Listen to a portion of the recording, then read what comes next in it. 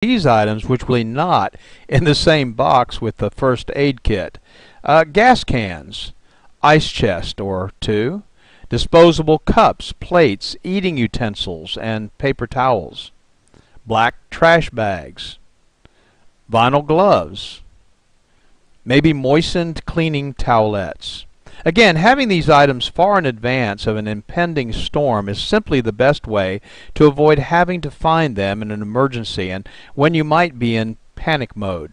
And by all means, take the time to contact your local American Red Cross chapter to obtain a free basic first aid manual. Clothing, bedding, and sanitation supplies are extremely important, and especially if you live in a cold climate, you've got to think about warmth because it's possible that you would not have heat.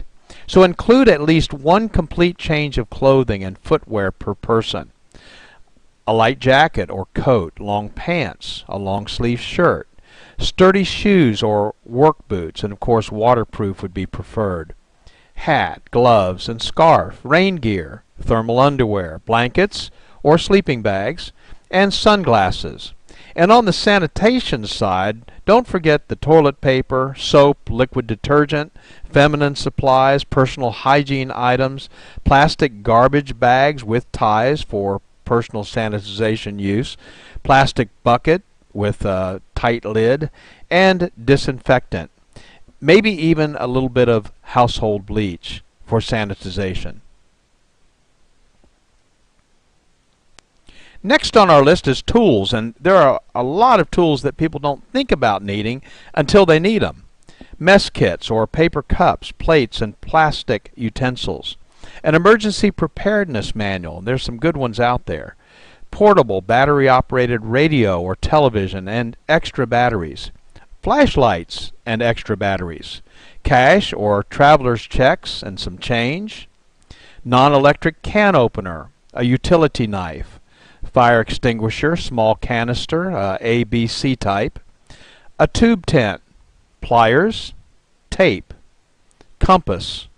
Matches in a waterproof container, aluminum foil, plastic storage containers, rabbit ears for your TV, signal flare, paper, pencil, needles, thread, a medicine dropper, a shut-off wrench to turn off household gas and water, a whistle, an axe, plastic sheeting, and a map of the area for locating shelters. And finally, specialty items. Remember family members with special needs such as infants and elderly or disabled persons. For baby, formula, diapers and wipes, baby food, bottles, powdered milk, pacifiers, and maybe medications. And don't forget the adults. Heart and high blood pressure medication, insulin, prescription drugs, denture needs, contact lenses and supplies, extra eyeglasses, hearing aid batteries. That's a lot of stuff to remember.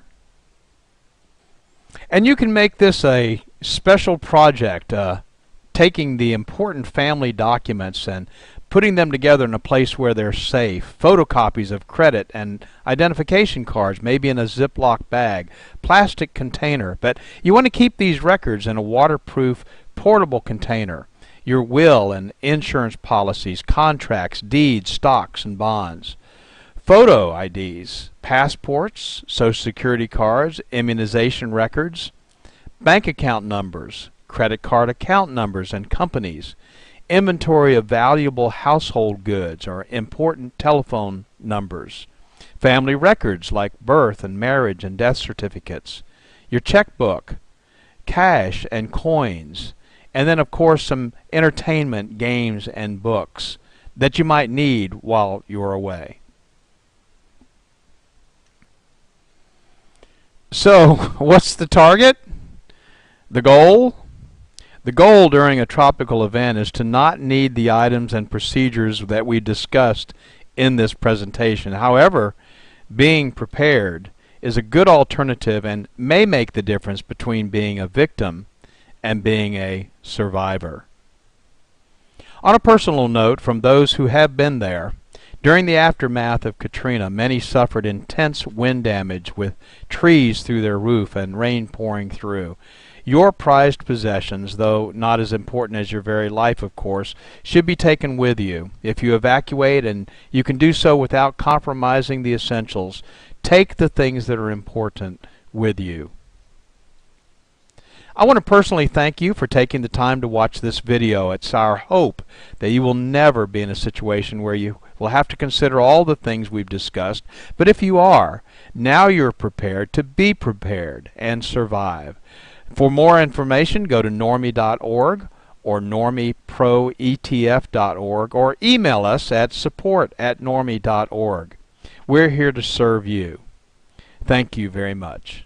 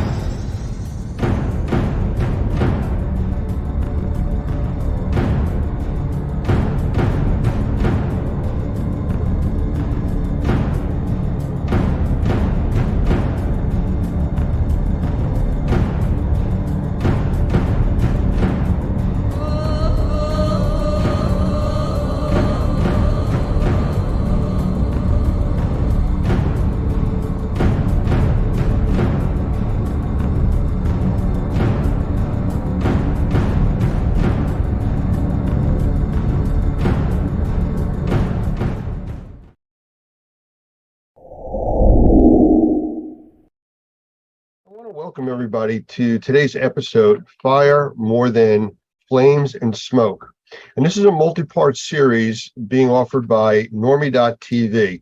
It's also available on numerous other platforms, and you can find that at normie.org. I want to welcome today's guest, Dr. Gavin McGregor Skinner, who is the Senior Director from ISSA, and he is also a senior leader in the GBAC organization, which is the Global Biorisk Advisory Council. Gavin, say hello. Yeah, hi, Lance. How are you today? Good. And if I missed on the actual titles, please correct me and fill us in a little bit more about your background. Yeah, okay. Yeah, no, Lance. So I work for ISSA, the Worldwide Cleaning Industry Association, and I manage the team with the Global Biorisk Advisory Council, which is a division of ISSA.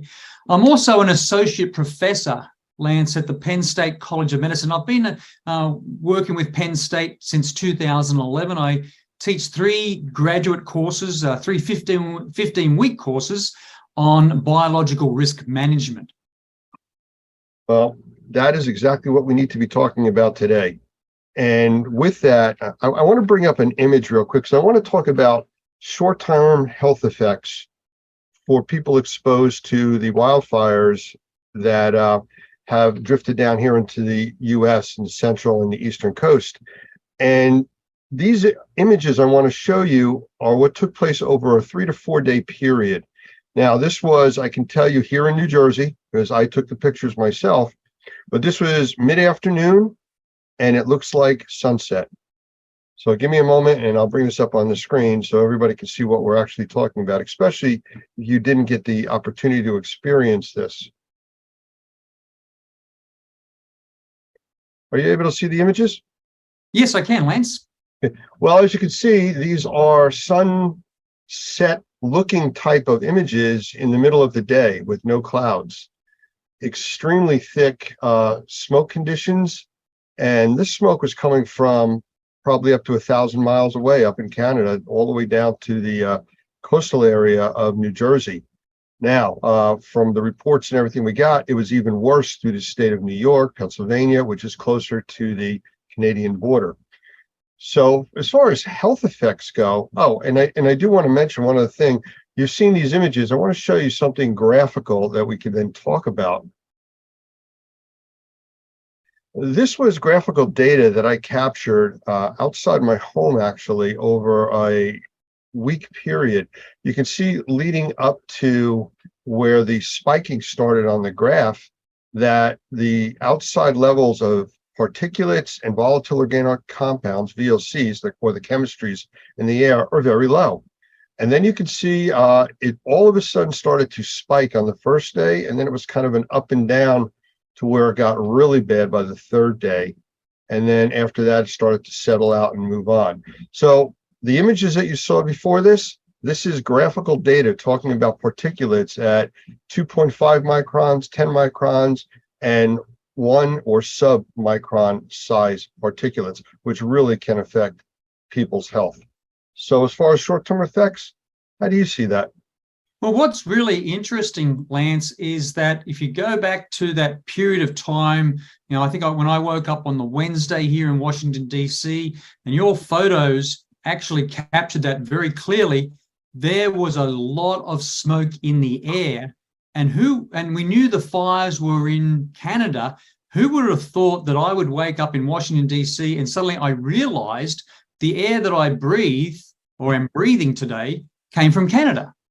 And you don't think at a local level, at the neighborhood level, where does the air come from that I breathe? We think it all is generated locally, but it wasn't. No, this air that I was breathing here in Washington, D.C. on that Wednesday was coming from Canada. Why? Because the smoke showed that to me. It visualized it. It showed me that the fires in Canada were sending smoke down the east coast of the US.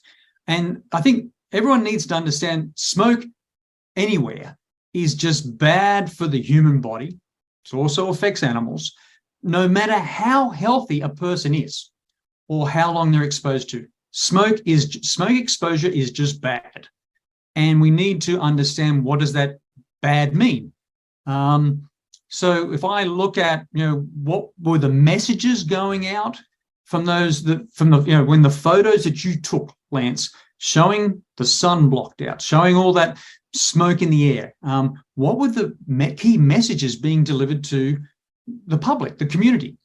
And we're very fortunate because, here's my phone. On my phone here, I have a number of apps. There's a lot of apps that are available that can make you aware of outdoor air quality. Not very many, I think very few people would have apps on their phone for indoor air quality, but we have a lot of apps for outdoor air quality. And on my phone, I use the weather app. It's free. And if I click on the weather app for Washington, D.C., I can see what the air quality is, and it's monitored, and it's called the Air Quality Index, or AQI. So again, the weather app has it. It's online. Many other apps use the Air Quality Index. And we know that the Air Quality Index around about 50 or less is considered healthy.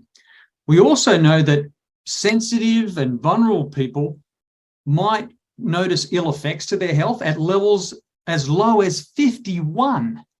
And we know that from that air quality index, levels at 150 or greater are considered unhealthy for everyone. And so what we saw, this air quality index uses 6 different color schemes. But Lance, when I do my hazards identification, my risk assessments, I usually stick to the traffic light system, red, yellow, green, because that's universal. Everyone understands what red, yellow, green means. When you bring in other colors, it can be confusing. What is orange? What is purple? What is violet? That sort of thing. So there's 6 colors in the air quality index, and we started seeing maps on the news, on TV, on the websites, in newspapers, in the general media and social media. And a lot of people didn't understand what those 6 colors meant. But again, what we want to be really clear here, a level at 150 or above on the air quality index is considered unhealthy for everyone. And what we saw for the smoke from Canada, places like New York, Washington, D.C., other Other locations went up into the 300s, even the 400s. And this air quality index, Lance, only goes to 500. It stops at 500. So when we saw the numbers up into 400s, that's never happened before. That's setting new records for many of those locations. I guess the way you could equate that is when we actually deal with indoor air quality and we get particulate counts and mold in the environment and extremely high, it's almost like breathing soup. Yep. It's that thick. And the particulate size of this smoke is extremely concerning because it goes deep into your lungs and it's a direct access point into your blood system. This is really important, Lance. So if you look at, when you see smoke, like in the photos that you showed, we're concerned, and we saw this being talked about the hazards, the risks. It's about particles. And so smoke, even wildfire smoke, is harmful primarily because it contains airport particulate matter, these particles. And you saw on your graph that you showed, Lance, these particles can be measured in microns, 10 microns, 2.5 microns, 1 micron down to 0.3 microns.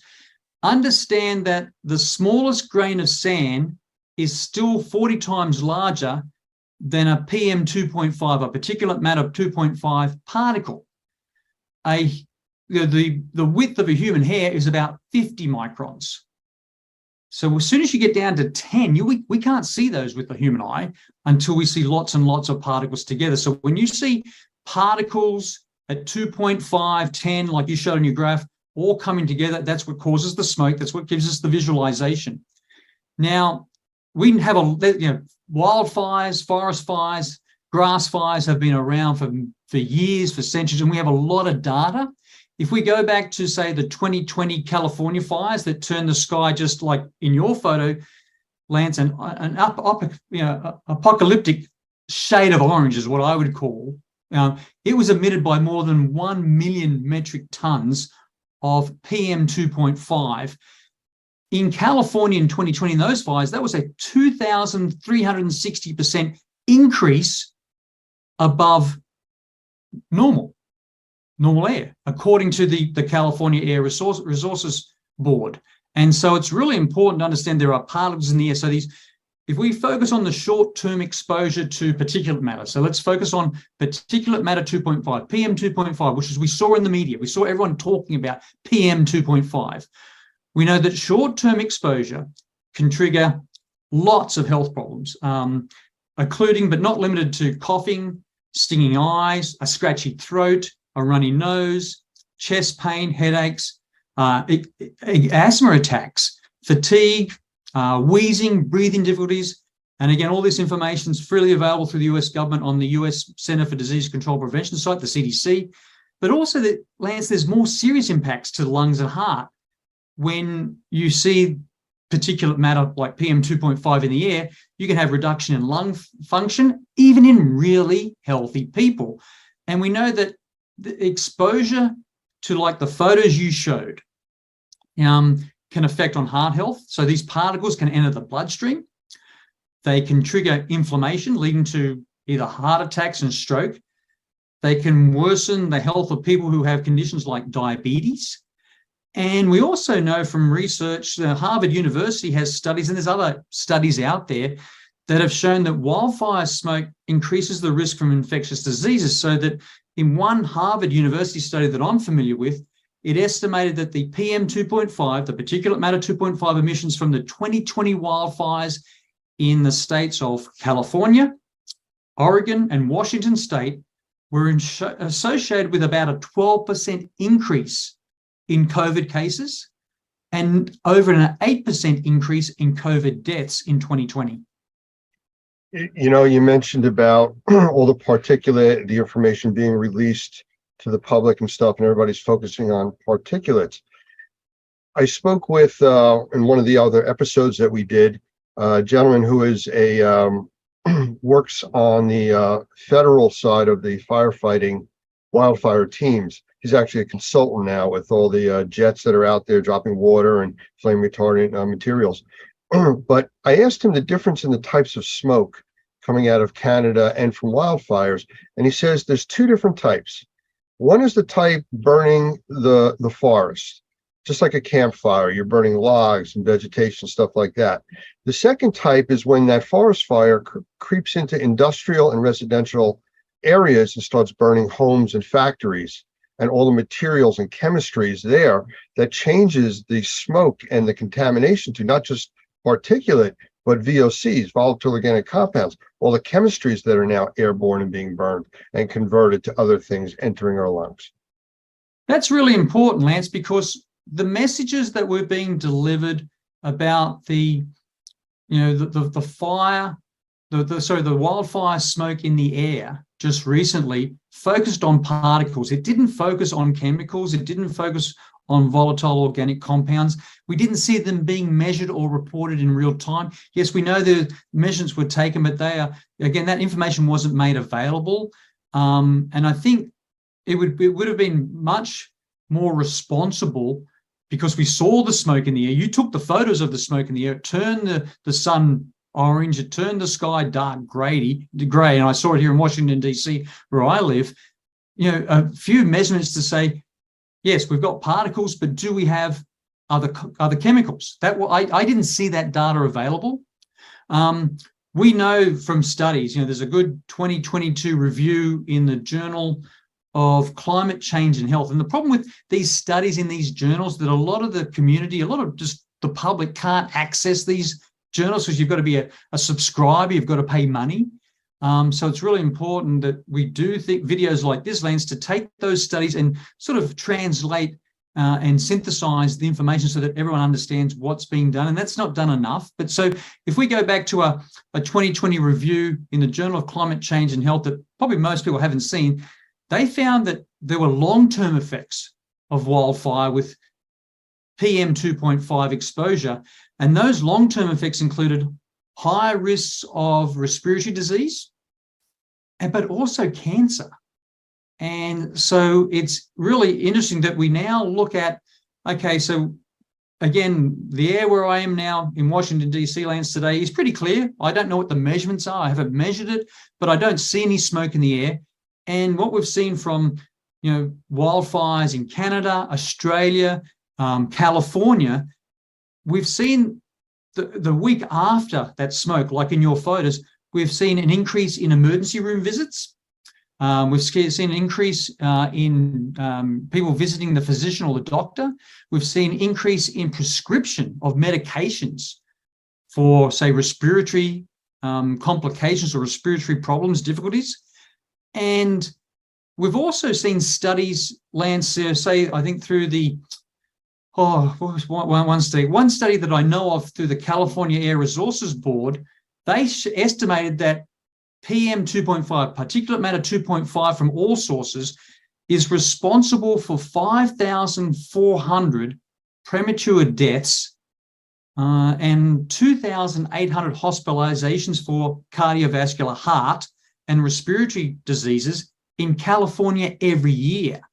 And they also, in the same studies reports, said that PM 2.5, particulate matter 2.5, was also associated with 6,700 asthma-related hospital emergency room visits in California every year. So it's going to be really interesting, a week after what your photos show, the week after the smoke coming from Canada, how many visits were made by people, we haven't got that data yet, to emergency rooms, how many people went to see the physician or the doctor, and what was the number of prescriptions and medications given to people that are now reporting with maybe breathing difficulties and asthma and other problems.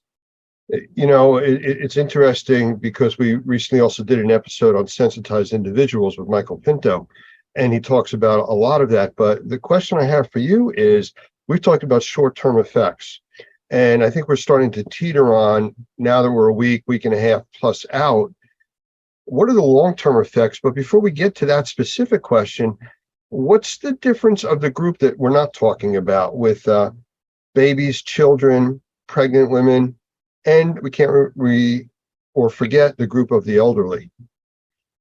Oh, yeah. So the elderly will have a lot of underlying conditions, that again make them prone to particulate matter PM 2.5 and less particles, smaller particles, which do exist in just in smoke in general. But if you focus on that real critical, you've identified that critical cohort, that critical group, Lance, of pregnant people, babies, young children, they really need to avoid smoke exposure as much as possible. And so it's really important that we get those warnings out in time. A lot of us will stay indoors, recirculate, or some of us don't, but we need to ensure that our air conditioning is recirculating and not bringing in that outdoor air, because a lot of the filters that we have will not pull out the particles in our home or even places where we work.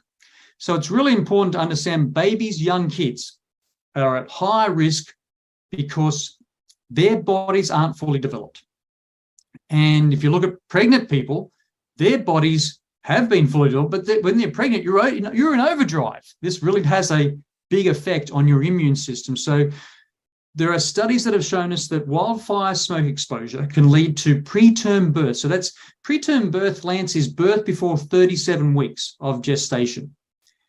It also leads to babies with low birth weight, leads to babies with impaired lung functions and other health risks.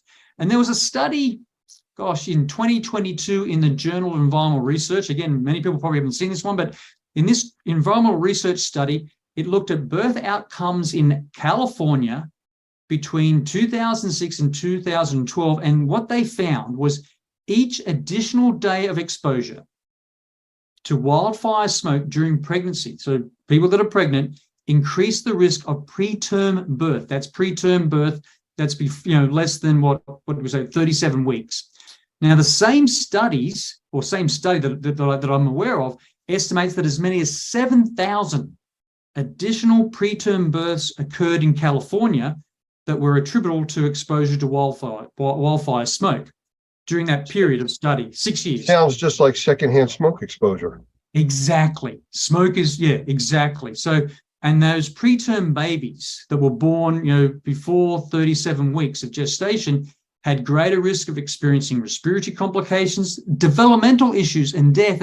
And so it's so important. We talk about children now, Lance, developmental issues. We know that wildfire exposure hurts, it impairs, decreases children's performance in school. And we know that researchers and studies have looked at that possible link between wildfire smoke exposure and school performance.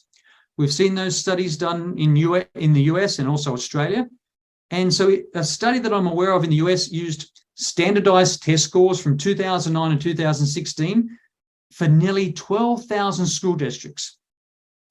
And they compared to a school year with no smoke to a school year with wildfire smoke. And they found that the cumulative smoke exposure may have reduced student test scores by roughly 0.15% of a standard deviation. That may not mean much to people. That's a lot. And that information was published in the Journal of Nature in 2022. That is a significant decrease in people's ability to learn, to understand, to think. Again, that information does exist. There's so many effects, and we're starting to touch on the long-term effects. I've noticed from people within the circle that I travel starting to report eye infections, earaches, ear infections, sinus infections. And this is all a week after. I was kind of predicting out 2 weeks for people to start to have issues. But as far as the long-term effects, because the smoke cleared out, didn't do anything with all the debris left behind, all the ash that's dropped out of the air. I know the cars here had a grayish color to them, for days. And we haven't had rain for almost 4 weeks. We finally got some rain to wash some of it out of the atmosphere. But this is just something that is continual. And these particulates don't just vanish. Oh, no, you're right, Lance. And so we always say, dirty air leads to dirty surfaces. That those particles in the air will eventually come down and land on surfaces. So if I look at my car parked in the street over that course of the smoke in Washington, D.C. last week, I can see the particles on my car. It's a black car, and I can see how dirty the windscreen got and how dirty the surface of the car became just from that smoke. it's really interesting that when we start to talk about, oh, well, it wasn't that bad, or it didn't really affect me. I only had the short-term effects of, particulate matter 2.5 or less could be, a coughing, stinging eye, scratchy throat, runny nose, chest pain, headaches, fatigue, wheezing.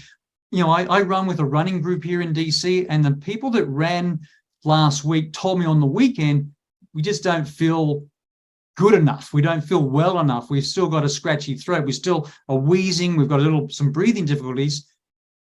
We can't run with you, Gavin, on the weekend. And would they make official data, official statistics? No, they wouldn't. So that's the information that I've collected just through the group of friends that I have here in DC. So a lot of that information would never be recorded anywhere.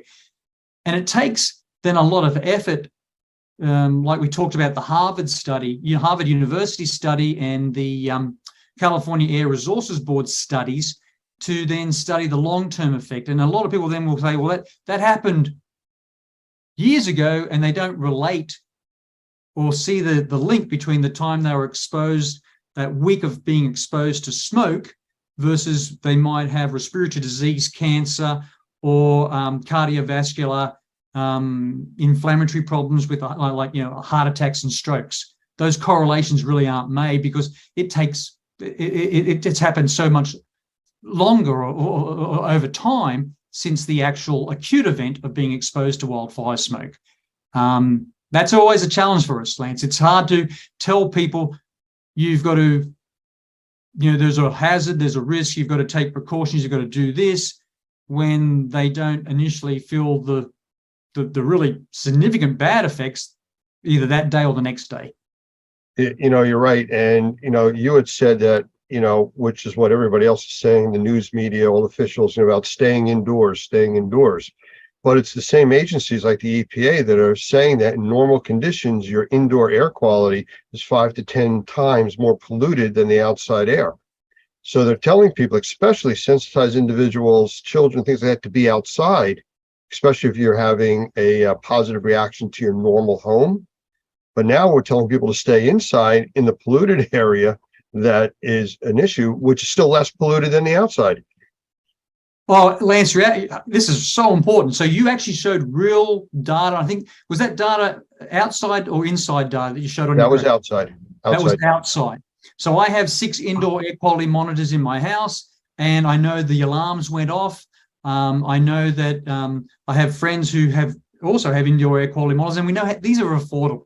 So it's important that you see the baseline of where your indoor air quality is, because that's what my indoor air quality monitors measure. But then you can see how the outside air coming in can influence that, and whether and we've heard this a lot of discussions, Lance. Well, maybe you can't protect all of the inside of your house or all of the inside where you work. Maybe you have to identify a room that has an air quality monitor with maybe an air quality device that cleans the air, and people should stay in there while there is a risk. And I think it's really important that we emphasize to everyone, Lance, those indoor air quality monitors as well as air quality purifiers right now, they're affordable. It used to be cost was an issue. Not anymore. You can buy those, you can use those, and I would highly recommend that if reach out to us, and we'll provide you, with a list of those that we have done our research on, we've done our due diligence, we know that they're backed by evidence and science, and it really will change people's behavior and improve their quality of life if they start measuring more.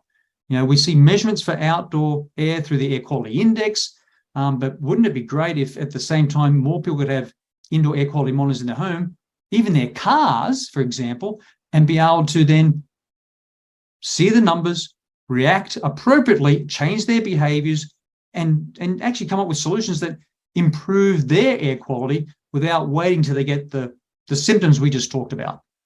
In one of the other episodes, I was in a discussion and I used the glass of drinking water as an example. People want to take a nice, clear, crystal type of look of water and drink that. If you were to make that water cloudy or brownish, people say, I'm not drinking that. Well, air is the same thing. The difference is it's not in a small container. So you don't see the pollution. You don't see anything other than if you see like a lot of pollen on your car during spring, something like that. Oh, it's the allergies are bad. That's why I'm coughing. But other than that, people can't see particulate because it's microscopic. So they take breathing for granted. And that's one of the most critical things that we do. I also use the example in another one where a person can go 20 to 40 days without eating. They can go 3 to 7 days without drinking. You can go 4 to 6 minutes without breathing. So we can't stop doing that. So like you said, a safe room, an environment where if they are struggling, they can go into that for a few hours, give their system a break, feel better, and then go back out and do what you have to do. Especially since the indoor air quality is normally so much worse than the outside air, which unfortunately, because of this pollution problem from the smoke, made the outside air so much worse. Yeah, and that's how we all work together, Lance, through NORMI, GBAC, the Global Biorisk Advisory Council, a division of ISSA, our subject matter experts, we sit there, we know that there's a way of making the unseen seen, be visible. We know how to identify those hazards and then calculate the risk, likelihood of something happening and the consequence if it happens. And, we all know that we use that definition of consequences, how bad can it get? And so much of our air, as you correctly said, Lance, water is unseen. There can be contaminants, pollutants in the air, contaminants, pollutants in water, and it still appears, it looks, or even smells safe and healthy. But unless we measure more, we will never be able to improve. And that's why I think we all talk about that, it's so important. The tools are available, the equipment's there, the expertise is there, the science is there to start measuring more and then working with subject matter experts to interpret properly, appropriately what those measurements mean so that people can act, change their behavior, develop, implement solutions. And I think last week was a really good example with the smoke in the air, colors on a map, 6 different colors with the air quality index. And in my own personal opinion, maybe 6 colors is too much. Maybe it's confusing. Maybe people didn't understand what the colors. And then when we had the colors, we also got numbers. Here's 425 in New York City. Here's 350 in Philadelphia. Here's 308. All these different numbers came out for different locations. I don't think people realized what the number means. So if you give a color, if you give a number, then you must give an interpretation, a so what, and you must tell the public what to do. Well, there are other things that are also affected besides what we're talking about now. We've talked about, the young, the elderly. We've talked about pregnant individuals. We've talked about sensitized individuals. There's a few other things we need to talk about. Number one, and I know and I mentioned this in another episode, that it sounds a little bit on the dramatic side, but from this heavy smoke condition, we actually got a glimpse into what a nuclear winter would look like. The temperatures that are normally 80, 85 degrees in New Jersey this time of the year were barely able to get out of the 60s. It dropped the ambient temperature almost 20 degrees every day while there was smoke. Once the smoke cleared out, the temperature went back up to normal. Now that affects plant growth. It affects our food source. And speaking of food sources, it affects livestock with breathing. They're outside creatures. And we can't forget our pets, especially the ones that either have, like doggy doors that go in and out or outside pets. So how does it affect them? Yeah, really important, Lance. We knew in Washington, D.C., the National Zoo was closed to all people, closed to visitors because they had brought the animals indoors away from the smoke. Now, are all the enclosures at the National Zoo on air conditioning that recirculates? No, it's not, but at least that would decrease to some level, some degree, their exposure to the smoke that was outside. Again, in horses, equine asthma is real. And we know from, fires in Australia, information and data from fires in California, horses can suffer inflammatory diseases. We see equine asthma increase after forest fires or wildfire fires. That data is available. That's known. That's been studied. Less so in companion animals like dogs and cats. But yes, we do know that, again, those animals are breathing the same air that we're seeing that we would breathe. Really interesting, just a couple of anecdotal reports that I've received from colleagues and friends here in DC. They had to let their cat or their dog out to go to the bathroom, the toilet, or just get some exposure outside so they wouldn't go mad inside when they run around. Opening and closing that door very briefly to let us say a dog out. And the people that had indoor air quality monitors saw that by just opening that door very briefly to let their pet out, changed their indoor air quality on their monitors significantly. And what I mean by that, if they were sitting at like a 95 to 98%, it dropped down in some of the photos that I received down to 70, 73% in that very brief period. So it's not like it takes a long time for the smoke to rush into the house. When you open the door, that smoke came in and that indoor air quality monitor then measured it, and you saw in real time, right there and then, a change in your indoor air quality by a number. The challenge we have, though, is how to interpret those numbers. So, yeah, again, Lance, the many animals can't go indoors. They were exposed. And again, a lot of this data won't be measured, but we do know from studies that we do see inflammation problems as well as respiratory problems in animals exposed to wildfire smoke. One of the things, just like with very young children, animals can't really tell you what's bothering them. You might see the animal acting up or different or lethargic, but you won't know what's really going on, just like with children. So it's something you need to pay attention to. Don't forget about the pet that was outside all day during that smoke. They may start to have issues going forward. Yes, I'm a pet lover, can't help it. Oh, but very important, Lance. My dog Buddy did not want to go outside last week when we had all the smoke in the air. Now he doesn't want to go out in the rain either, so Well, yeah, but he loves the snow. But you could see it was really interesting that to be at the door, trying to let him out, to get some exercise, to go to the bathroom. He really had to be just pushed through it. He knew what was out there. I don't want to go out in that. And I think you look at animal behavior. Animals will tell us lots of stories about the quality of outdoor air. Well, if I look for a positive for this whole thing coming out of Canada, I think it was an awareness that's brought to the public that this could happen at any time. The fires are still going on. The smoke could change direction with the wind. We could have another repeat of this. And it gives us a glimpse as to what could happen again. It could be longer lasting. And how do we deal with that going forward? I mean, it's just like the people in Florida and the Gulf Coast that live in a hurricane-prone area, but they don't go and buy plywood till 24 hours before the storm's going to hit. The storms are going to be there. Prepare ahead of time. Like you had said, you can get monitors to know what's going on in your home. You can get air purification. You can get better filters. I mean, the term we use is you either have a good filter or you are one. Yep. Really important, Lance. Again, I'm going to go back to my cell phone, my mobile phone. In times of tornadoes, hurricanes, I'll get messages on my phone, take cover now. So a government agency has interpreted the risk of the tornado, the storm, the hurricane, and I need to take cover, seek shelter.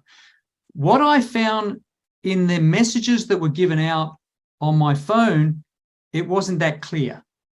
Yes, your photos show clearly there was lots of smoke, lots of particles, and maybe other substances in the air during when you took those photos. But the messages I got on my phone, in the media, on TV, social media, in the newspaper wasn't clear enough to say, and then it wasn't just some groups that were going to be affected, it was going to be everyone.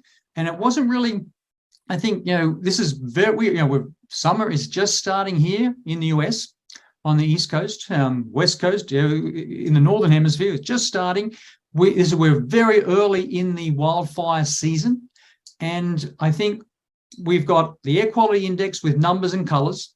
We've got messages that went out, warnings, but I think this is the time to be clear on what actions, what do you need to really, really do to protect the health of you, your family, your loved ones, and your pets and your animals. And I think this is a good opportunity. What happened last week, learn from that and say, right, how do we do better in giving very clear, actionable advice? Tell people what to do and how to do it using what everyone's carrying right now, Lance, one of these, the cell phone. Well, I think education is the important part, and the public education is really important, whether it's through PSAs, public service announcements, or just making it available for people to call, reach out to the ISSA group, to Normie or Normie.tv. We can help guide people, to where to get more information that's factual, not just somebody selling a widget and, here's the best thing. I mean, I saw people walking around with paper towel masks because they knew wearing a mask was going to help with particulate. The paper towel mask was useless, but somebody said, well, use a paper towel, it'll help. Well, does it help? Yes. It's like emptying a swimming pool using a tablespoon. Yeah, you are emptying it, but your effect is really, really limited. And that's a good point, Lance, because we've gone through the 3 years or so of a COVID-19, pandemic. People have masks. Or they know where to buy masks or have accessibility to masks. The challenge we have, Lance, is there's so many people in our neighborhoods, our community, in our cities, our towns where we work, that they have to work outdoors. We saw when the photos you took, the smoke in the air, we saw the schools cancel all outdoor activities. We saw professional sporting bodies like the Major League Baseball cancel games. But again, that's for the population that was going to go watch a game. That's for the kids that were at school that wanted to play outside. What about the people that have to work outside? Where was the actionable solutions, the information there to say, you work outside, we need you to work outside, this is what you do. I really professionally and honestly believe, Lance, a lot of that information was missing, and a lot of people in our towns, in our communities, our neighborhoods have to work outside. They have no choice. I just read an article of the lawsuits that came out of 9/11, and Christy Whitman was one of the named individuals in that. I think director of EPA at the time, or one of those large organizations, where she came out and said that the air quality a week later was okay for people to go and work there and return to New York City. And 15 years later, she was found guilty of all this misleading information and stuff, because the data showed it was unhealthy. I mean, we're 20 plus years out. There's still debris from them in the walls, in drop ceilings, in buildings all around New York. So this isn't a short-term effect. Oh, it was there, it's gone, the air looks clear, it's nice out today.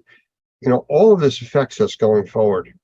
Oh, so important that everyone understands dirty air leads to dirty surfaces. Lance, I did 12 years in the military. When all the deployments I did around the world, we don't want to leave waste in a footprint in a foreign country, so we burn it. And so you can easily see, there's books written about, there's movies made, the exposure of soldiers and the military to smoke pits. The fire from fire pits, the smoke that comes from fire pits, and the increase in cancer in those military personnel. And again, look at the numbers that came out from 9/11 in 2001, when so many of our colleagues, Lance, went there with the best intentions to help, to do what they've been trained to do. And look at the number of friends and colleagues that we know of that have been diagnosed with cancer since that deployment back in 2001. And I know the number of again, friends I have in the military that were exposed to smoke pits over the years and have cancer. It's real.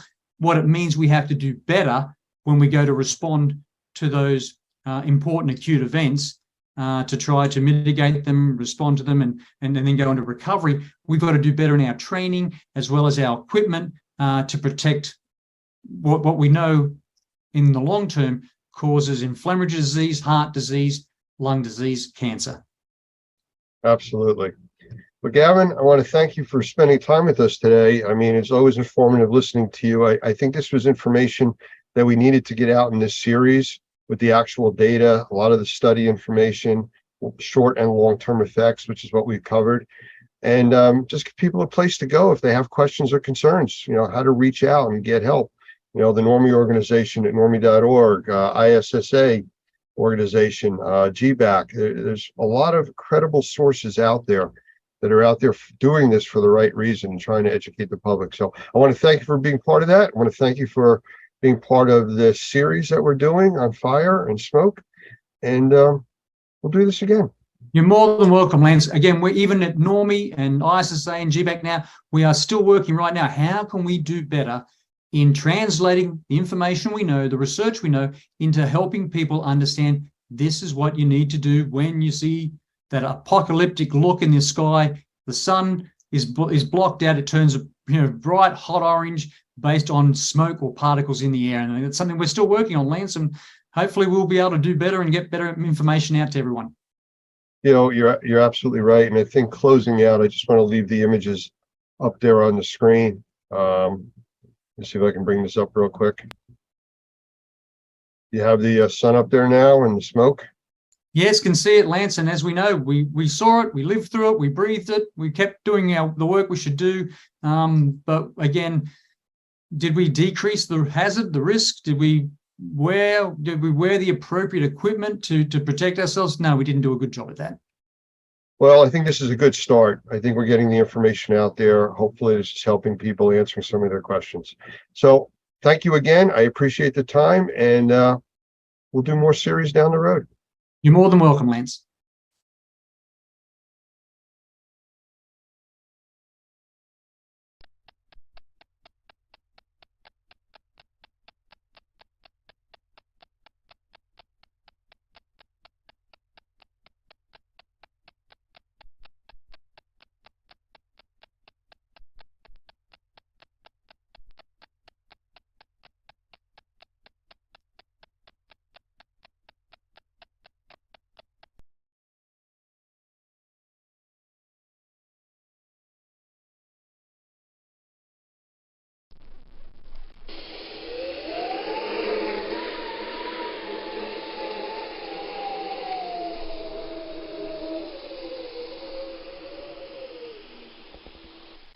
Hurricanes.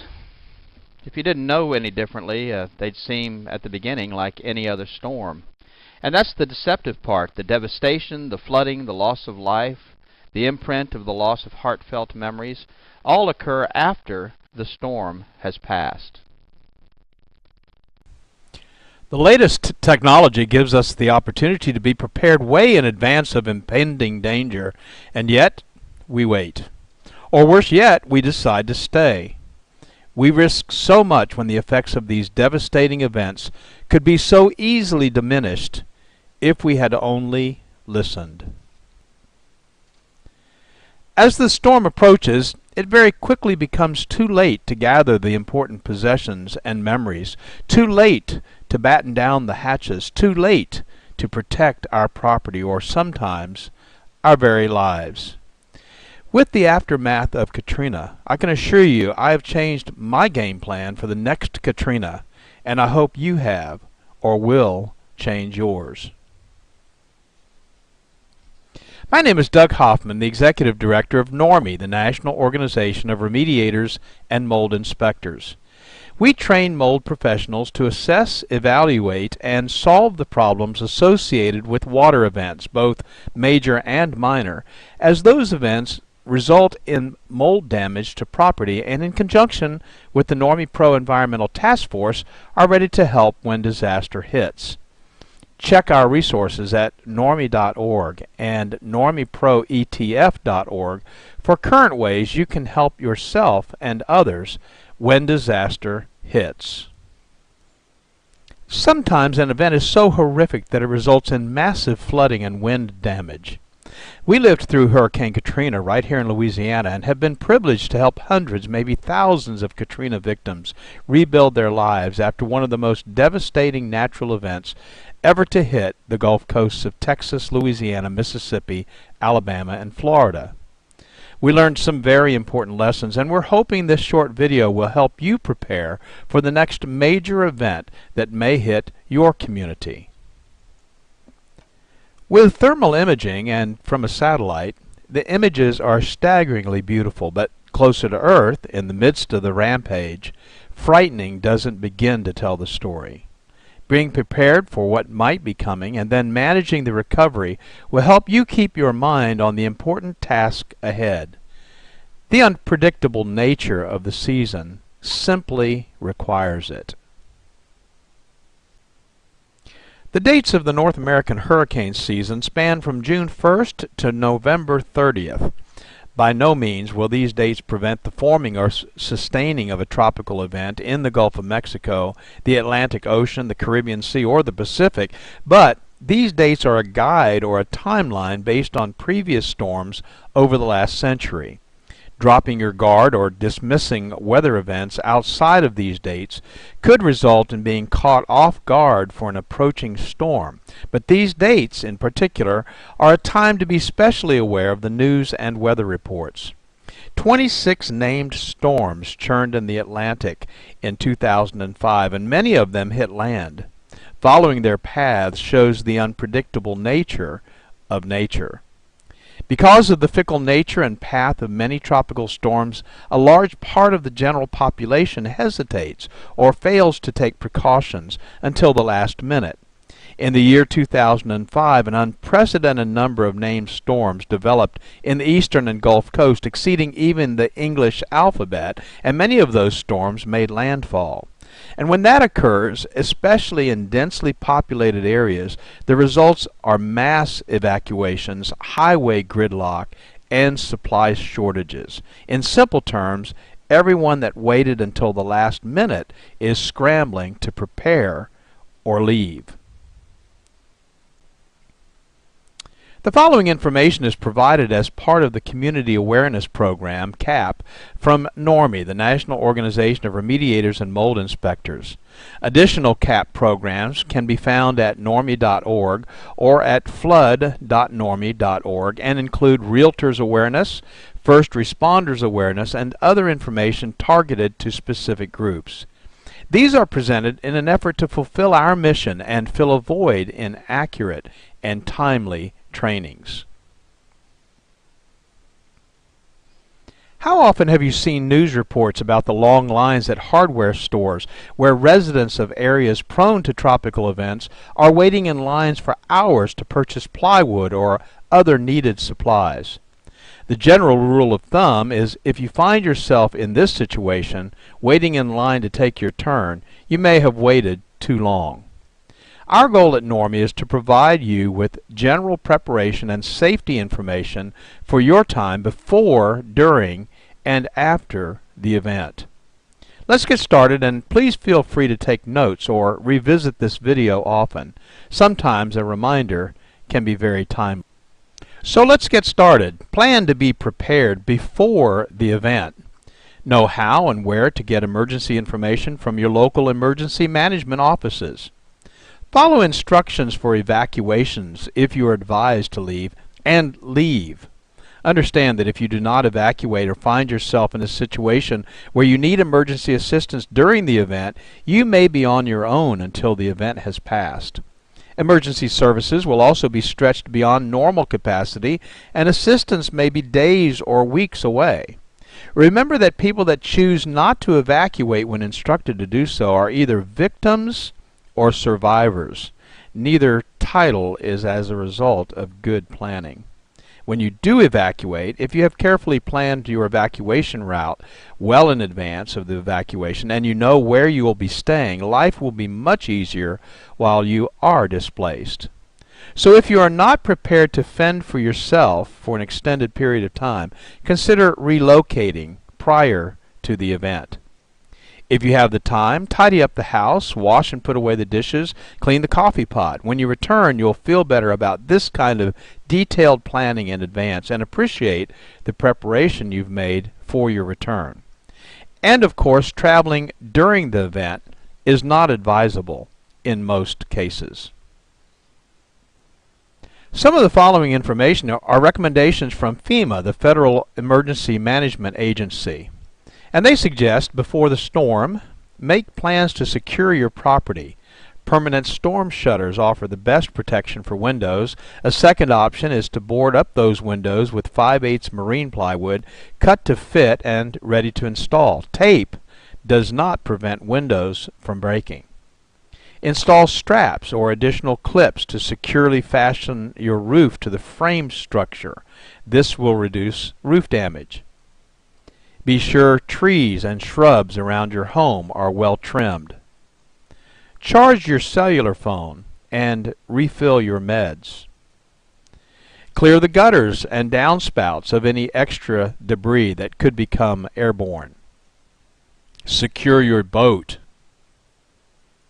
Consider a safe room, a place where you will not be hurt by broken glass or structural damage. Take your outdoor furniture and put it indoors.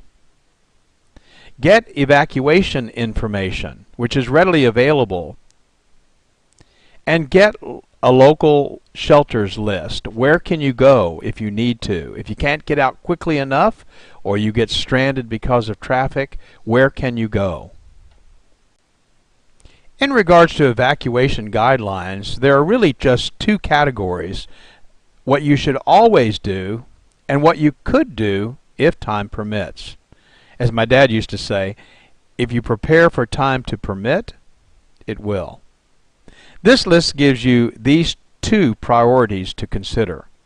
Always keep a full tank of gas in your car if an evacuation seems likely. Gas stations may be closed during emergencies and unable to pump gas during power outages. Plan to take one car per family to reduce congestion and delay. If time permits, gather disaster supplies and put them in a kit stored in your home. Always make transportation arrangements with friends or local government if you do not own a car.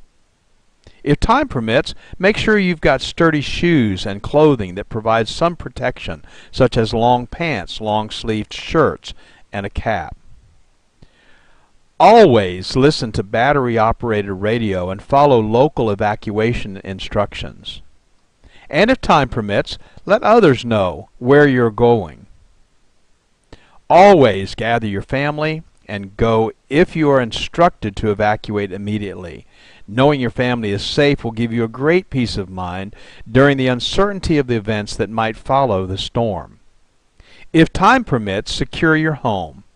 Close and lock the doors and windows. Unplug electrical equipment such as radios and televisions and small appliances such as toasters, microwaves. Leave freezers and refrigerators plugged in, or if time permits, empty them so that there'll be no risk of damage being done to those freezers or refrigerators. You should take some precautions on your way out. Leave early enough to avoid being trapped by severe weather. Plan to then follow recommended evacuation routes. Do not take shortcuts. They may be blocked. Be alert for washed out roads and bridges. Do not drive into flooded areas. And stay away from downed power lines. And of course the question always arises, when should we evacuate? Well, you should evacuate under the following conditions. First, if you are directed by local authorities to do so, be sure to follow their instructions. If you live in a mobile home or temporary structure, such shelters are particularly hazardous during hurricanes, no matter how well fastened they may be to the ground. A Cat 4 hurricane can remove the entire roof of a commercial structure, so what do you think it could do to something as light as a mobile home? And of course you've always got the added concern of tornadoes. If you live in a high-rise building, you should evacuate. Hurricane winds are stronger at higher elevations, so your safety might be jeopardized if you decide to stay. If you live on the coast or on a floodplain, near a river, or on an inland waterway, flooding might be the biggest concern because a storm surge of some kind always precedes a hurricane. The Gulf Coast of Louisiana and Mississippi experienced anywhere from 15 to 40-foot surges, enough to totally wipe out the coastline for several miles back into the non-water frontland. If you feel you're in danger, you should leave. And if you have health issues that might need emergency or regular attention, you should go to a place where your concerns can be addressed readily. So what if you decide to stay? Well, you definitely want to listen to the radio or TV for information, so be sure to have plenty of batteries for both. Secure your home. Close the storm shutters, secure outdoor objects, and bring them indoors. Turn off the utilities, if instructed to do so. Otherwise, turn the refrigerator thermostat to the coldest setting and keep the doors closed. This will ensure the preservation of frozen foods for some time following the storm should power not be restored for a long period of time. Well, frozen foods could last for a couple of days in the freezer even without power. Turn off propane tanks. Avoid using the phone except for serious emergencies. Moor your boat if time permits. And store a supply of water for sanitary purposes such as cleaning and flushing toilets. Did you know that a toilet will flush simply by filling it with a gallon of water? After thoroughly cleaning it out, fill the bathtub and other large containers with water. If you're unable to evacuate, have you considered the possibility of creating a safe room? If you don't have one, follow these simple guidelines. Make sure that you stay indoors during the hurricane and away from windows and glass doors. Close all the interior doors besides securing and bracing exterior doors. Keep curtains and blinds closed. Don't be fooled if there is a lull. It could be the eye of the storm, and the high winds could pick up again. If necessary for your own safety or that of your family, take refuge in a small interior room, closet, or hallway on the lowest level, but where flooding won't be a concern. And if you sense tornadic activity, which often accompanies a hurricane, lie on the floor under a table or another sturdy object. We have incredible technologies that give us advanced warning, tell us the intensity of what we might be facing, and track the storm from its inception to its end. What makes us think we can weather the storm? But we often try. The following are the basic emergency kits and supplies recommended by FEMA. Basic disaster supplies should be stocked in preparation for what may occur during and after a flood, hurricane, or other water event. Let's take a moment to simply list the 6 basic items, and then we'll talk about each one of them in a little bit of detail. This checklist will serve as a great starting place to be sure you are prepared. There are 6 basics you should stock in your home: water, food, first aid supplies, clothing, bedding, and sanitation supplies, tools, and specialty items. And keep the items that you would most likely need during an evacuation in an easy-to-carry container. Possible containers could include a large covered trash container, or a camping backpack, or even a duffel bag. First, water. How much water do I need? You should have at least a 3-day supply of water, and you should store at least 1 gallon of water per person per day. A normally active person needs at least 1/2 gallon of water daily just for drinking. Additionally, in determining adequate quantities, take the following into account. Individual needs vary depending on age, physical condition, activity, diet, and climate. Children, nursing mothers, and ill people need more water. Very hot temperatures can double the amount of water needed, and a medical emergency might require additional water. How should I store water? Well, to prepare safest and the most reliable emergency supply of water, it's recommended that you purchase commercially bottled water. Keep that bottled water in its original container and don't open it unless you need to use it. Observe any expiration or use by date. If you're preparing your own containers of water, it's recommended that you purchase food-grade water storage containers from surplus or camping supply stores to use for water storage. Before filling with water, thoroughly clean the containers with dishwashing soap and water and rinse completely so there is no residual soap. Follow the directions below on filling the container with water. If you choose to use your storage containers, choose 2-liter plastic soft drink bottles, not plastic jugs or cardboard containers that have had milk or fruit juice in them. Milk protein and fruit sugars cannot be adequately removed from these containers and provide an environment for bacterial growth when water is stored in them. Cardboard containers also leak easily and are not designed for long-term storage of liquids. Also, don't use glass containers because they can break and they're heavy. If you're storing water in plastic soda bottles, follow these steps. Thoroughly clean the bottles with dishwashing soap and water. Rinse completely so there's no residual soap. Then sanitize those bottles by adding a solution of 1 teaspoon of non-scented liquid household chlorine bleach to a quart of water. Swish the sanitizing solution in the bottle so that it touches all surfaces, and then after sanitizing the bottle, thoroughly rinse out the sanitizing solution with clean water. Then you're ready to fill the bottles with water and seal them. Food. However you do it, you need a checklist. Put it in a magnetic clipboard attached to the side of your refrigerator, a post-it note on the inside of a kitchen cabinet, on your PDA or your phone app. But make a list now while you're calm and in your right mind. And remember these important points. Store at least a 3-day supply of non-perishable food. Select foods that require no refrigeration, preparation, or cooking, and little or no water. If you must heat food, pack a can of Sterno and matches. Select food items that are compact and lightweight. Avoid foods that will make you thirsty. Choose salt-free crackers, whole grain cereals, and canned foods with high liquid content. Be sure to include a manual can opener. That might come in very handy.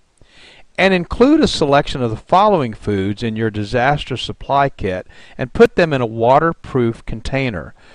Foods like ready-to-eat meats, fruits, and vegetables, canned fruits, juices, milk, soup, staples like sugar, salt, and pepper, high-energy foods like peanut butter, jelly, crackers, granola bars, trail mix, vitamins and minerals, foods for infants, the elderly, or special dietary needs.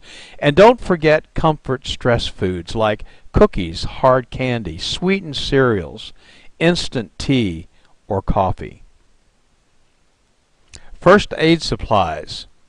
First aid kits can be purchased, but some people prefer to make their own. So we've listed here 18 things that should be included so you could supplement a pre-packaged kit or develop your own. You'll need to decide which items you would want to include or exclude based on budget restraints, but even the seemingly least needed item could become extremely important in a life or death situation. Take the time to study this list, and we've provided a printable copy of this list as a resource at hurricane.normie.org website for your review. And a medical kit, again stored for safekeeping, could include the following items: aspirin or non-aspirin pain relievers, anti-diarrhea medication, an antacid for upset stomach, syrup of ipecac to induce vomiting if advised by the Poison Control Center, possibly a laxative, and maybe an activated charcoal, again for use if advised by the Poison Control Center. Emergency and safety items might also include these items, which would be safely stored but probably not in the same box with the first aid kit. Gas cans, ice chest or two, disposable cups, plates, eating utensils, and paper towels, black trash bags, vinyl gloves, maybe moistened cleaning towelettes. Again, having these items far in advance of an impending storm is simply the best way to avoid having to find them in an emergency and when you might be in panic mode. And by all means, take the time to contact your local American Red Cross chapter to obtain a free basic first aid manual. Clothing, bedding, and sanitation supplies are extremely important, and especially if you live in a cold climate, you've got to think about warmth because it's possible that you would not have heat. So include at least one complete change of clothing and footwear per person. A light jacket or coat, long pants, a long sleeve shirt, sturdy shoes or work boots, and of course waterproof would be preferred. Hat, gloves, and scarf, rain gear, thermal underwear, blankets or sleeping bags, and sunglasses. And on the sanitation side, don't forget the toilet paper, soap, liquid detergent, feminine supplies, personal hygiene items, plastic garbage bags with ties for personal sanitization use, plastic bucket with a tight lid, and disinfectant. Maybe even a little bit of household bleach for sanitization. Next on our list is tools, and there are a lot of tools that people don't think about needing until they need them. Mess kits or paper cups, plates, and plastic utensils. An emergency preparedness manual, and there's some good ones out there. Portable battery-operated radio or television and extra batteries. Flashlights and extra batteries. Cash or traveler's checks and some change. Non-electric can opener, a utility knife. Fire extinguisher, small canister, ABC type, a tube tent, pliers, tape, compass, matches in a waterproof container, aluminum foil, plastic storage containers, rabbit ears for your TV, signal flare, paper, pencil, needles, thread, a medicine dropper, a shut-off wrench to turn off household gas and water, a whistle, an axe, plastic sheeting, and a map of the area for locating shelters. And finally, specialty items. Remember family members with special needs such as infants and elderly or disabled persons. For baby, formula, diapers and wipes, baby food, bottles, powdered milk, pacifiers, and maybe medications. And don't forget the adults. Heart and high blood pressure medication, insulin, prescription drugs, denture needs, contact lenses and supplies, extra eyeglasses, hearing aid batteries. That's a lot of stuff to remember. And you can make this a special project, taking the important family documents and putting them together in a place where they're safe. Photocopies of credit and identification cards, maybe in a Ziploc bag, plastic container. But you want to keep these records in a waterproof, portable container. Your will and insurance policies, contracts, deeds, stocks, and bonds. Photo IDs, passports, Social Security cards, immunization records, bank account numbers, credit card account numbers and companies, inventory of valuable household goods or important telephone numbers, family records like birth and marriage and death certificates, your checkbook, cash and coins, and then of course some entertainment, games, and books that you might need while you're away. So, what's the target? The goal? The goal during a tropical event is to not need the items and procedures that we discussed in this presentation. However, being prepared is a good alternative and may make the difference between being a victim and being a survivor. On a personal note, from those who have been there, during the aftermath of Katrina, many suffered intense wind damage with trees through their roof and rain pouring through. Your prized possessions, though not as important as your very life, of course, should be taken with you. If you evacuate, and you can do so without compromising the essentials, take the things that are important with you. I want to personally thank you for taking the time to watch this video. It's our hope that you will never be in a situation where you will have to consider all the things we've discussed. But if you are, now you're prepared to be prepared and survive. For more information, go to normie.org or normieproetf.org or email us at support@normie.org. We're here to serve you. Thank you very much.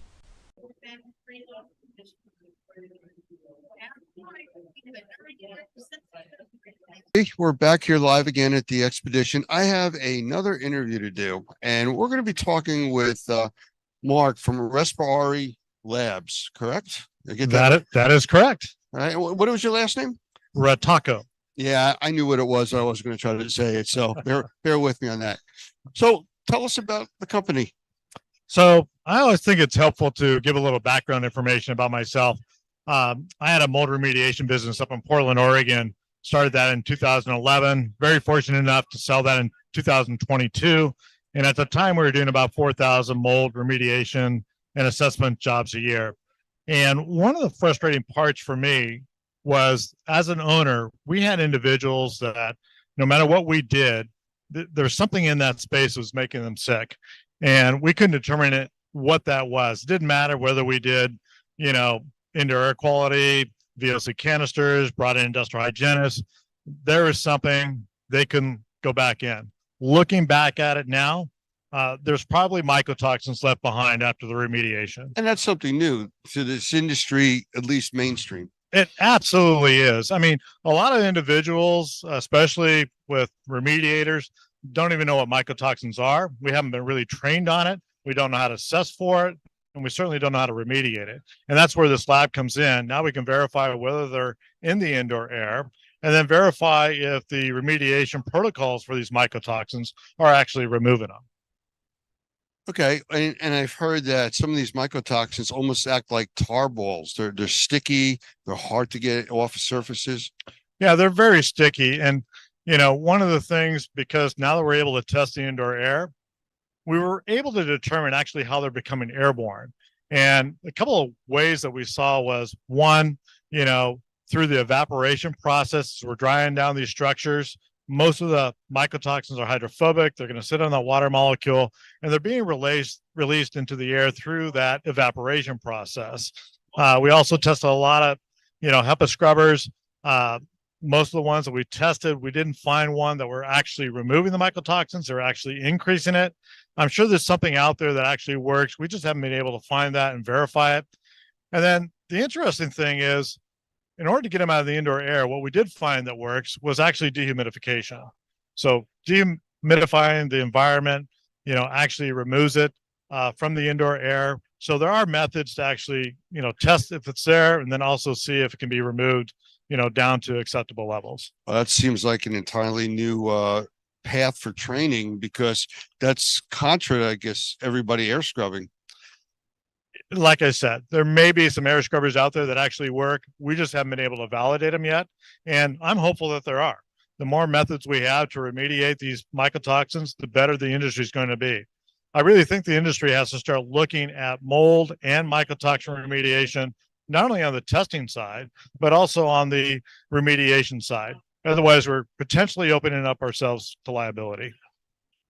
So do you still do remediation work now? No, thank goodness I no longer have to do remediation. No more. Just consulting at this point? Or are you trying to avoid that too? No, trying to avoid that too. Our goal is just to be a lab, but because we're a lab and we're actually the only lab here that is actually testing using our system for airborne mycotoxins, I get a lot of questions on how to, remove them from protocols, things of that nature, products.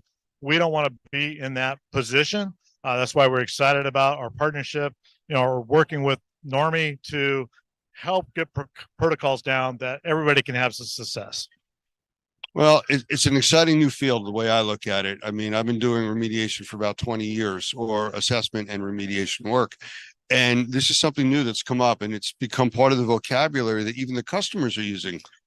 It certainly is. I mean, right now we're getting a lot of people who are actually, going to functional medicine doctors. They're doing a urine or blood sample, and they're coming back with elevated levels of mycotoxins. And they really need to determine whether it's the environment that's causing the issue, whether it's something they're ingesting, or maybe it's at their workplace. And this test allows them to help make those determinations. Well, that's exciting stuff. I mean, it's something that's needed. We know that even the sensitized individual population has grown 5-fold from what it was, just 10 years ago. So it's the way we build, the way we live, the things that we do. And this is all stuff that's needed, and it's exciting. We're right on the edge of this new stuff. Absolutely. So, Mark, thank you for joining us. Well, thank you for having me on. Appreciate it. All right. Thanks. Take care.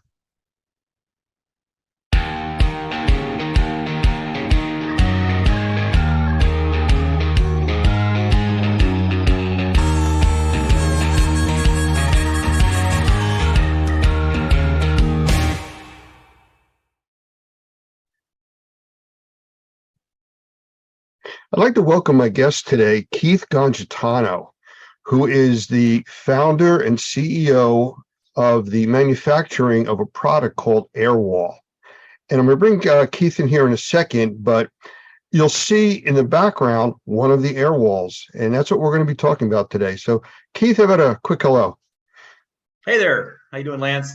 I'm glad to be here. And we're glad to have you. So I'm going to get right into this. And I got a few questions right off the bat, because when I see your email come to me, it says Zeppelin guys.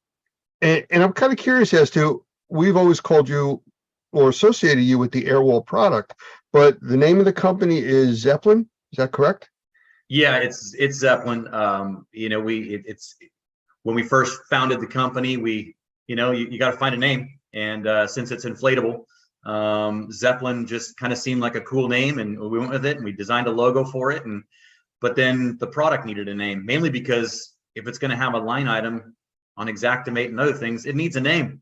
And so it became Airwall, and then over time it became Airwalls by Zeppelin, which is containment from A to Z. So it's just kind of one of these things. But if you look us up, you'll find us both on Airwalls and Zeppelin. Okay. Well, so where did this concept come from? Because in the remediation and healthcare and restoration type of industries, this is something completely new. It is new. It evolved, is what it did. It started with me helping a friend with his restoration company back in the summer of 2017, and I was in a crawl space. It was a miserable experience. I spent 3 hours trying to build a chamber so that we could get the subfloor dry, and among other things, I got bit by a spider and bruised and battered, and managed to only build marginal containment, a chamber. It was terrible. And so I invented the crawl space tool. It was just kind of one of those fully formed ideas in my head. I just knew how it had to work. Convinced a friend who's now a part of the company, and pretty much has been since the beginning, because without him, a lot of this stuff wouldn't exist, just because he's the one that knew how to build it. His name is Cole, and I convinced him to build our first prototype for crawl spaces. And one thing led to another. We started thinking, what about a doorway? I wonder if we could use this very tool in the doorway. And so I repurposed it, and it was very ugly. And we thought, well, the concept works. It's just not going to work, in the sense that it's really gross and ugly looking. So we designed something for that. And then we moved on to windows. And then we realized at some point that, because we met a fine gentleman by the name of Mark Cornelius. He's among other things, he's a member of the board on the IICRC. He's a trainer for years. He's been in the industry for almost 40 years. And he loved our product and just asked me a very simple question. That he was looking at the doorway unit, our X, and he said, so how do you get out? And I looked at him with a very kind of lost look, and he goes, how do you get out? Where's your doffing chamber? When you're doing a mold job, you got to have a doffing chamber. And it just never occurred to me. And so that's, kind of what started my wheels spinning. And we went round and round and round. And the other question was always about power failure as well. What do you do about a power failure? Because the crawl space unit and the Airwall X, which is built for doorways, and the window units as well, they're all constant air kind of appliances. They require air from your air movers or your HEPA filters and things like that. And if the power goes out, well, then they deflate and they stop functioning. And so we went around for a long time before we settled on what we ended up with. And you actually see that behind me. You can actually see that's the full system. That's 2 Airwall Nexus on either side of me, and behind me is the front of the. Let me interrupt you real quick, yeah. Because we'll talk about all the different types of configurations and products and stuff that you've come up with, because yeah. I know your mind just works continuously on this stuff. But I mean, the simple question is, how do these work? I mean, air. Air. Okay. They inflate. And you're right. I tend to get, I love my stuff and I think about it all the time, so I go fast. The 2 that I talked about first, they require constant air. You connect them to your air movers, your negative air machine, and you do what we call pre-cycle the air. You capture the air coming out of the machine directly, and then you take that air and do what you want with it, whether it's to exhaust it from the structure and create negative pressure, or to create a manifold where you're actually directing the air to a subfloor or maybe the perimeter of the building. But And these are then- different. This is different. That's behind you now, right? Yeah, so this is the latest. This is very different. In fact, what you'll notice again to either side of me is the Nexus, and the Nexus consists of 5 separate inflatable air bladders. And if you look at the bottom, you'll see those little round, those are valves. And so you inflate each of these chambers separately. The idea being that if there is a power failure, first of all, these are inflated and they don't require any more air. But if there was any kind of damage done to one of those bladders, although we did a lot to design them so that they're very durable, but if something did happen, that even the loss of an entire or even 2 chambers would still maintain your containment. So that's the design we came up with, and yeah, they're very different, but they both work on air and they both work on pressure. The whole reason that they function as negative air containment and as a chamber is because they're pushing against the surfaces of the building, up and down and then sideways, so that they seal up. Okay, so now I did cut you short before. I just want to get back to, you were starting to talk about the different types of products. Yeah. I just wanted our viewers to understand at least how these things work. Yeah. What else have you designed? I mean, this is for, it looks like you got a chamber behind you and a whole wall, but I know there's problems with, different heights, different types of ceilings and floors. How does that all work? Or do you have special products for that? So we wanted simplicity was the key. We didn't want a bazillion parts and things that could get lost, broken, misplaced, or just adding complexity. What you see behind me essentially is 4 things. It's a Nexus on one side, a Nexus on the other, the dust curtain that joins them, and the doffing chamber that zips to the dust curtain, in a nutshell. So it's really, really simple. If this room that we're looking at were 8 feet tall, or 9 feet tall, this is an 8-foot configuration, that were 9 or 10 feet, you would simply add a 12-inch extension to the very top of that wall.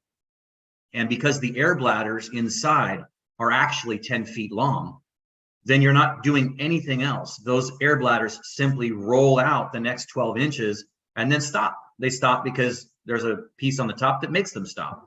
And then if you had to go to 10, you would do the same thing, add another 12 inches, and then those bladders go up the next. So so it's very simple. That conversion can be done in just a couple of minutes. Very simple. Interesting. So how about like width, or if you're dealing with different heights, like it's a slanted ceiling or something like that?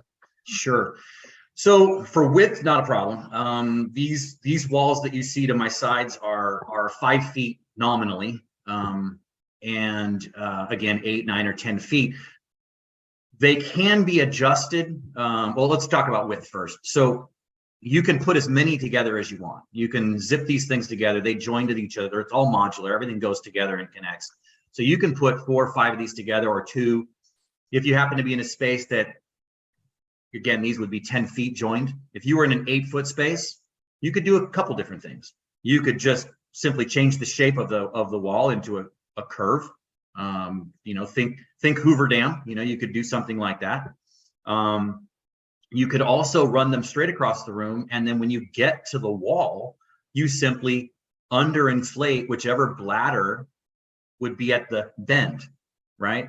And then bend the wall. That's it. And now what's touching the building may be 1 or 2 bladders as opposed to just the edge, but that's the way you shorten it. So you've got a bunch of different options on how you can do that.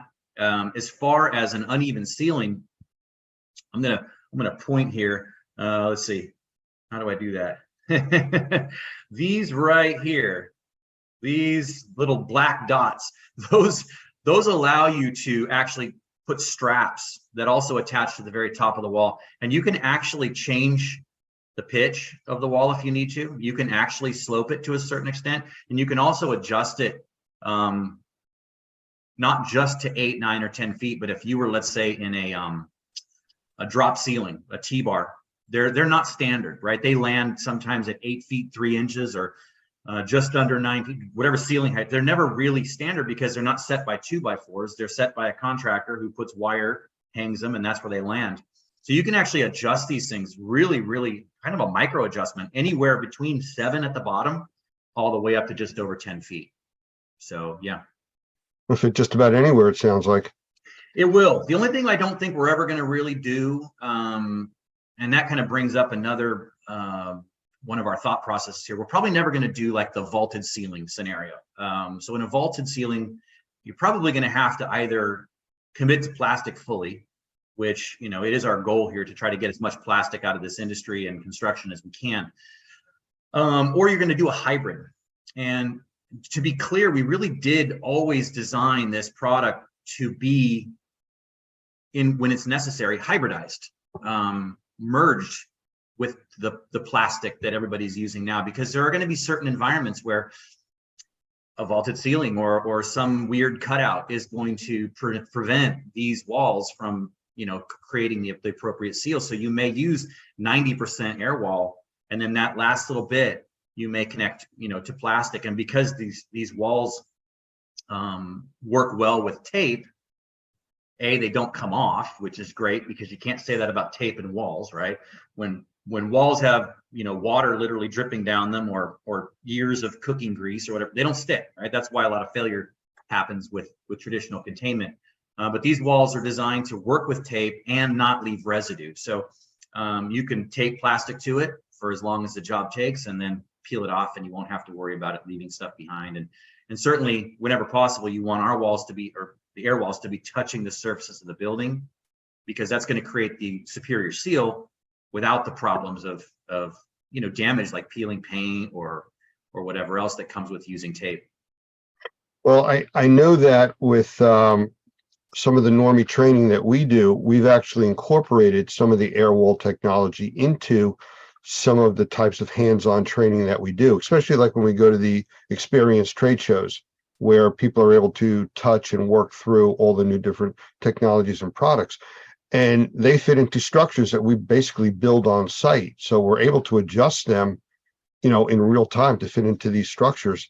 And it works out very well for us, because we're able to put those up with plastic, show the differences, and, you know, how you can make changes and everything else. So it does work, and it's adjustable, like you were talking about, to whatever structure we build at the time.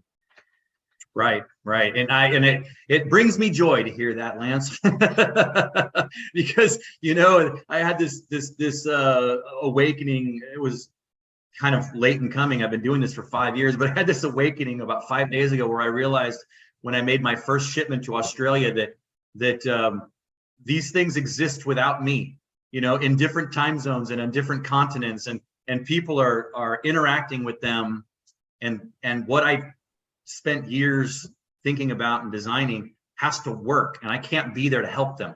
I can't, So, you know. so you send your children off to school for the first time, basically. That's what it sounds like, right?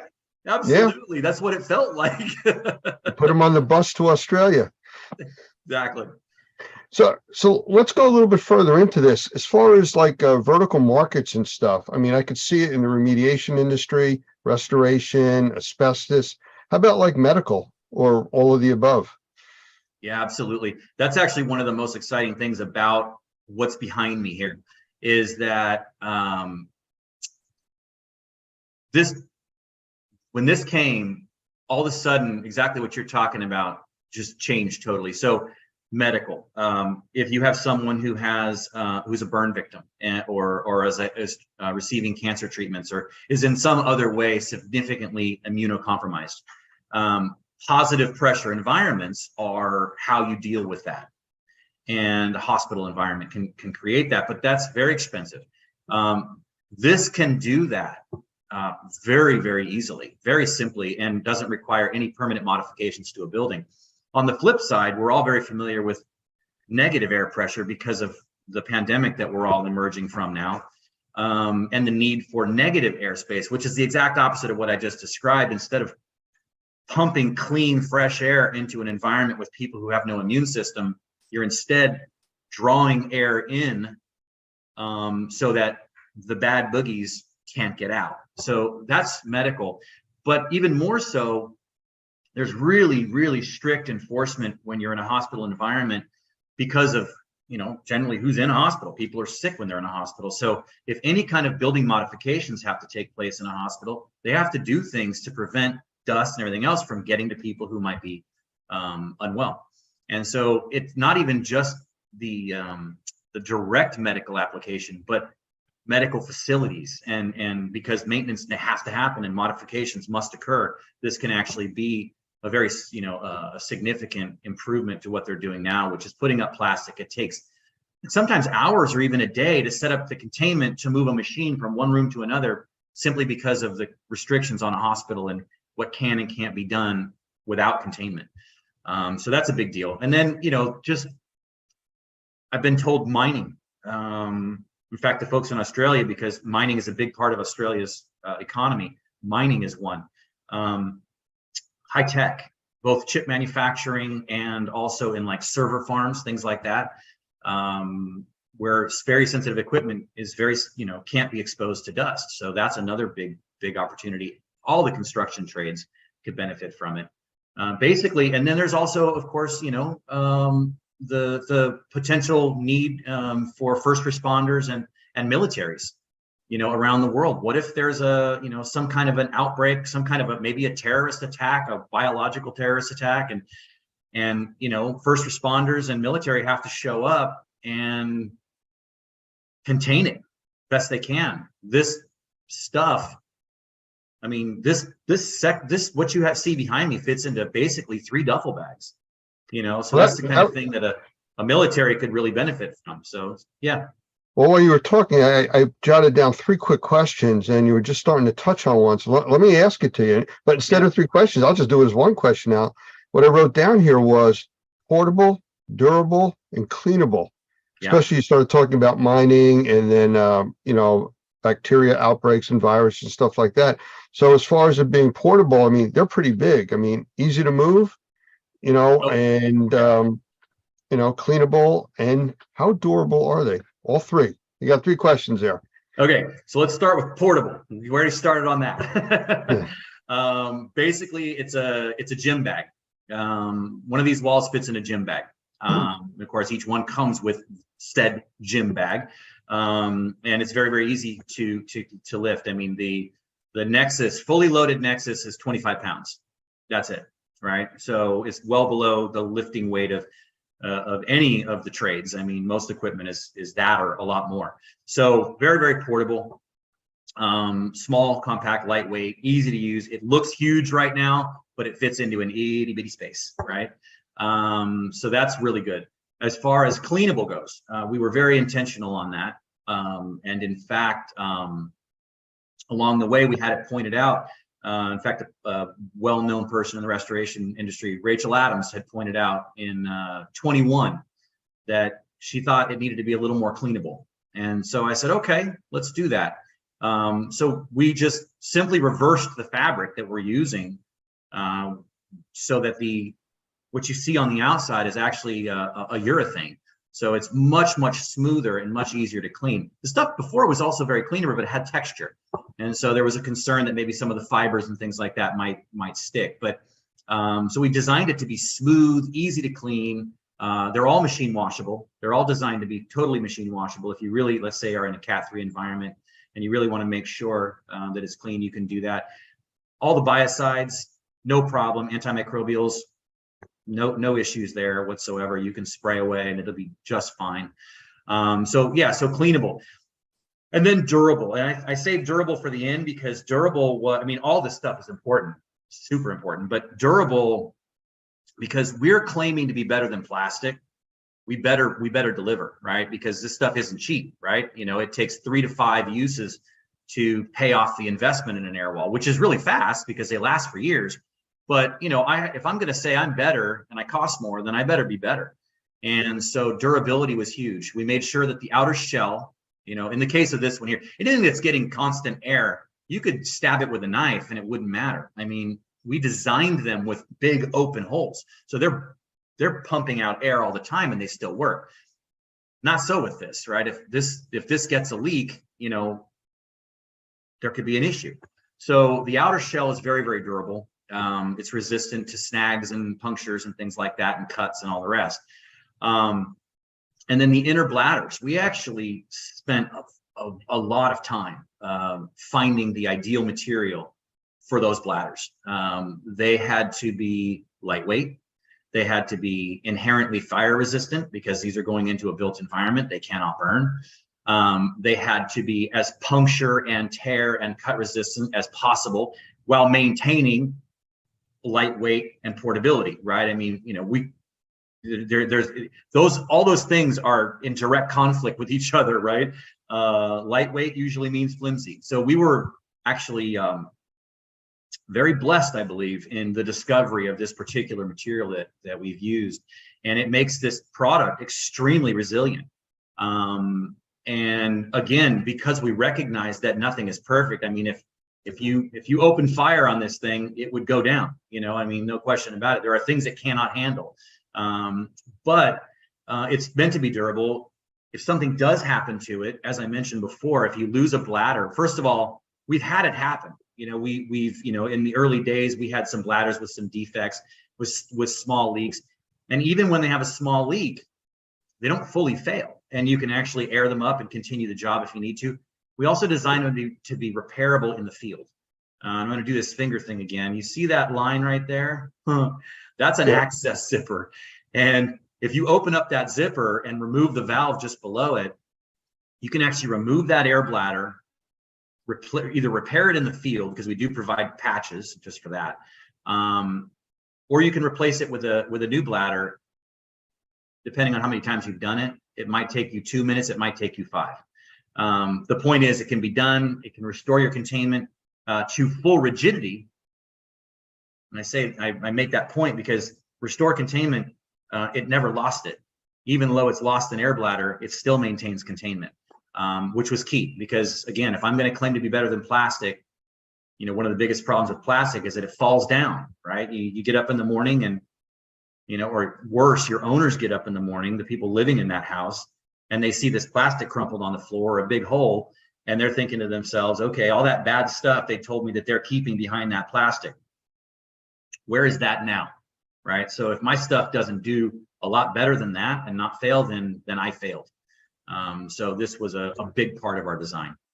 I remember the first time that we used one of your air walls in our training, and again, believe it was at one of the experience shows. You were there and gave us a training on replacing one of the bladders. Mm-hmm. And during the demonstration we were doing with the class for the hands-on, we actually opened the valve up and let it deflate, and it still held containment within the area. You didn't tell me that. No, you know, it was my job is to break things. So, you know, that's what we do. We try to find out things that are going to happen. Someone's going to accidentally open a valve or something. It stayed in place. You know, it did its job. So, you know, when you mentioned before about replacing plastic, you know, or poly, you know, I see the value in that. I'm just curious. I'm not holding you to it. Have you done any kind of cost analysis as to how much poly you can actually replace by one of these over the longevity of the type of system? Because I know poly is expensive. It is expensive. You know, the closest we've gotten to that is by calculating how much tape, how much plastic, the labor that's involved with not only the initial setup, but also the tear down, the waste removal, and then the repairs that inevitably happen with most plastic containments. And we figured that it was a 3 to 5 usage to offset the initial investment in the air wall. That's as close as we've gotten. The numbers you're asking for are, I want them so bad myself. And I don't want to pull it out of thin air. I want it to be a real number. And okay. It's a difficult number to quantify. I've struggled with that because that's a number I would love to take a picture, you know, like just give you a visual of a mountain of plastic, you know, and say, this is how much plastic you would use in a year instead of, you know, this, right? That type of thing. So short answer is I don't know what that looks like. I do know that I've seen a lot of containments go up. I actually am AMRT certified. So I've been to a lot of AMRT classes. So I've seen a lot of containments just set up just for pure instructional purposes. And when we take all that plastic and we throw it in the dumpster outside the building, it takes up a quarter of the dumpster or more. Yeah. So I've seen it, and that's just one class, you know. So the amount of plastic and tape and everything else, I wish I had a solid number for you. And someday that the plastic industry that we hope to disrupt may come up with just that number for us, because we're going to upset them at some point. And I'm okay with that. Well, I'll make it easier then. Longevity on the product. How long do you predict or have data on showing these things lasting in use? Okay, so that's a question that I can only answer by extrapolating, and I do that because I'm looking at the materials we've used, not because of the product having existed long enough to go through a life cycle. We just haven't been around long enough for that to have happened. But that said, I'm going to bring up Cole again, our builder, our in-house engineer. He is, you know, this is his space. So when he sees a problem, he solves it with fabric. My history is more carpentry, so I solve my problems with wood and nails. And it's funny that, you know, we have this different perspective on things. But the point is that at one point he took some of our material and covered an outdoor sprinkler valve control or something like that on the side of his house, and that was about 5 years ago. It's outside, it's been exposed, it started life black. It's now a funky kind of a rust color because it's just been bleached by the sun. However, color gone, 5 years of direct exposure, the fabric is completely sound. So that's what this outer shell is made of. So that's the first thing. The other thing is the air bladders themselves. The manufacturer that we buy the raw materials from won't even take something off the shelf for sale unless it's been there for more than 10 years. Because at that point, it's begun to do, they have a name for it. It gets a little bit chalky on the surface. And they have a name for it. And I can't recall how they refer to it. But it's got a 10-year shelf life before the manufacturer decides that it's probably not a fresh enough product to sell. I can't get more specific because we haven't been around long enough to say, but the materials that we use the highest quality zippers, the highest quality, everything we can find. We spend the most we can because I know that the users are going to be hard on it. The environments that they exist in are brutal. And my goal is to not build in obsolescence. One of my proudest moments would be if someday I've actually filled the industry and I have nothing left to sell because all my stuff doesn't break anymore. You know, and I just don't, and I'm going to put myself out of business. That would make me happy, you know. It's kind of like the battery industry. You know, they're made to break or run out of energy at a certain point, so you buy more. You're doing the opposite of that. I'm doing the opposite. Yeah. But you know what? I recently had a water loss in my house, so I personally was involved with some of the stuff here. But I understand there's something really interesting about yours. I've never been able to experience this, but I had 2 air scrubbers running at my house for, I think it was 16 days that they were working. Those things are loud. Yes. From what I understand, and I remember talking to you about this, these things have a sound blocking quality to them. That's one of the coolest things. And I really wish I could say that was my plan because it works so well. Well, I wish I would have had them for my 16 days, but. Oh, you totally do. You totally do. Yeah, I for as well as it works, and I can't claim it at all, it's annoying. But the fact that it does is phenomenal.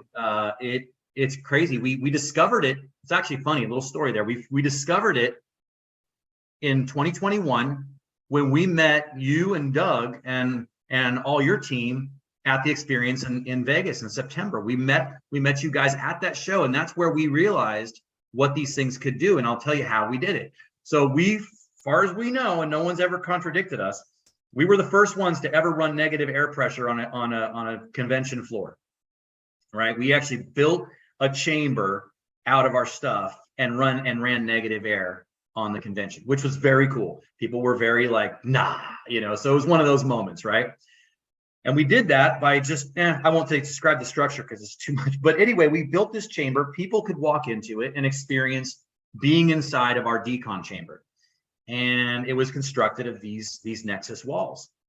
And when you went inside, I don't know if you've ever had your hearing tested, but when you go into that room and they close the door, you go, whoa, it's quiet in here. right? And a convention floor is never quiet. So to walk into this chamber and suddenly you have this intimate conversation space. In fact, I remember walking in with Michelle Blevins from CNR, and we walked inside, and she was asking me questions as the reporter, interviewer person that she is. We had this little conversation in there, and it was fantastic because we didn't have to yell. We could hear each other perfectly. It was great, but I really realized it when clients or potential customers would walk in, and they would be in that space. And I'm gonna be honest here. I would try to eavesdrop. I'd like to, see what they might be saying, see if they're good, bad. I couldn't hear anything. I couldn't hear a word. I couldn't even hear mumbling. It was nothing. So it started us on a path of exploring what could we do with that. And it turns out that a single barrier is good for 15 decibels. And if you know anything about sound and decibel ratings, it's not a linear measurement. 15 decibels is phenomenal. We actually did two barriers. In fact, the video is on our website, which is www.zeppelinguys.com. But that video, we did 2 barriers, and it was 25 decibels. And just for a point of reference, it was 50 to 75. 50 decibels is considered quiet. 75 is considered very loud. If you look at any scale, and you can look them up on the internet. So it's absolutely shocking how much it does. And I think it's going to change the way restoration is done, because people shut down the machines when they're trying to sleep. They do. They don't understand what they're doing. They don't understand that by taking an 8-hour shift off of those machines, that they're stretching that period that they're suffering by a third or more, right? I mean, so it's bad news, but if they're not sleeping, they're not sleeping. And I think every restoration contractor out there has experienced it more than once, where they come in and the machines are either still not running or they've just been turned back on. And they know that because the dehues aren't even operating temperature. They know they just flipped them back on, right? So we think that, that's going to be a huge benefit. And then, let's take office spaces or worship spaces. I mean, no built environment is immune from a water loss. And so you may have a church that needs to run a service and dry the building at the same time. And if you have something that can block that sound and allow the service to continue at the same time the drying is happening, then you've done something, and in an office that needs to be able to operate and still deal with the water loss. That's a huge deal. Well, like I said, I had that, 16 days at my house. I would have definitely been an advantage there. But the company wasn't using those. They weren't familiar with it. And that's another story. So I'm looking at the image behind you, and I'm looking at valves across the bottom, zippers you talked about, hooks, things like that. How much training is involved in using these things? Very little. You could probably attest better to that because you've actually monkeyed around with them and you didn't build them. So, this is that thing. I let my child go and someone else had to figure it out. I had one guy tell me that they're deceptively simple. And what he meant by that was, I show these videos and there's no trickery in my videos. I don't rehearse these moves. I just do what these things do. So I'm not trying to make it look easier than it is. I'm just performing a function and setting them up, but it looks super easy. And he said, it looks so easy that people are likely to not think they need any instruction, or to even open the instruction manuals, as many men are wont to do, even when it's difficult IKEA furniture, like I can do it, right? So training, I think there is some need for training, but not so much because it's hard, but because we've designed so much into it that, you can't possibly know what these things are capable of unless I take a moment to explain it to you. What are the D-rings for? Well, one guy told me that's perfect for training my electrical cords. I keep my cords up off the ground. I can run them around the perimeter and they're off the ground. That's a big deal. I don't have to tape them down. I don't have to deal with all that stuff. Not a trip hazard. Great. That's what he thought they were. I had another guy say I could hang a light from it. Oh, you sure can. All these different uses. In fact, and in reality, they weren't designed for that. They were designed so that I could shrink that wall if I needed to, or I could fine tune the height if I'm in a drop ceiling. That's what they're for. But there's all kinds of things they can be used for. But if I didn't tell you you could do that, you wouldn't know. If I didn't tell you that zipper is there not just so you can load the bladder the first time and then forget about it, but so that it's placed where it is and configured the way it is so that you could do a field change, right? And change that bladder, a field repair, right? You know, it's zippers, it's snaps, it's hooks. There's not a lot else going on there. But if I don't teach you these things, you'll be missing a lot of features. You might be able to get the basic function out of it, but you'll lose a lot of the really cool stuff that it's capable of doing. So with that being said, with the configuration behind you, what is that? 2 5-foot sections or 3? What is that exactly that's there? Yeah, that's exactly. This room is about 15, just under 15 feet across. So you're seeing 2 5-foot Nexus, and then the dust curtain is also about 5 feet. And then the doffing chamber that you see behind me, it looks bigger because it's in the foreground. That actually has a square footage of just about 12 square feet. 14 square feet, because of the state that you live in has this most stringent requirements. They require 12 square feet, enough for 2 men to stand, or 2 people to stand inside and be able to don and doff properly. So that's a 14 square foot space. So you being trained and very comfortable with this equipment, how long would it take you to set up a configuration like that to block off a 15-foot opening with a decon chamber? What you see behind me takes about 20 minutes, roughly. One person? Yeah, one person. Yep, one person. You need a little ladder a little step ladder to connect the dust curtain. But yeah, no, one person can set that up. If you're brand new to it, it'll take you 30. But yeah, 25. I've done it so many times, I'm down to about 20 minutes. And it's no damage to any of the walls, ceilings, floors. It's just held in place. And it doesn't move under positive or negative pressure, you said, right? That's right. Yeah, no, the surfaces, in fact, what you're seeing behind us has actually changed somewhat, very small stuff. Basically what we have now is that we have all the edges are black. And it kind of clearly defines the edges, but it also, it's filled with this very soft, your couch pillows, that's called polyfill or Dacron. We fill those things up with that. So it's very, very soft. So when it touches the building, it's like putting a pillow against the wall, which means that it can adapt to irregularities in the surface, which is important, but also not put anything rigid or hard on the wall or the ceiling, so that we are preventing any damage. In fact, you'll notice in this room, there's crown molding, right? You see that up in the corners. Well, the edge seals, which are on the edge of these walls, they're the black things that you can barely see there. Those are actually longer than they need to be, so you can actually pull out a little bit out of the top and protect, things like crown molding and things like that. And then you asked about the negative pressure and can it hold. I just want to tell you one little story short. We did a comparison. We were invited to a flood house. Jeff Cuthbertson in Chattanooga, Tennessee, invited us to his flood house, very generously opened it up to us and said, whatever people or equipment you need, let us know. It was fantastic. We were there for about 4 days. You and Doug actually got on the call with us while we were there and were advising us on some of our containment techniques, so we could show how to build containment for people with high sensitivity to mold. Because what we did was we built a 2x4 compression to 2x4 containment, right? As well as a steel stud version as well. But this 2x4 version, we put it under negative pressure just to make sure it was working. And of course it was. And then we had this fun idea. If anybody's familiar with the movie Myth or the show Mythbusters, where they just ramp things up until things just break. We like to break things too, Lance, not just you. So we all had the idea, let's break it. Let's see how much negative pressure it takes to break it. And keep in mind, what we built was the gold standard of containment. I mean, I don't know how many times a year someone builds compression timber containment. It isn't often. It's going to be in schools and hospitals mainly, and everything else is going to be zip pulls if you're lucky. So this was good containment. And it failed at negative 41 Pascal.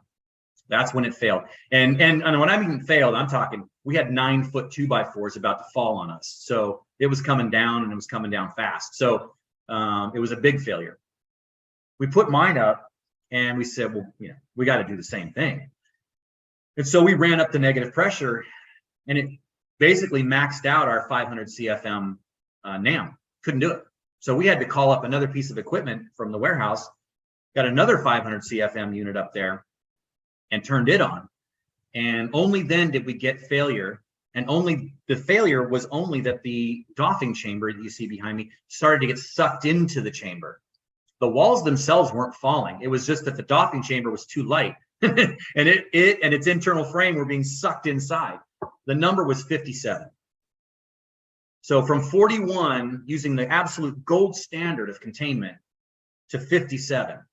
So when everybody kind of tries to figure out how it's possible without tape and without the things they're used to, how is it possible to create such high quality containment? Well, it works. You know, it works the same reason your car can drive on the road. Air pressure and friction, you know, it's just a lot of it. So if our listeners want to get in touch with you for more information, how do they do it? Lots of ways. You can call me 408-247-9255 or area code 408 Airwall. You can get us on the website, which is www.zeppelinguys.com. That's ZEPPELINGUYS.com. And you can email me directly, Keith@zeppelinguys.com. You can reach out to me on LinkedIn. I will make it easy. Okay. Well, I thank you for taking the time to be here with us today. I mean, I think it's a cool product. We've used it. We're going to be using it at the upcoming Experience show. Again, we actually use that as part of our a booth that we have there as part of the display system. So it's kind of interesting the things that you can do with this, thinking outside the box, you know, Right. So really, really good stuff. Again, thank you for being here, and I look forward to seeing you at the next trade show. Thanks, Lance. It's been great. I really appreciate your time. Take care. Thanks, you too. Hey, everybody, this is Mike Balzano, publisher of R&R and the Experience events. Welcome to Trade Talks, Unlocking the Experience. This is episode 14, and we have a really, really special guest this week, a gentleman I met about a year ago, and he's one of the more classy people in this industry. He's got another long intro coming because he's done a lot. He's a certified mold assessor, certified mold remediator. He's a Class A general contractor, master plumbing contractor, master roofing contractor. More importantly, he's a husband, father of three, a multiple-time grandfather, published songwriter, which I really want to talk to him about in a little bit, speaker, a published author, definitely proud man of God. We've learned that, a motivator, and the God is most important, obviously, but for this conversation, the most important thing is he's the executive director of Normie. Please welcome Mr. Doug Hoffman. Hi, Doug. Thank you so much, Mike. I appreciate this. This is going to be really enjoyable. I always enjoy talking with you, and especially talking about the experience. Well, Normie's been a big part of the experience for a long time. You're one of our biggest sponsors, if not the. And you've been so instrumental to help me get my feet wet in this now as we're heading towards Chattanooga. So I thank you. Well, it's mutual, I'm sure. You know, a lot of times we start from the beginning, as people say in these. And now I noticed you've had a lot of accreditations in Florida, but you live now in Louisiana. Yeah. What were you born in Florida or no? I wasn't. I was actually born in Ohio, but we moved to Florida when I was 7 years old, and so I grew up in Florida and went to college in Florida, got married in Florida, lived in Florida until about 2002, after we became empty nesters. I had actually started an indoor air quality business, and it actually kind of almost went national pretty quickly in 1995. So in 2002, we were looking for a place to move out of Florida, had considered a couple of different places, but had quite a bit of business in Louisiana. And so we decided that we would actually sell our house. We had an apartment in Louisiana and we had an apartment on the beach in Florida. And for 3 years, we traveled back and forth. 3 weeks here, 2 weeks there, 3 weeks there, 2 weeks here.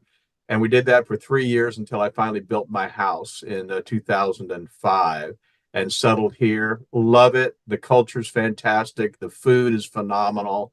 Got a great church family. Easy to get in and out of in the central part of the country for travel. So that's how we got to Louisiana. That's interesting. And yeah, I know I saw a really funny quote you quoted on one of your websites saying ironically, you're in the heart of SEC country your whole life, but you don't really care about sports. You want to do everything but that. I know. So I had somebody tell me not long ago, Mike, he said, man, you must be a wife's dream. You don't hunt, you don't fish, you don't love sports. What do you do? So, Well, I'll tell you what you do, and I'm going to jump around a little bit, but since you mentioned that, I love the fact that you not only have you written a very famous book we'll get into later within the industry, but you're a songwriter. You've got a bunch of published songs. yeah. I in my spare time, and I mean this as humbly as I can, I just really enjoy studying the Bible and teaching the Bible. And so, since I was probably in my 20s, I serve now as a pastor of a congregation here in the Louisiana area. And I do a lot of teaching, a lot of studying. And I actually started writing songs in 1983, 84, and have some published. And so, yeah, it's kind of fun. I've learned so much. This is the 14th episode here of this show. And every week I learn so much about this industry, man. You peel the onion back a little bit. There's so many interesting people. And Michael Pinto, we had on a while back. He's an ordained minister as well. And Mrs. Lavender owned an Arena Football League team and things like that. And it's just fascinating to get to know the people outside of our industry and what they're doing. You're certainly no different. The fun thing about this to me is, and I think when you look at the base of this, what really drives a lot of the guys in this industry, certainly the ones that I'm associated with, is their passion for helping people. And I really believe that comes from God. And I think that the interesting is that the money follows, obviously, and that's nice. You have a nice living. But the point is that think about all the people that you help every single day. And to me, that's the real pleasure of what we do. Boy, Doug, all 13 people I've spoken to before you echoed that. And I used to ask that question. I stopped asking it because it was the same thing. I got into this industry to help people. And it's just not only beautiful, as I've said, if that's your why and to do something, you're going to be successful, period. Yeah. Exactly right. I think that's great. Well, that's exactly right. And that's the fun part, isn't it? It's hearing the stories about people who are living better lives because of something that you helped them with. Yeah, indeed. Now you started a long time ago as a contractor and business owner, about 40 years ago, right? Yeah, I did. We touched on that a little bit, but can you go on that journey on the business side? Yeah, so it's funny because my dad was a plumber. He wasn't a plumbing contractor, but he was a plumber, worked every day hard, just like a normal trades guy would. And when I was 13, he said, I'm going to teach you the plumbing trade. You may never use it, but you will never go hungry. And so over the summers, I would work with him doing rough ends and setting pipe and setting fixtures. And I just learned the plumbing trade. So that's what I did when I was a kid. And then, of course, after I went to college, I thought I wanted to go into sales or something else. I did that for several years. And when my third child was born, I decided, you know what? I think I'd like to get back into the construction industry. Mm-hmm. So to my wife's chagrin, Mike, I became a plumber's helper, became a journeyman, and then got my contractor's license, and then then from there I started building homes. So got back into the construction industry. So yeah, been doing that a long time. Well, I ran through all of your accreditations at the start, and you definitely have the entire gamut of the industry covered. And you know what? There's nothing wrong with what you did. And you said your wife's chagrin, but we talked about a couple other people about just there's still a skilled worker shortage, and people all want to go to college, and that's fine. I did that too, but boy, there's nothing wrong with going that route, and you could do pretty well, and it's helpful. So well, my wife's chagrin was mostly based on the fact that my salary was cut by 2/3. Plumbers helpers don't make a lot lot of money, but she got to know our mortgage company very well. they're like that, but you again, you stayed the course, and now everything's going great after it is. And it gave me such a great foundation. We always talk about the difference between us and the IICRC. We've got a great relationship with them, of course, but they really come from the water restoration side, which is great. We need that. If somebody has a water event, they got to deal with it, dry it out, worry about the mold. We come from the building science side. And because we come from the building science side, the only people who need our solutions are people who breathe. because now we're talking about relative humidity issues. We're talking about air infiltration issues. We're talking about a lot of things that people have issues with, regardless of whether they've ever had a water event or not. So Yeah. I think we do kind of fill in the gaps in some ways for the industry. I think that's a great tagline. I've heard your friend Lance was on here a couple of weeks ago too, and we're not that important unless, of course, you breathe. Then we might be kind of important to you. Hey, when did you start working with Normie, by the way? Well, actually, I created Normie in 2004. In 2003, I had gotten a call. I was living in Louisiana back and forth, but I'd gotten a call from the contractors board in Louisiana in 2003, Mr. Moreau, and he said, listen, I read your book. He said, you obviously know something about mold. We're putting a licensing law in place. Will you come work for the state and teach on the licensing law?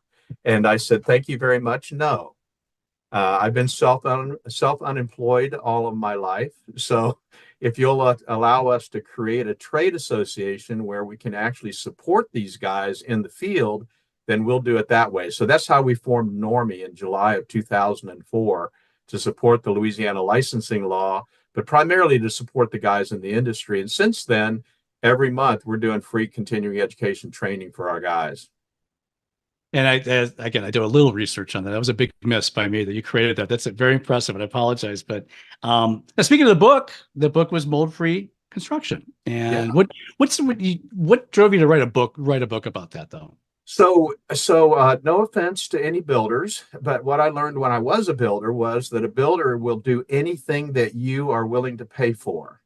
But for the most part, they're not. In most cases, a builder is not going to build the best house he can possibly build in regards to mold-free or reducing the possibility of microbial growth.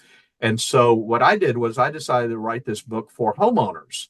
And so it's a step-by-step process. If you were building a house, starting from the way the house is laid out, with the foundation, the exterior, the interior, all of that, how do you build a house that would be microbial or mold-free? And of course, that doesn't mean there won't ever be any mold in it. The idea is that how do you seal it up with reducing the air infiltration issues, reducing the moisture intrusion issues, taking care of making sure that you're doing the best you can from an indoor air quality standpoint. And so it's basically a checklist type book, chapter by chapter. It leads to the end of the book, which is a checklist that they can then go to their contractor and they say, this is the house I want to build. And then when he says, okay, it's going to cost you X number of dollars, then you can make the decision as to whether you want to do it or not. But it's obviously would be building way above minimum code or minimum standards. So that was the impetus. That's what got me excited about writing the book, was being able to address homeowners, people that were interested in building a home. And in the media and content, especially, we have a term called evergreen content, which means that you could write it and it doesn't have time specific. And the fact that you get the second version of this out in 2018 tells me that it holds the test of time, what you wrote in 2004, right? Yeah, it's amazing. I think the first draft I did in interesting story there, Mike, but the first draft I did in 1998, I decided it had 13 chapters. I was going to write a chapter a week. That was my goal, was to get it done in 13 weeks. and I did. I was able to meet that goal. But then was interesting because you're right. Once I got it finished, the final version didn't really need any revisions until about 2016. I wanted to add a section on insulation because there have been so many questions about spray foam insulation and non-vented crawl spaces and so forth. So I added that chapter and then did a few other revisions. But yeah, it has stood the test of time. And the interesting thing about it to me is that it's been incredibly helpful for remediation contractors, because it's not just for somebody that's building a house. It's if I were going to put something back, pour it out, and then going to put it back, if the way it was built initially was the reason for the problem, then I certainly need to put it back in the right way and fix those problems. So a lot of remediation contractors use it as kind of a guideline for repairs as well, and room additions and those sorts of things. That's incredible. That's great. That's great. And like I said, it stands the test of time, and people are still using it today. and I found out today is the impetus for somebody approaching you launching Normie way back when. These days, I know Normie specifically for IAQ, and only because we've done, we're proud sponsors of Normie TV this year, the experiences and things like that. Boy, this is a silly question. Why is IAQ important these days? I sent that to you. I'm like, I know it sounds silly, but let's talk about it.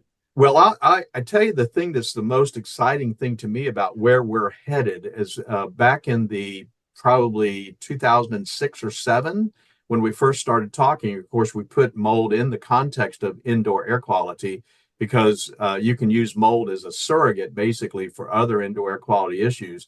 You fix mold problems, you're fixing indoor air quality issues. Mm-hmm. But what was interesting was back then in 2006 or 7, the small percentage of the population was what was considered environmentally sensitive. And yet today that population has grown to between 20 and 25%, have the potential to be environmentally sensitive. Michael probably talked about that, Pinto, a lot. So all of a sudden now people are talking about mycotoxins. And a lot of those can become airborne, biotoxins, endotoxins, a lot of those sorts of things. So I wrote an article several years ago about, it was called Look Up. And if you want to know what's on your surfaces in terms of quote unquote dust, look at the supply registers. I was in a restaurant this last week and I looked up and I said, Neva, my wife, don't look at the supply register. It was just filthy, and stuff that's in the air is dropping down, on our surfaces. We don't think about that the stuff that's on the surfaces also becomes airborne. And since so much of our nutrition comes from the air we breathe, I think it's probably one of the more important things that we can do to address our health.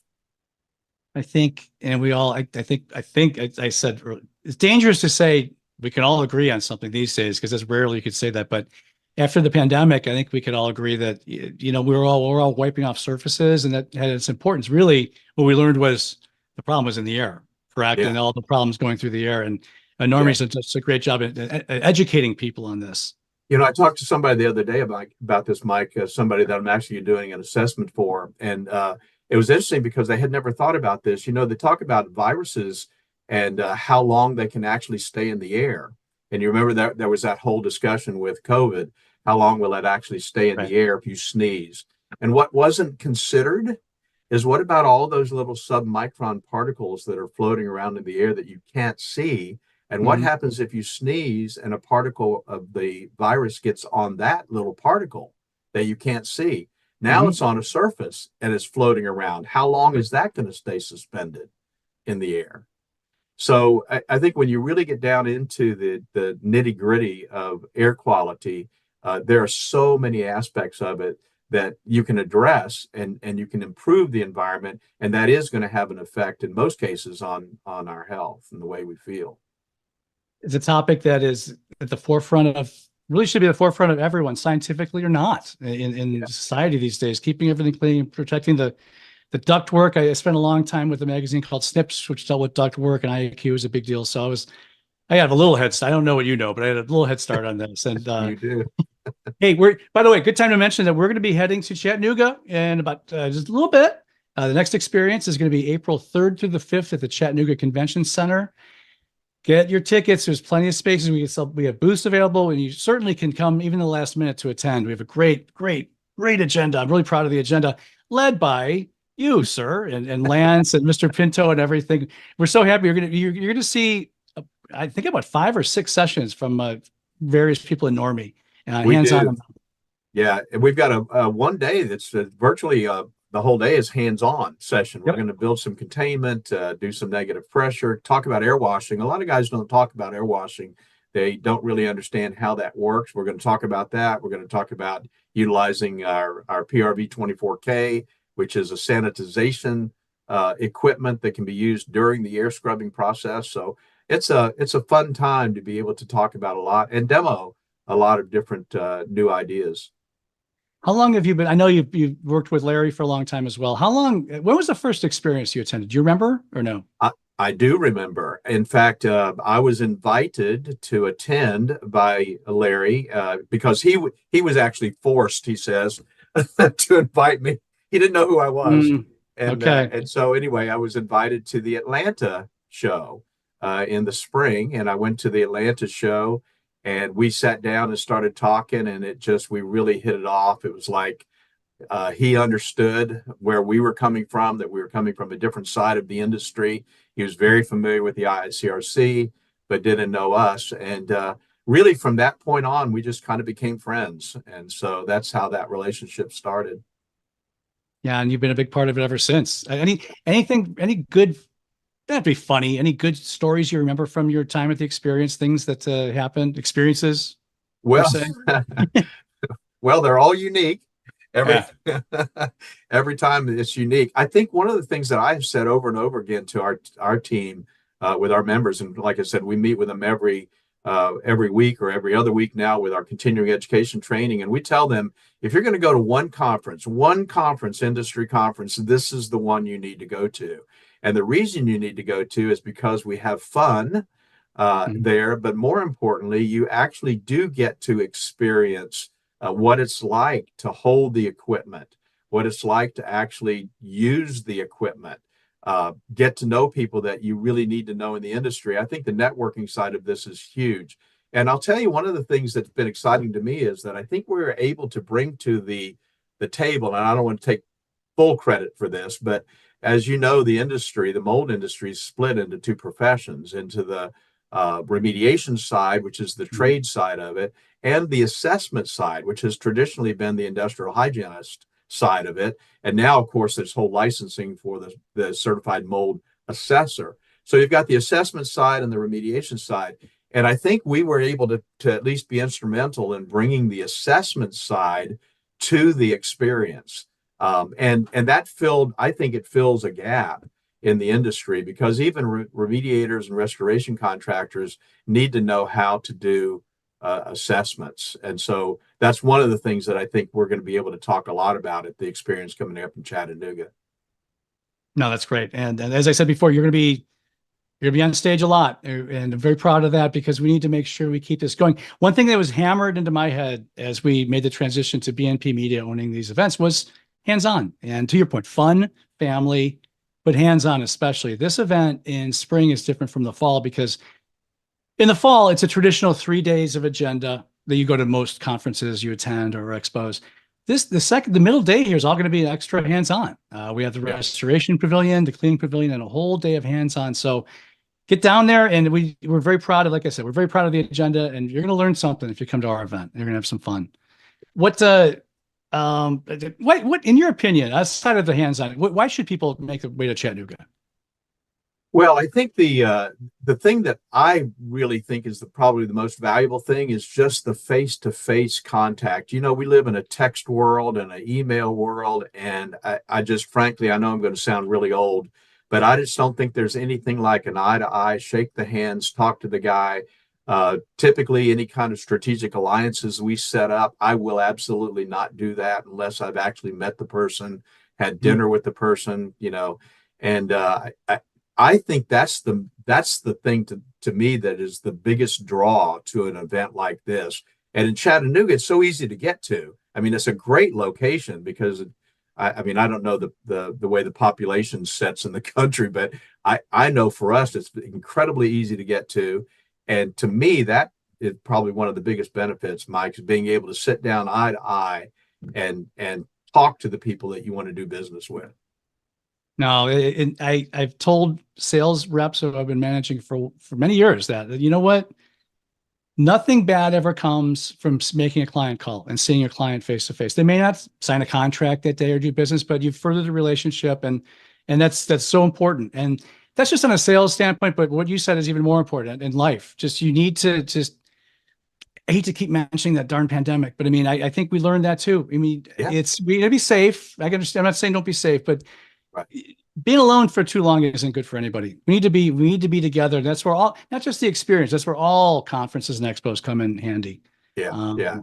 Absolutely. And like I said, it's so convenient and easy to get to and affordable. You guys have made this thing very affordable. It really, it's not so bad. We have a lot of good things coming up. We're doing the Shaw tours. For those who don't know, 75 people are going to get to tour Shaw plant on April 2nd. the day before. There's still just some tickets available. So definitely go to rnrmagonline.com and sign up for that. Sign up for the show, then sign up for that. And I think it's going to be a lot of fun. And again, I can't say enough how happy we are to be partners with you and Lance and Michael, Dr. Michael and Normie. Well, I thank you for the effort you guys put in this. I know there's a tremendous amount of work behind the scenes. There's a lot that we see, but I know there's a whole lot we don't see. And I just appreciate you guys continuing the tradition because I love this show. Like I said, it is the one that we want to be involved in every year. Excellent. Well, that's a good place to stop, I would say. So please make plans to attend the experience April 3rd to the 5th in lovely Chattanooga, Tennessee. You can register through our website, rnrmagonline.com. You can find this and all R&R videos and podcasts on YouTube, Apple, and Spotify. Please follow us if you haven't already, and feel free to leave a quick review. We'd love to hear from you. And also, please follow us on Facebook, LinkedIn, and Twitter. A very special guest to our very special thank you, excuse me, to our guest today, Mr. Doug Hoffman. This is Trade Talks, Unlocking the Experience. Thank you for joining us. We look forward to seeing you again next week. When you start on the pathway toward professional success, you have to know what the goal is and how to get there. Normie exists to help in that process. It's not just about taking a class to get a license, but also about starting on a pathway to professional success. Whether you want to work for yourself or be the best qualified employee on the team, this path will take you there and help you succeed. Pick a track, click on the class, and get your journey started. Normie is here to support you all the way to become the Normie Pro professional you want to be.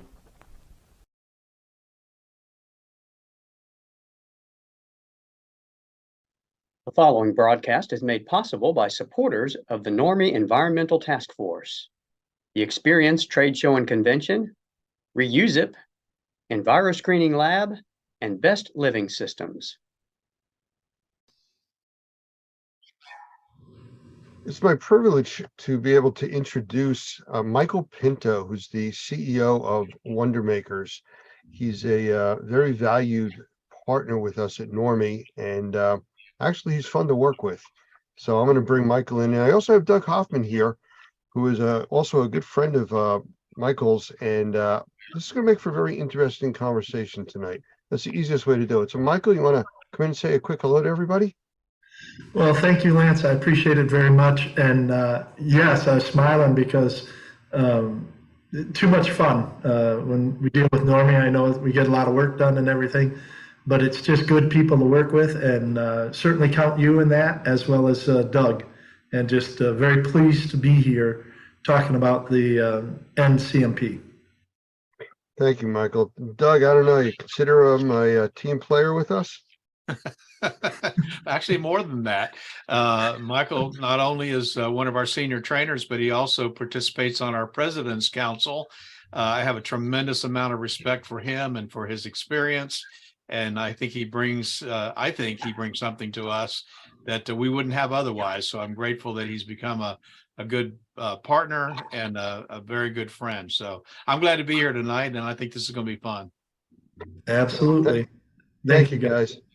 You know, one of the things that I've seen Michael bring to the group is we've elevated the level of training that's available to our members. We have the basic training and the stuff that's very popular, but we now have these more advanced courses that really gets to or above the professional level, if you want to consider it that way.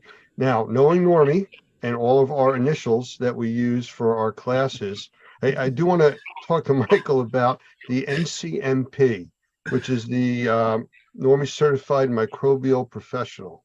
So, Michael, I'm going to ask you, what is that? What is that all about? Well, quite honestly, this is a continuation of a certification that was originally offered by the Restoration Industry Association. And early on in the mold remediation industry and the arena, and I'm going all the way back to like 1999, 2000, 2001, thereabouts, it was our assessment at Wonder Makers that there had to be more for some people in the industry than just a technician level and a supervisor level, and not that those are bad places to go for training or anything like that. but we just felt that if the industry was really going to not just survive but prosper, there had to be a cadre of individuals that people could look at and say, you know what, those people are really professionals in their industry. Very similar to, a master carpenter or, an engineer or somebody who's got some real experience. And that's what we tried to do at Wonder Makers when we developed the certified, originally it was certified mold professional, but now with Normie, it's the certified microbial professional course. And that's a good move too, because it broadens up what the students learn about, and it really helps to give us that bigger picture in terms of the students coming through the class. So the basic answer to the question is that the NCMP is, as you said, the Normie certified microbial professional. And what we're trying to do is elevate the knowledge of the individuals who come through that class so that they're more well-rounded and they're able to be the sort of person that if I have a question that just is really a tough one in the industry, that's the sort of people that you go to, the NCMPs. I've heard it described as upper level type of training. Would that be a fair evaluation to classify this as?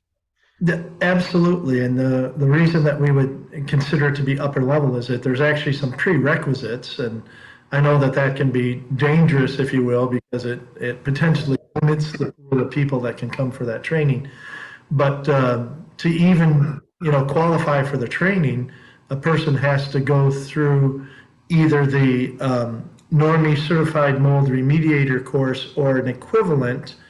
And depending on where that equivalency is, if it's from ACAC or IIC or C, it may be that combination course, which is more of a technician and a supervisor course.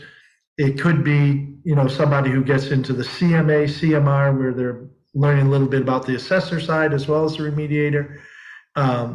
But like I said, there's going to have to be some level of training and generally experience in the mold field or in the microbial field before somebody qualifies for this course.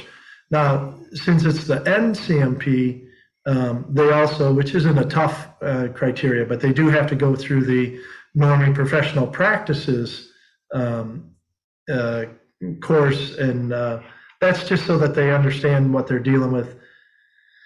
Again, if they're professional and we have professional practices, it's pretty bad if professionals don't know the professional practices they're supposed to be following. So that's a prerequisite too, and that's built into the emphasis of those professional practices is built into the NCMP course. So it is good that they know that before they get there. Doug, you and I have talked over the years about, people coming to even our remediator or assessment course that needing a basic knowledge of the industry. I mean, if you don't know how to take an air sample, how do you go through a course about remediation or assessment? I mean, to slow the class down to teach that makes it difficult. And that's what it sounds like here. Yeah, I think that's exactly right. We're old enough to know that there's some things that you just don't learn except by experience. And there are some things that are going to build on the foundation, the truths that you understand, the techniques that you understand. You've got to continually build on that if you're going to get better, and I think be a better asset for the public. Oftentimes, an entry-level course might get you into the business, might get you into the industry, it might get you a license. But one of the things that has always frustrated us, and I know Michael completely agrees with this, is there are some guys right now in Florida that are taking a one-day, quote unquote, refresher course to get licensed in the state of Florida. It's how in the world can you do that? We do a 3-day class, and in some ways I wish it was 5. So having an opportunity to really encourage our members to think in terms of developing their techniques and their processes and helping them better understand the industry is only going to provide better services and I think more truthful services, frankly, to the public. And so, as we always say in our classes, if our members look good, we look good. And part of that is just making sure they're trained properly. Absolutely. I think I'm going to add to that too. I'm going to jump in and add a little bit to that. You know, the other thing that we've seen since I've become a Normie member a few years ago and really got involved with you guys is there is a desire that the people who are in Normie who really want to be the best in the industry, they want to go up a step. And you see it in the folks that show up on the Tuesday night for the, you know, the continuing education credit. You see it in the folks that are jumping around to the different tracks to pick up, you know, information that's related information so that they can just be more well-rounded and everything. And I believe we see it in terms of the people that want this, as you put it, Lance, upper level training so that they can better understand how everything ties together and, you know, be a real resource for both clients and their company. A lot of them come in just because we're seeing more and more transitions in these companies. There's, Doug, you said the we for older guys. Thank you very much. But we are seeing a lot of that transition. You know, you've got a lot of people that are moving into retirement and leaving these positions of, you know, responsibility in some of these remediation organizations. And we have a lot of people that are trying to step up to those. And like you said a minute ago, how do they do that without decades of experience?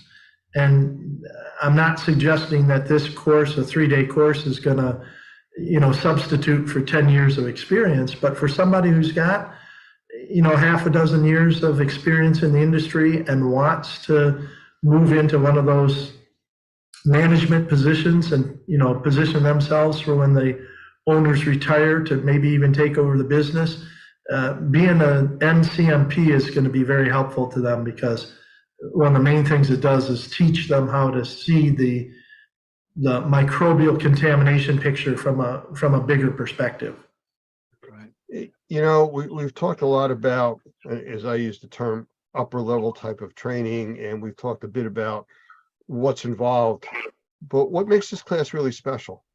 Is there like something you could really zoom in on to point that out? Oh, I think the thing from my perspective, and having, you know, been the primary instructor for this for, you know, 20 years, the thing that the students all talk about afterwards are two things. One, it's a combination of learning and learning together. So there's a big emphasis on case study, and we get the students in the class, whether they're even participating online or, you know, live in the classroom. We get people working through these different case study scenarios. And honestly, at the end of the class, we hear every class where people say, and quite bluntly, you know, what we learned from you, Michael, and the slides and everything was interesting, but what really made a difference in terms of this class resonating and us feeling more confident to go out and deal with some of these projects was working it through the case studies, because they're not simple. You know, if the people don't know how to set up a containment and where they're supposed to put their negative air machines and stuff by the time they get into this class, they probably shouldn't be in this class. But we're talking about how do they integrate this into much more complex projects. And like I said, they really enjoy the case study. The other thing that makes the class special or unique or different is that it doesn't just end with a class. And I know this can be scary for people. They hear that there's a post-class requirement, but that is, you know, if you're going to be considered a professional in the industry, you have to demonstrate that somehow.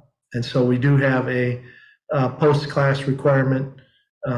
We call it a capstone, but there's a lot of different projects that people can take on as part of that class afterwards to show that they're actually the upper level in the industry. Okay, you can't get away that easy with just saying post-class requirements. I mean, you got to give us a little bit more about that. What's really involved with this, and how does it enhance what was taught in the class? Well, again, if you're going to be a professional in the industry, then you need to have a profile in the industry, right? You need to be recognized as somebody who's got this expertise. And there's certainly a situation where you can point to the certificate on the wall and say, see, that makes me a professional.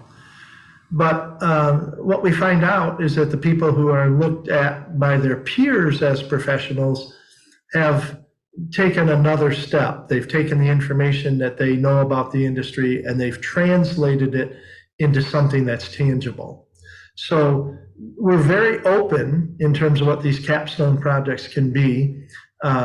We've had people come through the class and understand, we're way behind internally on some of the safety and health programs or our respirator protection program, or we don't have good marketing materials now that we understand this in a little bit better way for our customers, or we don't even know we haven't been doing a good job putting ourselves out in the industry. So all of those things, we've had capstones in the past from some of the professionals where they do their own, marketing brochures or safety and health programs. We've had people actually do experiments. They come into class and they've kind of had what I call a burning question. And this one gentleman just was totally fixated on the whole idea of the 10 square foot rule, which came from the New York City guidelines. And he was very much reflecting my attitude, saying, well, if it's 9.5 feet, does that make it like less dangerous than if it's 10.5 feet? What if it's 1 inch, right? And so he actually did an experiment. He set up a containment area and did removal of less than 10 square feet. It actually turned out to be about 6 square feet of mold contaminated material under controlled conditions, and then did a lot of sampling while he was doing that to show what the impact was. And if you don't use your standard remediation techniques like negative pressure and HEPA vacuums, and the New York City guidelines say that you can just take a piece of drywall and cut it out, right? And he pretty much proved that to be false. Now that was I don't want to say way more, but that was on the kind of the top end of what somebody might do for a capstone project. A lot of them will actually just take their information and dig into one subset of the microbial industry, and then even write it up for an article for some of the technical journals or for the trade journals and stuff. And regardless of what they decide to do, two things are important in terms of the post-class requirement. One is that we work really hard in the class so that by the time everybody leaves, they know what they're doing. And then if they already know what they're doing, we can also help them in class provide the resources and the guidance and the encouragement they need to finish that up after class, so that they do class, they do their test, but more importantly, this capstone project is what starts to set them apart. If it is an experiment or it is a document that gets translated into a journal article or something like that, it also raises their profile and helps them to be recognized as a professional, not just by Normie and those of us that are kind of in the know, if you will, but all of a sudden it starts to bring them some recognition from their peers in the rest of the industry. So, what I'm hearing from you talk about this, it sounds like, well, let's look at the government as an example. A lot of the government entities, they have to put a magical line, of what level is good, what level is bad. It's not a floating thing like radon, 4 picocuries per liter. 3.99999 is okay, but 4 is bad. Same thing with the 10 square foot rule. To me, it sounds more like this class is a collaborative environment from all the people with all their experience being there? Well, it's a collaborative class run by a dictator, but Yes. I mean, it is, there's structure to it. You have to be careful with that. And again, I think that's one of the reasons that you see individuals like myself and Doug being the primary instructors on that class is because, we have to have the experience in the industry, but also as instructors to know how far to let that run and then when to rein that back in. So, yeah, I would say it is a very collaborative experience, but it's under guidance of the instructors. So let me speak to that for a second, if I could, Lance, because I think this is really fascinating, and maybe this is kind of down into the weeds. Hopefully it won't be, but one of the things that we know about training, and this is why I love so much being able to work with Michael, because there are not a lot of trainers that understand this. There's a very big difference between teaching high school students and teaching adults. And part of the difference is that high school students don't know anything. Sorry, high school students, but they just don't know anything. And so they're sitting there listening to someone lecture to them, and they're hopefully listening and learning something that they don't know anything about. With adult learners, what you've got guys that are in that classroom who need to contribute and want to contribute and should contribute to the discussion because of the experiences that they've had that the trainer maybe hasn't had. So having someone at the head of the class like a Michael who knows the industry inside out, has got a tremendous amount of experience, but is still delicate enough to respect and honor the input that those students are going to have, makes the class, and as a term you said, kind of collaborative, but as he said, with a dictator. But that's how that happens. There are not a lot of teachers that can do that. Well, and I want to follow up on that, Doug, and I say this in all humility. When I'm teaching that class, I learned so much, and one of the first admissions that I make to the students is that I am not a remediator. Right? I don't go out and tear buildings apart on a daily basis, and quite honestly, other than being out there, for the post remediation or doing sampling or sometimes getting out over the course of, multiple decades and actually getting my hands dirty just for the practice of it. I'm not a remediator. And so, and I never have been. I haven't been a contractor. I'm a consultant. I'm a trainer. I'm, a recognized professional. I'm an educator in the industry. But I have to tip my hat to the people who go out and do this every day. And by the time they get into this class, we generally, as you say, Doug, we have individuals that have a lot of experience and with the right coaching are willing to share what they know, so it does become collaborative. And sometimes it takes a half a day for people to warm up and understand that, we've got, I'm sorry, this is going to sound woke and horrible. It's a safe space for them to, open up and share their ideas and stuff. But I was using that term well before it was fashionable. Well, it sounds like it's a extremely packed 3 days, and I guess that's one of the reasons that you have the post-class type of work. But it doesn't though sound to me like it's drinking from a fire hose. A lot of these classes where they pack so much information in.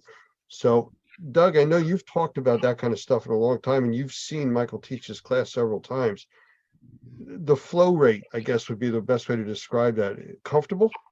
Yeah, I think that's that delicate balance that I was talking about, as somebody who really knows what they're doing from a training standpoint, being able to give that information out in a way that it can be absorbed, but then start to see when the eyes are glazing over and take a break, And sometimes that just takes experience, just teaching experience and understanding how the classroom works. It is a lot of information. One of the things that we've really tried to do is to make sure that they have in their hands all the slides that we've discussed. They can take copious notes, obviously for an exam that would follow, the certified proctored exam that would follow. But I think the idea is that being able to gauge the climate of the class.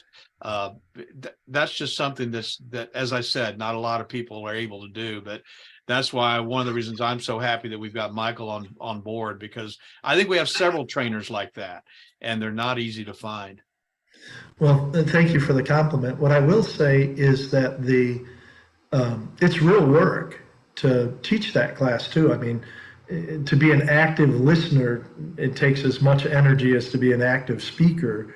And each class is different, more so than the mold technician class or even the sensitized individual classes that I teach. The NCMP class is different because I have, as a lead instructor, I have a little bit more tendency to let some of that collaborative discussion run, and then have figured out how to bring it back, or how to, if I have to trim a little bit from some of the, subject matter that we're going to talk about. Like you said, they have all the slides there so that they're not necessarily losing any of the critical information, but we may, speed up going through some of that in class in order to give more time for the discussion, depending on where the discussion's going. Or sometimes, depending on who's in the class and the whole dynamics of it, or just toward the end of the class, a lot of times they're just tired. And so, a lot of times it reverts back toward the last afternoon of the class where I do a little bit more of the lecture style presentation than throughout the rest of it, just because if they've really been at it kind of hammer and tongs for 2.5 days, it can be wearing on the students as well. Doug, as executive director of Normie, how do you see the NPMC course really, or CMP, affecting the Normie structure? What does it actually bring to us? Well, I think this is a good time for me to talk about the Normie Pro designation, which I think is so significant. And that Normie Pro designation, which, oh, by the way, no one has yet, which not even Lance nor Doug nor Michael has this designation yet, was actually born, the Normie Pro designation was really born out of a need, as many good ideas are, to provide to the public a professional who could handle virtually any kind of issue, any kind of problem that they might face. And it was born out of this need when you and I, Lance, got a call from BP Oil, and they said, we need somebody to go offshore and do an assessment on one of our deep water oil rigs. And we both looked at each other and went, do we really have a Normie member who's qualified to do this? Somebody who has the safety training, someone who has the security clearances, there's somebody who has the experience in the background. Because when you get out on an oil rig, deep water oil rig, there's only one way out and one way back, and it's a helicopter. And there's not a lot of discussion or being able to, run to Lowe's and get something. So we decided, well, this is something that we should do. And so we did that.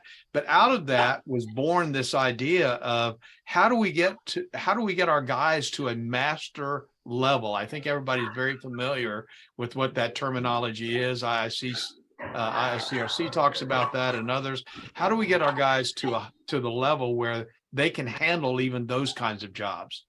And so our dream was, and our goal was, which is now coming to fruition, was to have enough advanced training where we could have the designation Normie Pro, and we could give that to individual in the Normie membership who had the training on sensitized individuals, regular CMA, CMR, understood how to deal with formaldehyde, understood building sciences enough to be able to deal with air infiltration issues, knows what a blower door test is, knows how to spell a manual J, has had the advanced microbial professional classes.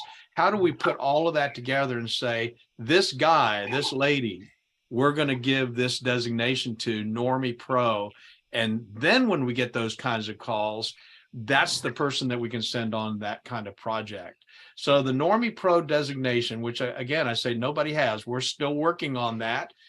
We're hoping that by the end of the year, with the help of the President's Council, we'll have some very specific criteria so that folks can get there and get that designation. And we have some now that I think we could get pretty close, may already be there to be able to have that designation. That's where Normie is headed. We're going to set the standard for the highest level of professional training that's in the market today. And I frankly just don't believe anybody else has been doing that like we intend to. And with Michael's help, with the President's Council help, I think we're going to create something that this industry has needed for a long time. And again, I just love jumping in on what Doug lays out as the foundation here. Truly, this NCMP class, one of the main ideas behind it is to help people see microbial contamination from a much broader perspective. And that was some of the stuff that you were talking about, Doug. You know, there's great pieces of equipment and there's good things that we can steal, if you will, from the radon industry, like Lance had referred to earlier.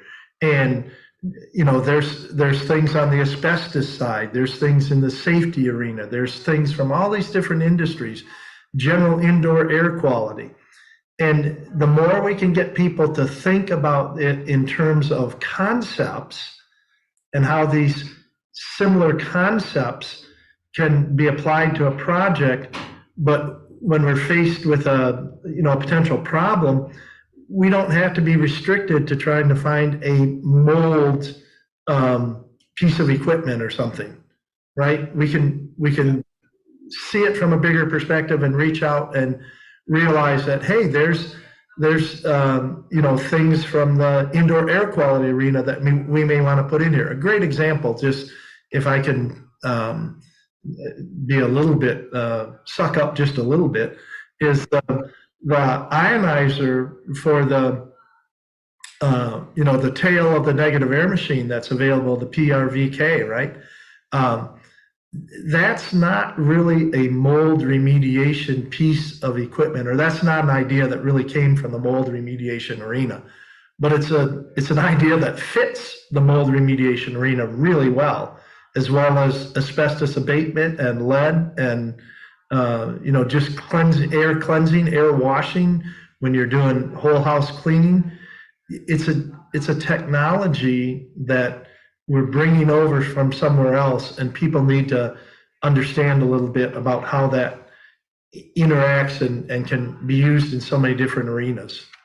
So I'll give you one, if I can, Lance, I'll give you one insight into some of the things that are going to be different in this particular class and some of the other classes that we're doing. In fact, at the new CMA CMR class that we're going to teach next week, we're going to introduce the concept of air washing, low pressure air washing, which is something we've never done in our training before, but it's brand new. 2023 for us is not new to Michael. Michael knew what it was. In fact, he helped me helped me understand how we could fit it into our training program. But I think the point that I'm making is that our classes hopefully will stay up with the industry, and in some cases maybe stay ahead of the industry. And that's why they're constantly changing. You come to a CMA CMR class that we do today, it's not the same class that we did before COVID. It's just not.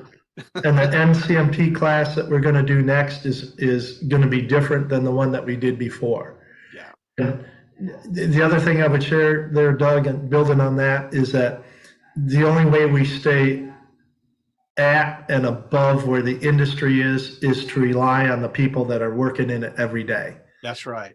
That's right. And tease out of them I'll be blunt with you. I'm thinking about it now over the course of the last 2 decades. Basically every concept that's in this NCMP course I have taken from with their permission and with their discussion in class, but basically I've taken from experts in the industry that are doing it every day. Yeah. And that to me is the best knowledge to share. Is not, and again, I have gone through lots of levels of academic training, but there's a difference between information that's coming at you from an academic standpoint and information that's coming at you from things that have worked and really made a difference in the real world.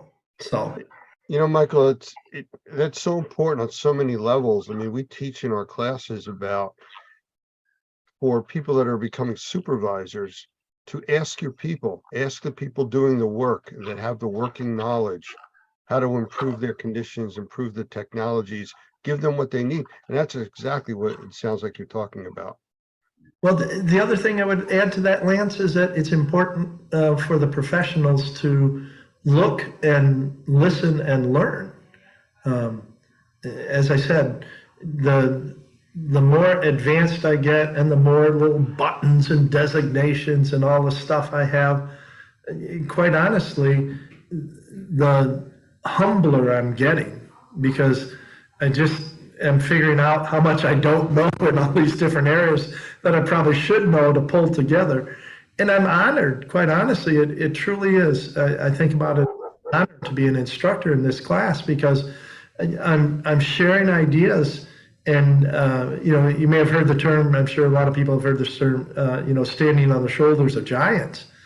And the crazy thing about that is that a lot of the giants whose shoulders we're standing on for this class are peoples whose names are not necessarily household names or even really well known in the industry, quite honestly. They're just individuals who go to work every day, do a really good job, and are creative as how they do it. And we're kind enough to share some of that in that collaborative portion of the class that then we can, build on and use for the next one. I knew the word collaborative was going to come back in there someplace. Well, I had to for your benefit, Lance. Thank you. Anything else about the class either of you would want to say? Well, yes, I'll just say that I think this class, whenever it happens, we're looking at dates coming up in the next couple of months. But whenever this class actually happens, I'm really highly encouraged by the guys that have been taking our CMA CMR class. It's not too soon to get into this class, even whether you have a little bit of experience or a lot of experience. I think if you've been trained by Normie and you have that basic foundation CMA CMR class, this would be a very, very good class for you to take. I want to add something completely different, and that is that our experience in this class is that it's challenging. It's a fair amount of work and everything. That shouldn't necessarily scare people who want to be professionals. But probably the biggest thing is it's fun. And the people that come through this class, talk to me even years and decades later about the relationships that they built in that class and their team when they were on their, because we divide them up and then put them in different teams at different points in time for the case study and stuff, and how they got to know some of the other people in their class. And a lot of those, believe it or not, in 3 days become friendships and professional relationships that they hang on to for years and decades. And just, it's one of those things where if you're a professional in the industry and you start to see yourself as a professional in the industry, you want to hang around other professionals in the industry. You have that desire to want to learn from them and share with them.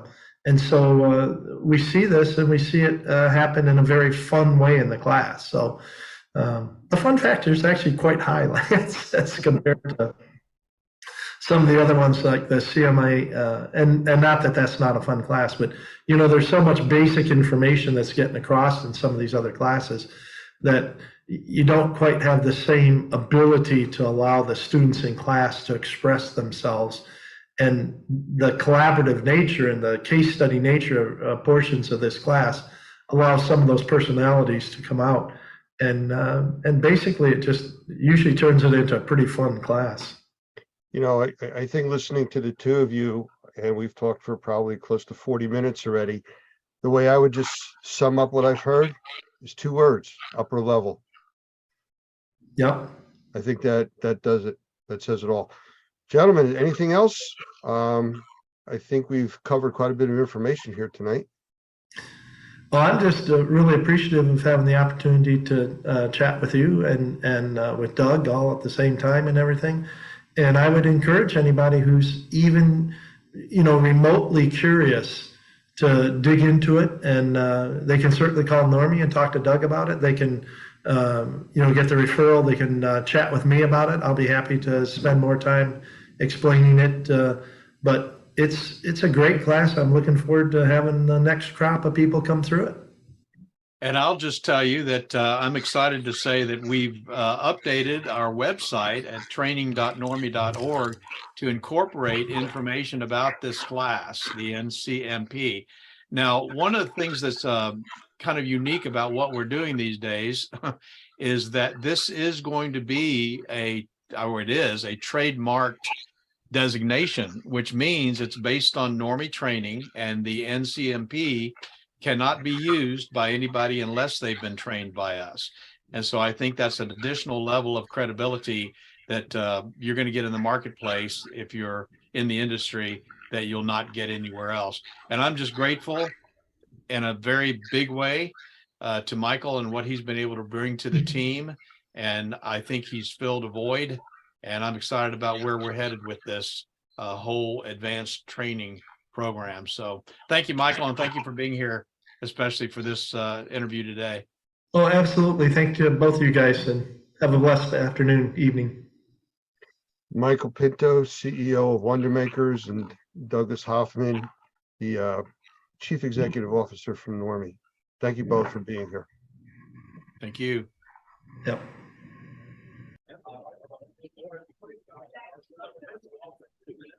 Okay, everybody, we are here with a special guest today at the Experience Trade Show, David DeGroff, and we've been dealing with, and I say dealing in a very calm way, with you for several years now. Actually, you've been a sponsor at some of our training classes, and we've dealt with you with other stuff down in Florida, so we really appreciate that. But you have a very special, I want to call it service, at Always On Call for this industry. Let's tell everybody about it. Basically, I have a restoration specific labor source. Contrary to everybody else out there who is a labor provider that saw opportunity in our industry, and they do roll call. There's plenty of negative names out there that exist for those types of companies, rent-a-bums, rent-a-drunks. And I saw an opportunity and able to provide something a little bit different for the industry. I've been in the industry since 2004. I ran a build back company. I ran a DR company to expansion and then into sale. And I actually only ended up doing labor and saw that it was a good opportunity, and we capitalized on that. My labor guys, it's not a roll call to see who's the most sober in the morning and they get to go to work. They're my employees year round, and they do restoration every day of the week. They weren't cleaning a Walmart parking lot yesterday. They were doing containments, right? They're doing micro cleans. And I speak David, so I can translate what he just said. Actually, you were a little bit low, so hopefully they heard you. Sorry. But I think it really comes down to, you get somebody in the restoration industry that comes across a very large job, and they're not going to have 100, 200, people on their payroll. They need people that know what to do in the industry, and they call you. That's right. We can help increase the size of your company, allow you to take on any project, no matter the size. But we also offer an alternate option where if you're a smaller company and you just get a stack of jobs going on, we're able to help provide relief for that type of situation as well. I mean, realistically, you don't need anybody on your staff that isn't a future part of your company. We're able to come in and fill the gaps in your schedule. If you had several mold jobs, you could stack them all up together and bring us in, and we can help you knock them out. And then you don't have to worry about paying them guys 40 hours next week.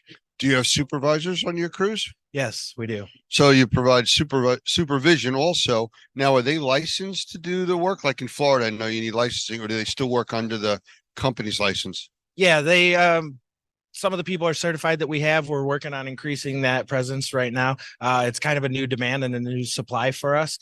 Typically, we've always just done general labor and worked very hard to be able to clear that bar. I'm a under promise, over deliver type of guy. So now we've been looking at adding the new dimensions and being able to offer supervision as well. I know that's a much needed resource in the industry as well. Well, I know you're located in Florida, but you do cover other parts of the country, don't you? Well, we started the company in 2016 in Orlando, and then we've expanded from there. We're able to respond nationwide with as little as 4 people. And we also have local response out of 8 cities. It's Miami, Orlando, Atlanta, Charlotte, and the 4 major cities in Texas. So what do you do as far as like, you need to mobilize 100 people to head to Texas? Do you guys handle logistics of transport and accommodations, or how's that work? Yeah, I mean, typically we handle the transportation, but at the end of the day, I'm trying to be a good business partner, and we all want to just help each other reach success and profitability, right, and get on to the next job. So it really comes down to the relationship.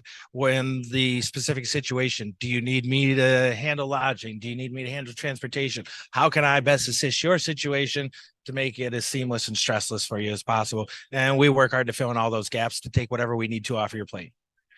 Okay. Well, it brings me to the most important question. And I know we've done interviews in the past, but anytime somebody sees an interview I've done with you or just sees us talking, they always ask me 9-volt or AA for the suit.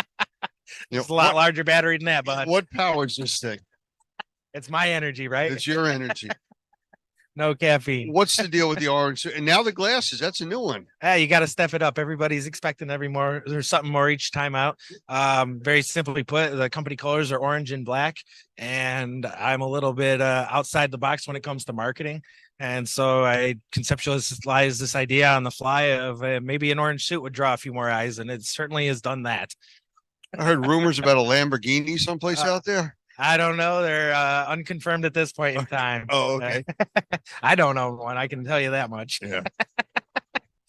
But orange? An orange Lamborghini? Well, it'd have to be a marketing expense and it'd have to tie into the suit. So a little bit of work to go before we're able to roll out that idea, but we're going to see what we can do.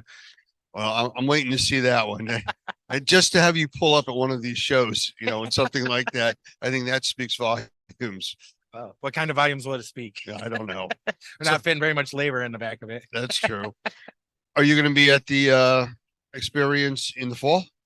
Well, as everybody knows, that one is in the fall and it's the beginning of September. So that's kind of the hot zone for us for hurricane wise, assuming that there's not going to be any hurricane at that point in time, which is not a safe assumption. I will certainly be there to the best of my ability. So, but we'd all rather be working at that point in time too. But the experience is a great show, and I love to be in there in Vegas and, turn out for these guys. Great people, great event. I also heard a rumor that you were thinking about our training coming up in Mexico in a week.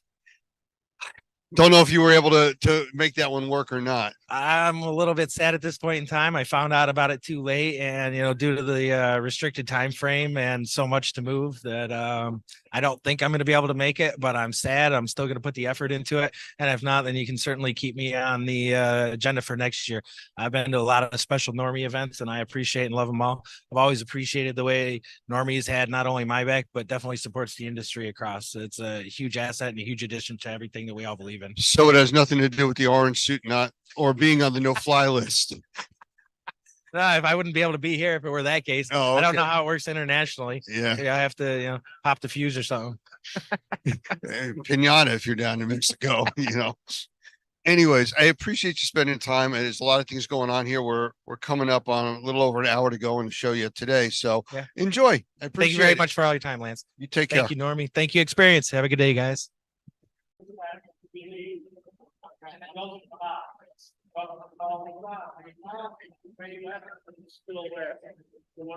Everybody, we are back again in Chattanooga at the Experience Trade Show, and I have one of our Normie members with us, Barry Menken, and he's been around for quite some time, and he's always interesting to talk to, and he has some definite insights into this industry. So, Barry, welcome. Thank you so much. I'm really excited to be here.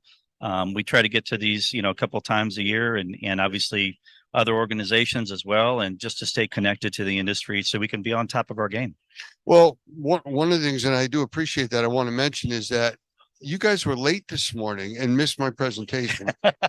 and I was told to point that out. Yes. Well, my hope was that I would be able to get a copy of it later so that I could digest it properly and really get a deeper hold of it. This is a snooze you lose event, so sorry about that.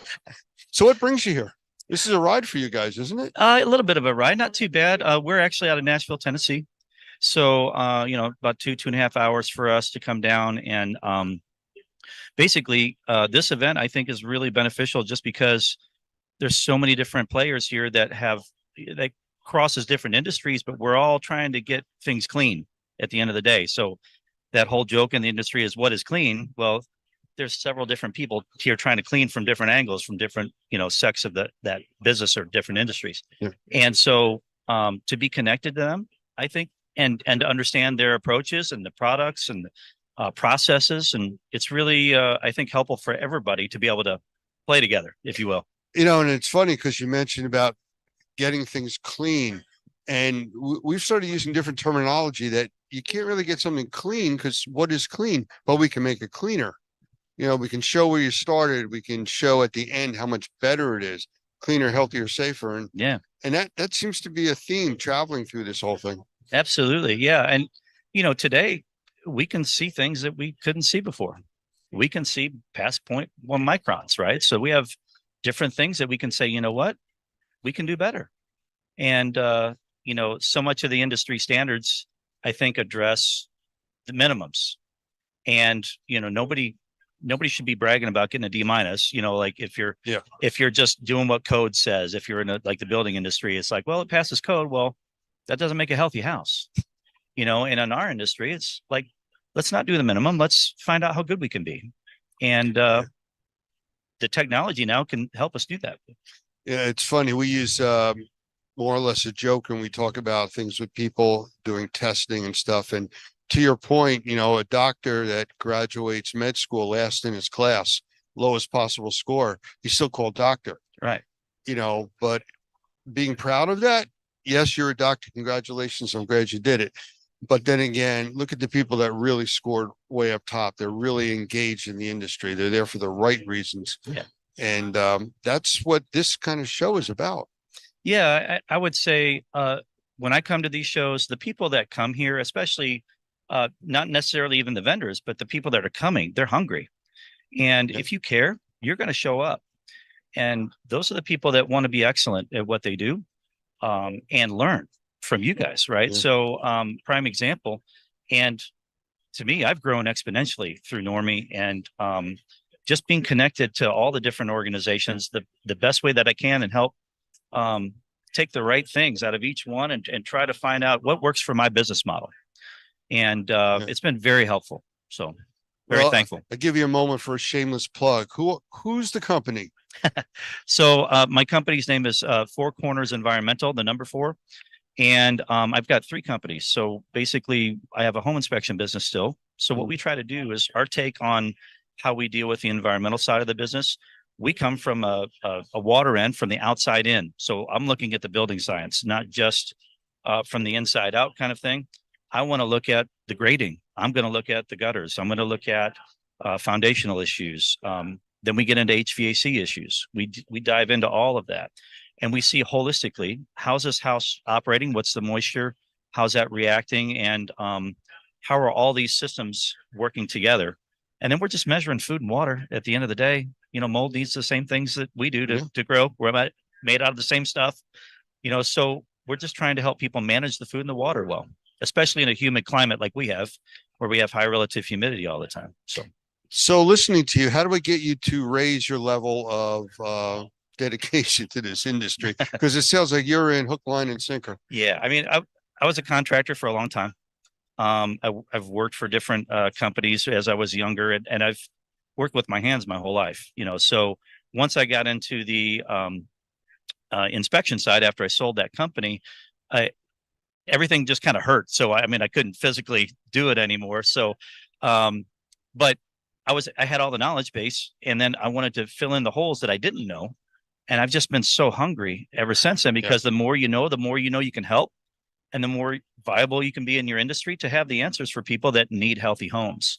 And so Normie's been, again, a huge part of that process for me, and a practical approach for a lot of my clients. So, well, and that's the whole idea. It's to keep it practical, to keep it doable, not make it so complicated and difficult and expensive that people can't afford to have the help that they need. So exactly. And, so many companies just come in and they just want to spout out how much they know.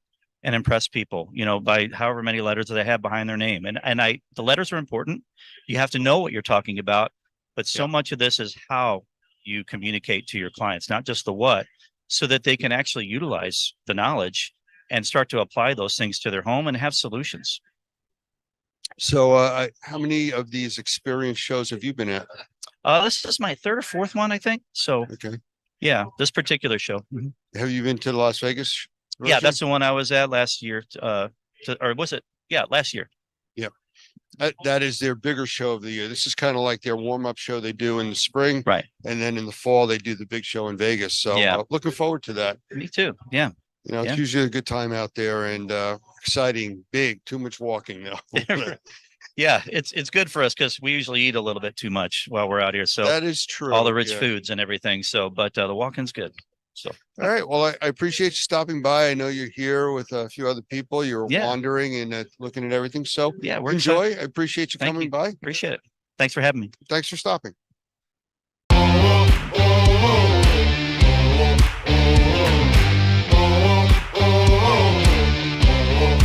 Hi, everybody. This is Mike Balzano, publisher of R&R, as well as the Experience Events. Welcome to Trade Talks, Unlocking the Experience. This is episode 12, and good friend today. I say this every week, but I like this guy a lot. I met him about a year ago, and we bonded, and I'm happy he's such a big part of the experience. He's a teacher, a leader, a podcaster, an IAQ expert, a former policeman. I may have tipped it up right there who it is. A speaker, exhibitor. And he is currently and formerly was an EMT. We'll talk about all of that. Longtime friend of the experience. Please welcome from Normie, Mr. Lance Eisen. Welcome, Lance. Thank you, Mike. Thanks for having me. Oh, of course, of course. Yeah, we have a lot going on in both our companies right now and fun. But I want to first off just talk about. I mean, this whole series was meant to really kind of look at the people who've made a big difference to the experience. And you and Doug and everybody at Normie are certainly one of them. Are you a New Jersey native by any chance? Yes. So you remain in New Jersey, is that correct? Yes, I have. Well, my family is here, so it's kind of hard to move away from kids and grandkids. They frown on that. I know. I know that we my wife and I came down to Florida a while ago, and I think that the grandkids is the thing that keeps people from snowbirding. The kids are one thing, but once those grandkids come around, now I'm not going anywhere, and I get it. So good for you. Yeah, it just makes it easier and it's more sense. If they move away, well, then all bets are off. But exactly. So, well, I tell you, we met, like I said, last year, and you've got a great background, one that I think is wonderful for this. You started and maybe you could talk about this a little. There's two things I want to talk about service-wise in general. People know you were a policeman. A lot of people know you were a policeman at Sergeant, but I didn't know you were an EMT. How long did you do that for? Since 1975.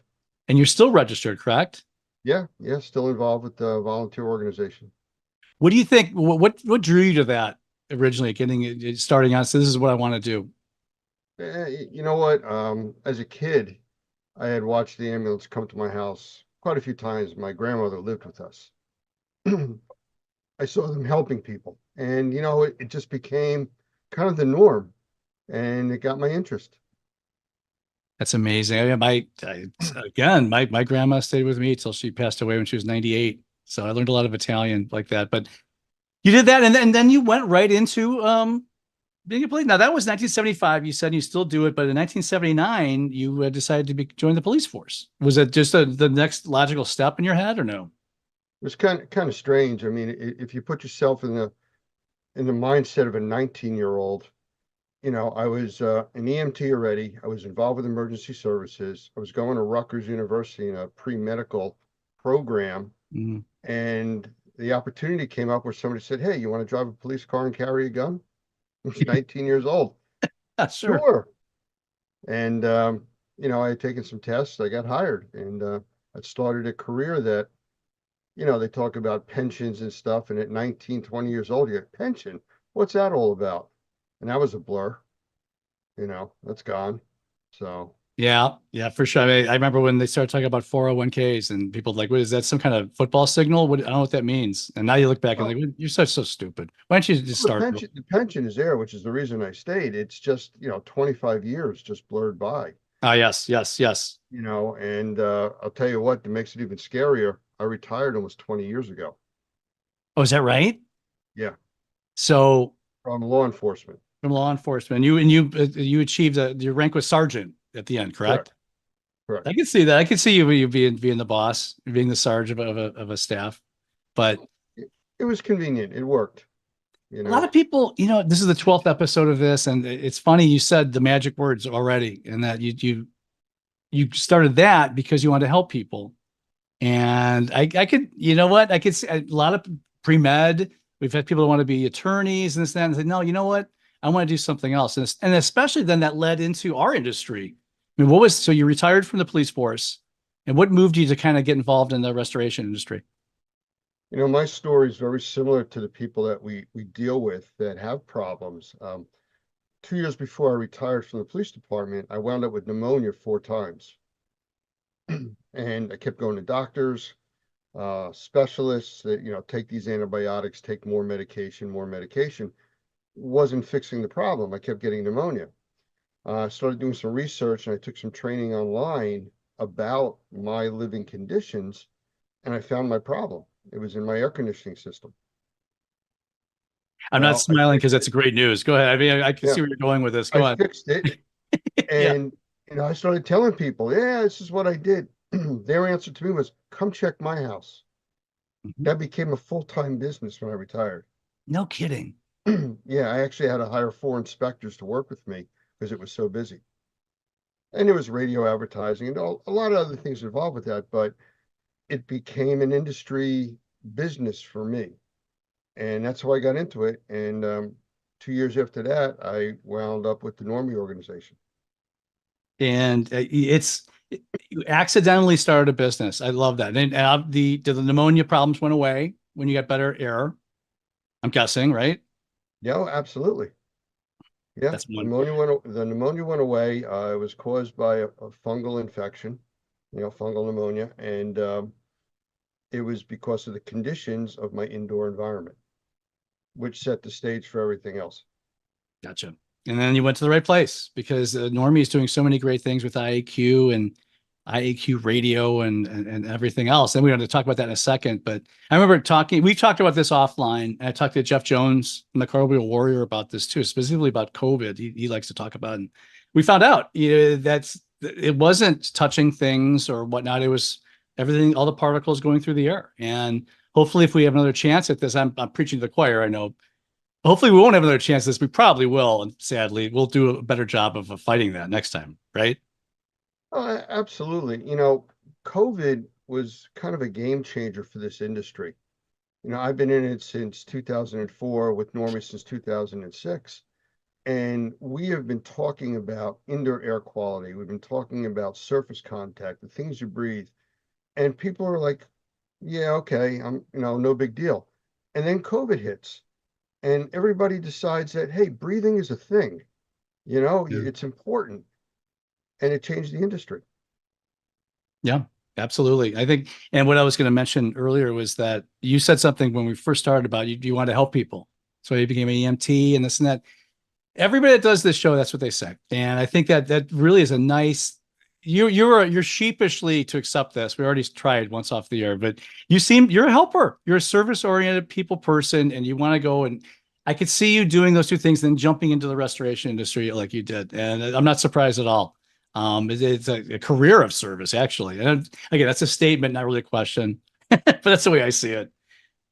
Well, yesterday, actually, I had a conversation with the manager of a large gym franchise. And we were talking about different things that could help his business out. Mm-hmm. And he kept saying, well, what's in it for you? What's in it for you? I said, nothing. I'm not selling you anything. I'm not asking you to buy anything. I don't want you to spend any money. Just here's a suggestion. And he didn't know how to take that. He's so used to people trying to sell them something or take advantage of them. Mm-hmm. And that's not what we do. Doug has a tagline that we use all the time. It's not about getting a license, it's about developing a successful business. Mm-hmm. That's what we teach. And, we don't do it for what we're getting out of it. We're helping people. Our benefit is helping people, and then the good things come from that. that is the textbook. I've heard the phrase content marketing, but that's basically what that is, a new form of marketing about. Yeah, we're gonna help the audience. We're gonna send a case study, do this and that. Eventually, we sell this widget too, and maybe you might want to think about buying it. But that's like an afterthought. And after you gain their trust, as Normie does, then the money just comes in because you're quality and you've earned their trust. You're not just overtly asking for it, right? And I think that's great. That's the way all businesses should run these days. Some don't have that luxury, but You mentioned the police department earlier, and a lot of what I learned from that was dealing with people, reading an audience. Yeah. And it's a skill that every one of us in the service industry needs. You need to know who you're talking to. Mm-hmm. And very often, for me, it's easier to put myself in the place of the person I'm dealing with. And that's how I can judge how I have to deal with this individual for their needs. I know personally that if somebody comes to my house and is very pushy and they're going to sell me something, and I don't want to deal with them, I'm immediately turned off to that. It's very hard to sometimes explain to individuals in this industry that you might be selling a service, you might be selling a product. You really need to sell yourself first. Once the customer is comfortable with you, then you have a relationship and it's much easier to work with. Yeah. They trust you and they have that mutual trust that you're really looking out for their best interest. I couldn't agree more, Lance. And you brought that and a lot more to Normie. Now, we've been talking a lot over the last year. Normie TV is exploding. Normie Connect. I mean, what do you want to talk about as far as so much has changed in the last 12 months or 18 months with Normie? We actually started a little bit sooner than that, but it really went mainstream with what we're doing. Like you said, within the last 2 years. We've been running Normie TV since 2017, 2018.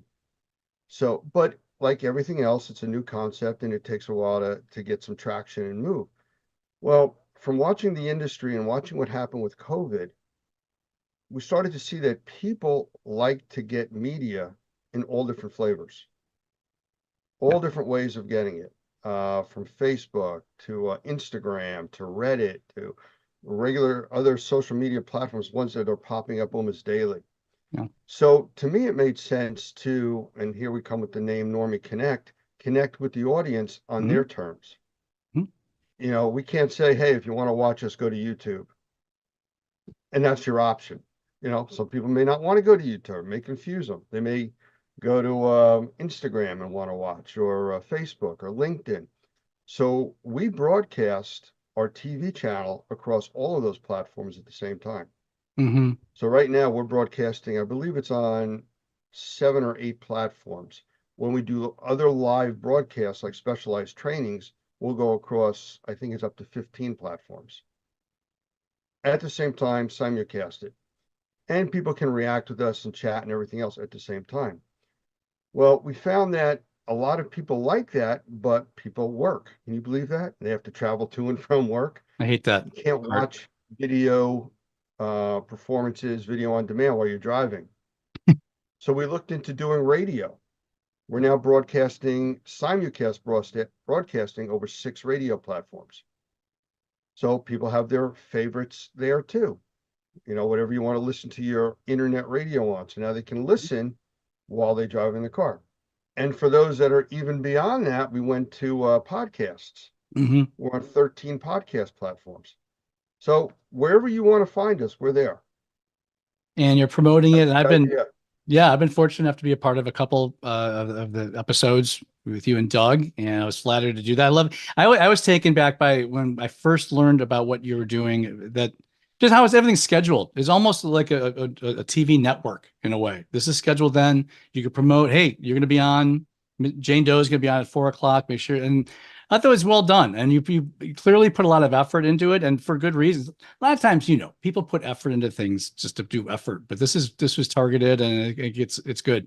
I love what you guys are doing. I've been outspoken about that the whole way. I really, really enjoy what you're up to. And I like the fact that the Experience is a sponsor this year. That we're very proud to do that. And this is where I have to mention that, don't forget, April 3rd to the 5th in Chattanooga, Tennessee, the Experience is coming back. Our next event, the Chattanooga Convention Center.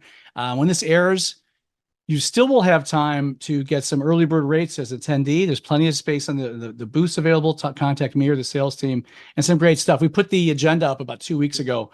Love it. I'm so thrilled with the speakers coming, including Lance Eisen. Now, you've been a big part, you and Doug and the Normie in general have been a huge part of the experience for years. I mean, do you remember the first time you went to the experience by any chance? No, and you can't see it now, but hanging behind me, I have from the ceiling a hook with all the badges that I've gotten attending, and there's a lot of them up there. Actually, I put a second hook up now. It's over 10 years, I'd say, that I've been attending the experience shows. You've been a big sponsor of the experience as well. You're going to be recording and doing things this time too. Is there any great experience stories jump out that you want to share with everyone? Well, we tried something new last year where we went live from the experience show across all of our platforms at the same time. And we were doing live interviews right there at our booth of all the movers and shakers, if you want to call it, in the industry. And it was fun.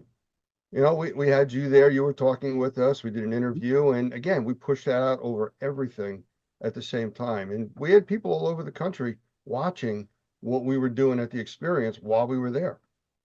Yeah, it was creative, and I had a blast. It was funny. I thought it was funny. Maybe we need this time to get bigger signs, say you're on air or something. Because it was just funny. Everybody just came from talking to Lance during our interview, and me, and so like, hey, we'll give him just 5 minutes. But that adds to it because it's real. I know. It was funny. It was great. You know, and that's kind of what we went for there, and everybody was well behaved. I mean, our booth was actually next to a bar, so it was really touchy, but no, it was good. We were very well behaved. This is the first time I've been. I'm sorry, Lance. The people want to be by the bar a lot in this industry. I've noticed a lot of my exhibitors have that same request, which is kind of funny. Go ahead. I didn't mean to interrupt. Sorry. Oh no, I absolutely like that. It's a short walk. It's just like you said. We had a lot of people that were there, a lot of activity. It was nice to have people come in, sit down, and talk with us. Yeah. And actually, that's the way our booth is designed. It's a large booth with seating area. And that's what we want. We don't want people coming to us so we can sell them something. We want people to come to us with questions, with concerns, with suggestions. And that's how we meet people at these events. Your booth is going to be in the back of the hall, the major booth right between the cleaning pavilion and the restoration pavilion and where the lunch area is. So it's a perfect setting for everything. You're going to be in the belly of the beast. Go back and talk to Lance and have fun. What would people be surprised to know about Lance? That's a question that came up a couple of weeks ago, and I think it's a good one. I mean, I'm pretty much an open book. You know, I do these types of things all the time, these interviews. I run interviews, and I do training several times a month online. So I do talk about my background because it's what helps me do what I do. And I try to encourage people to use your background as a tool to do what you do. But what would surprise people? It's like the story I told you before. It's the legitimacy of just wanting to help. Yeah. And people really are, you know, yeah, I'm here to help you. And they're always like grabbing for their wallet to make sure it's still there. You know, no, that's really what we do at Normie. It's about helping people in this industry. Now, it's, you know, you are an open book, and that's why I was always attracted to you, because you're a good guy, you know, and you hated when I call you sir a lot. Yeah, that's true. Things of that nature. You do that because I'm older than you, and you keep reminding me. I think that one thing I want to remind everybody that may not be available at this point, but we're doing the tours of the Shaw flooring plant on April 2nd, the day before the event. As of today, I believe 15 of the 75 have been sold, and this will be out in 2 weeks. So it may not be, but if it's still available, I would highly recommend doing that. Get to our website, register for the event, then register for Shaw. It's $199. 3 tours all day, transportation, lunch, all that stuff. So, any last words you want for our people? Why do you think people should come and see us in Chattanooga, Lance? You know, your show, the experience is different from any of the other shows that I've been to, whether it's your spring or your fall show. And it's not about going to be sold something. You know, it's going to learn about things. And that is very different in the, if you want to call it the home show or the, you know, convention show type market. Everybody's trying to sell their products. You know, it's really about who you are and selling yourself and your services where people can touch them, try them right there. You're not shopping on an Amazon catalog to buy a $10,000 widget. You know, you're touching them. I mean, I love walking around and watching the robots run around. Yeah. You know, Yeah. robot cleaners and stuff. People aren't there trying to sell them. They're just showing the technology that's there. And, you know, we didn't mention this, but technology right now is exploding. And our industry is not exempt from that. It's really playing into the industry. And we have a lot of people in this industry that have been doing things the same way for 15, 20, 30 years. Yeah. Several reasons. One, technology is changing so quickly, it's hard to keep up, but people fear technology, new stuff, and change. Right. And you can't in this industry. You know, don't fear the technology, embrace it. You have to. So many Your show times. highlights. Good. Your show Yeah. highlights. That's what I was saying. Thank you, Lance. I think it's hands-on has been drummed into my head since I started a couple of years ago, and it's true. There's more hands-on experience at these events than anything I've ever seen. If you want to go and learn your craft, this is the place to be. And we're excited to have you. We're very excited to have you and Normie be a part of be a partner with us for this. I think that's a good place to end. I think that was beautiful. I learned a lot about Lance. That's what I wanted out of this. So people don't love you yet, they love you now, Lance. All right. Well, I appreciate that, and thank you for the opportunity. Though I do have one question, because you did Yes, sir. start off by saying, you know, we're good friends and everything else. I'm the 12th interview. 12th. Well, I'm building Wow. up to. We're building up to Chattanooga, man. It's a build. Oh, okay. Good. Don't comeback. tell Chuck Violan that, who was our first one. I'll tell him no. We start off with the best. You know. Yeah. Okay. I told you, my big mouth talked me into doing 52 of these a year. So there's going to be a lot of people like the 40th that are going to be looking at me, shaking their head. But I thank you for being here. How's that? We'll leave with that. Hey, Okay. please thank you. Make plans to attend the experience April 3rd through the 5th in lovely Chattanooga, Tennessee. You could register through our website, rnrmagonline.com. You can find this and all R&R videos and podcasts on YouTube, Apple, and Spotify. Please follow us if you haven't already, and feel free to leave a quick review. We'd love to hear from you. Also, please follow us on Facebook, LinkedIn, and Twitter. Very special thank you to our guest, Lance Eisen of Normie. This is Trade Talks, Unlocking the Experience. Thanks for joining us. We look forward to seeing you again next week.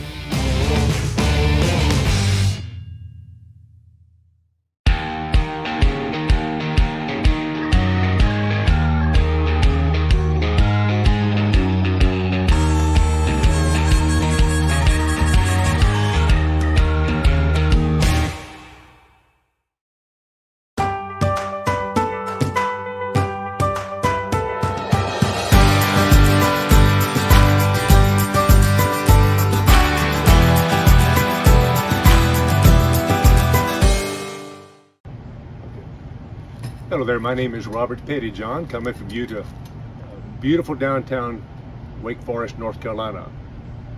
My daddy said years ago that we are known by the company we keep. And I'm very thankful that 45 years ago, I was able to keep company with this young lady here beside me, Karen, out of Easley, South Carolina, and what a difference that has surely made in my life over the years. We're also very thankful that 35 years ago, the Lord let us to start Pettyjohn's Cleaning and Restoration here in North Carolina, in Wake Forest. We're very thankful for that because over the years, Karen, we have now got almost 7,000 customers. Isn't that incredible? That's wild. That's great. My goodness, that's just amazing. And the reason for that is, and we started out cleaning carpets and upholstery and water damage restoration and all that, because we were doing this for the health of our precious customers. Fortunately, we had the ability to sit under Dr. Michael Berry at the Research Triangle Institute there, not too far away from us. And he impressed upon us the importance of cleaning for health, not just to preserve your investment or not just for appearance. And thankfully now we are cleaning Oriental rugs and have been for the last 35 almost years now. And we have the finest Oriental rug washing plant in the state of North Carolina, almost in the southeast, I'm sure of that. And we've got that reputation because we have kept good company. One of the companies we've kept with is an organization called the National Organization of Remediators and Microbial Inspectors, also known as NORMI. This group is a perfect fit for us and for anybody that cleans for health because of the importance that they stress on us doing every single thing to improve the indoor air quality of our precious customers. As a result, I've kind of branched off and become an indoor air quality assessor and teach mold remediation and assessing throughout the Southeast, and I'm very, very thankful for that. But the reason that's important to us is because of the fact that we're keeping good company. NORMI is a good company to keep. And I'm thankful to be associated with them, as I'm sure they're thankful to be associated with Pettyjohns. We clean for health.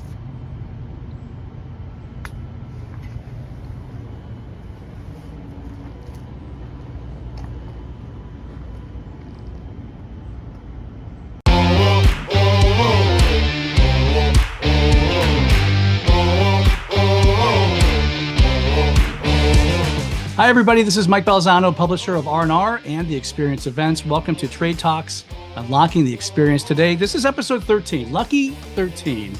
We have a guest today who's no stranger to the experience. He's been a leader at this event in our industry for a long time. He's a husband. He's a father, a leader. He's a marketer, a cleaning expert, a salesman, a spokesman, an avid photographer, a bear and wildlife aficionado. We'll talk about that in a little bit for sure. Okay. He is a proud Colorado Buffalo. He is a veteran of the experience. And he's the vice president of marketing of HydroMaster. Of course, it's Mr. Doyle Bloss. Welcome, Doyle. Thank you, Michael. I appreciate that introduction. I looked at some of the previous people that you guys signed up for this series of podcasts, and it's fun because they're a lot of fun people. But I also feel honored just to be mentioned in the same sentence as some of these folks, because they've all given a lot for the industry and to help build a unique experience as it goes, a unique opportunity for the entire industry to come together at an event. And it's exciting to be a part of that, because there was a time when the industry couldn't get together nationally. It just wasn't possible. There were too many organizations in too many places. So we'll talk more about that later. Yes, I am a proud Colorado Buffalo. Yes, indeed. And for those of you who don't like Coach Prime, I just have this to tell you. I indoctrinated both my sons into the Colorado Buffaloes. Neither one of them ended up going to school there, but they both live and bleed the Colorado Buffaloes like I do. And they're both in their 20s, and they've never seen anything. We've been lousy their entire lives.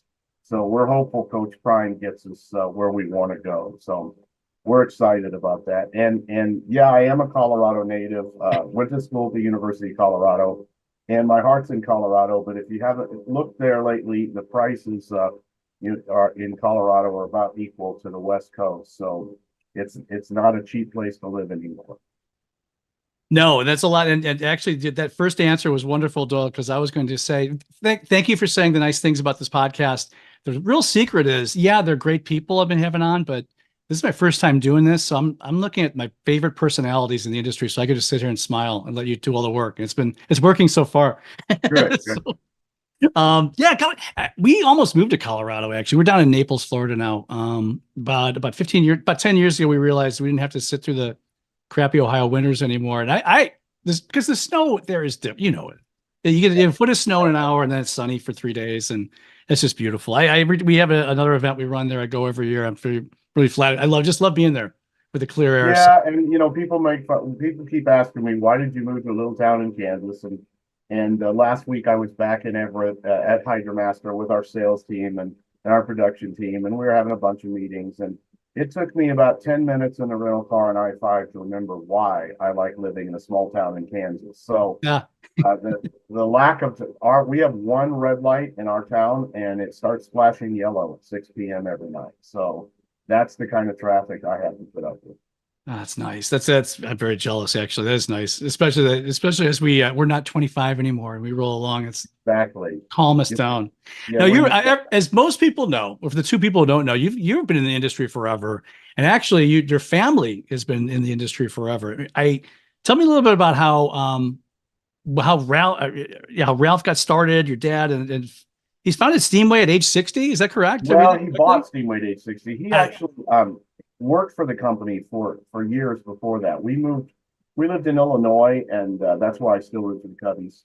But we moved from Illinois back to Colorado. We couldn't wait to get back to Colorado, and he went to work for a gentleman named Clark Seedloom, who had started. Clark was one of the original pioneers in the industry. And when I throw out some of these names, the people under 40 are going to roll their eyes and go, "Who's that?" But if I have written a lot of history stuff about the industry, because I do think we owe a lot to those original pioneers in the industry that started companies. And I'll tell you a little story about that, because I actually started. My dad went to work for Steamway, so when I was a teenager, I got an old Steamway portable. Those of you who've been around a long time remember the old Steamway 400. Portable is kind of an oxymoron. They weighed 168 pounds. But I was 15 years old, and a friend of mine and I decided we were going to start cleaning carpets. And my mother drove us to our first jobs in a cherry red 1972 Ford station wagon. Yep. But we discovered real quick that there was a lot more money in cleaning carpets than there was in flipping burgers at McDonald's or whatever else teenagers did in those days. So we started a carpet cleaning business, and I've heard a lot of the great stories about how people originally got in the industry, but one of the ones that I like to tell is I've been cleaning carpets for about a year, and we got a job to clean my dentist's office, and it was a 3-story building. So my friend and I that were running a carpet cleaning business, we figured if we could clean the carpets in a 3-story building, we could probably retire after that. I mean, this job, the numbers were so big, and it's probably a $2,000 job, but we thought this was it. And so we started cleaning the carpet. And of course, it's in the middle of the night when they're closed. And about 2 hours after we started, we were so proud of the route, the how fast we were going and how clean, how good the carpet looked. But we looked back over the carpet, and there weren't ripples in the carpet. There were waves. And I'm talking about knee-high waves in the carpet. And back then, there wasn't ICRC schools. There certainly wasn't the internet.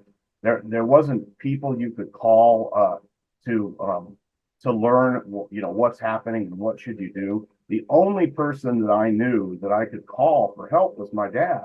Mm-hmm. And, my dad had a reputation of being this very kind soul. I have to tell you, he wasn't very kind that night, because I couldn't get him to quit laughing, because I really thought my life was over. I envisioned that I was going to be indebted to the owner of this building for the rest of my life, trying to buy them new carpet. And finally, in between my dad's chuckles, he finally spit out, "Let it dry, it'll go back down." And he was right. Of course it did, and it looked good, and nobody but my friend and I that were cleaning it ever even knew that happened. But for a while, I really did think my life was open. And I know a lot of my friends that were back in the industry in the 70s cleaning carpets can relate to that story, because there was just a lot of stuff going on then in terms of the backings and the types of carpet fibers, and just a general lack of knowledge. A lot of it was trial and error.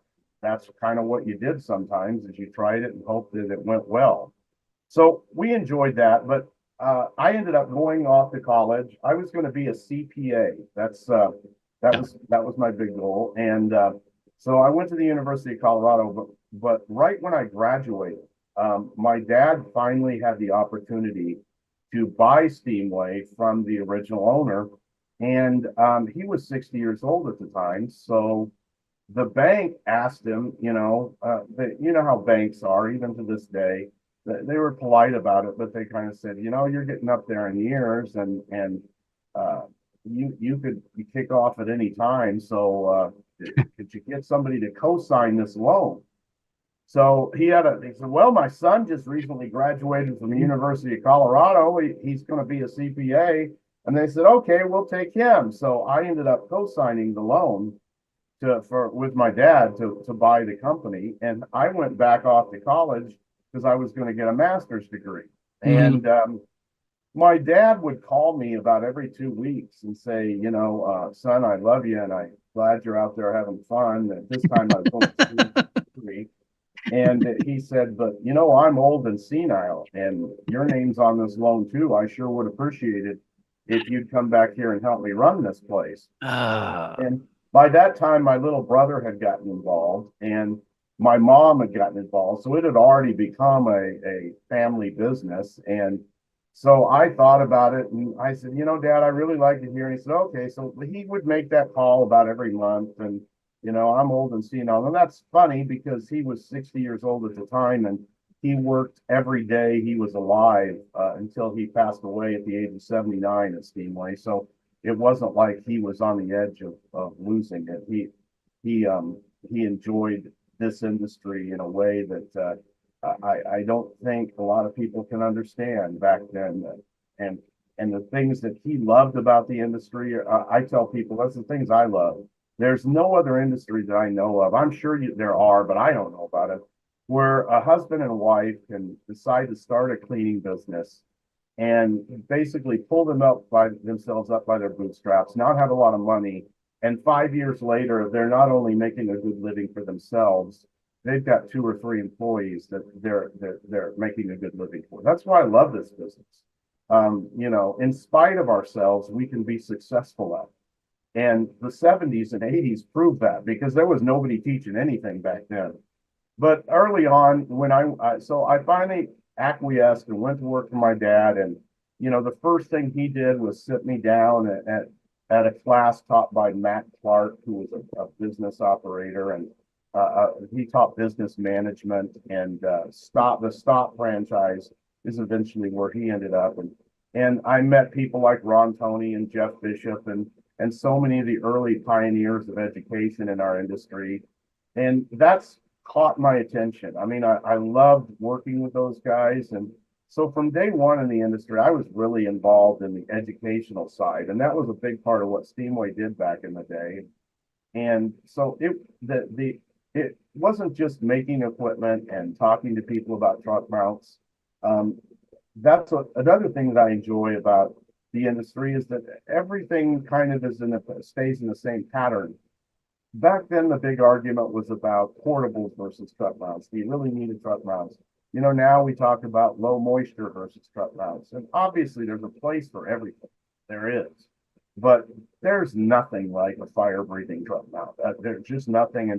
And people who try and explain them away just don't understand the science of cleaning. So obviously I've spent my entire life involved in the supply side of the business.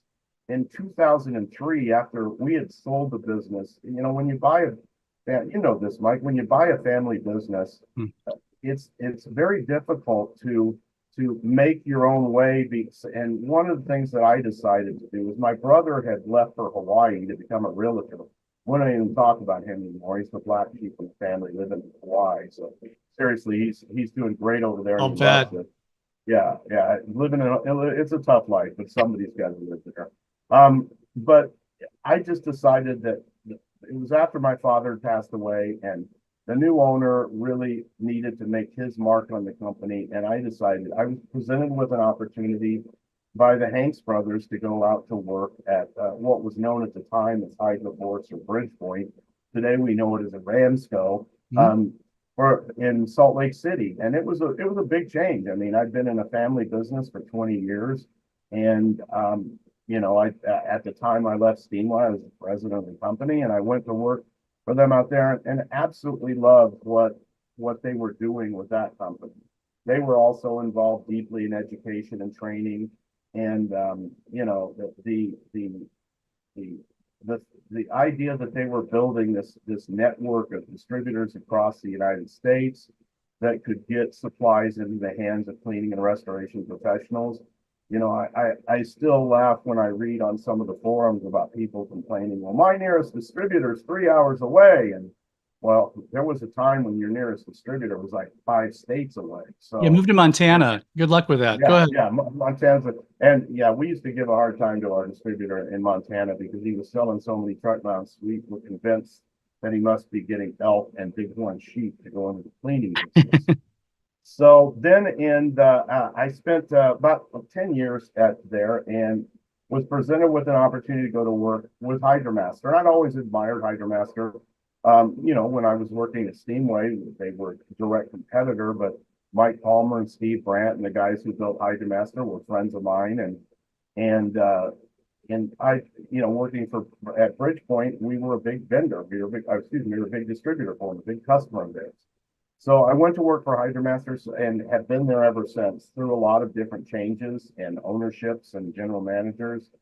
But one thing that's stayed true is the value of the cleaning equipment that the company manufactures. And it's been a fun ride. But like people ask me all the time, have you ever thought about leaving the industry? And sure, I mean, I've been presented with opportunities to leave the industry and go into training or public speaking and things like that. But I just love the fact that our business still represents such a great opportunity for people to grow a business and make something that is bigger than they ever imagined they could have. And that's, I think, one of the great joys about the Experience Convention is the ability of everyone to come together and celebrate what is a fantastic industry.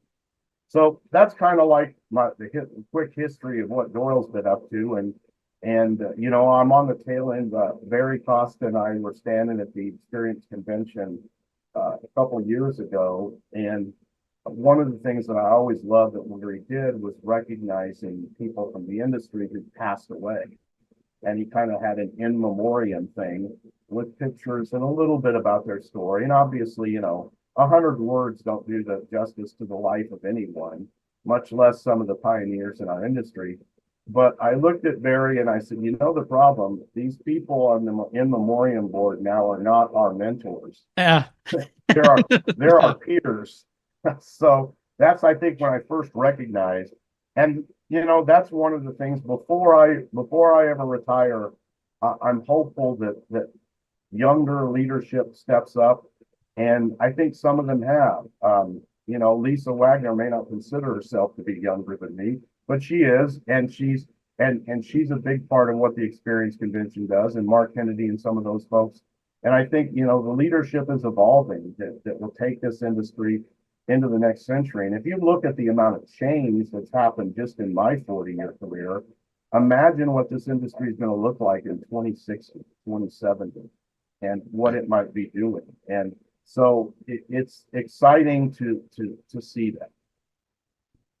You mentioned photography. Yes. I do when I'm not working in the carpet cleaning business or in the restoration business, I do love to do wildlife photography.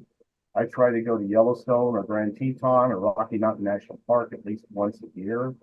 I love to photograph grizzly bears. I guess the best story I can tell about that was the first time that I was ever within range of the grizzly bear.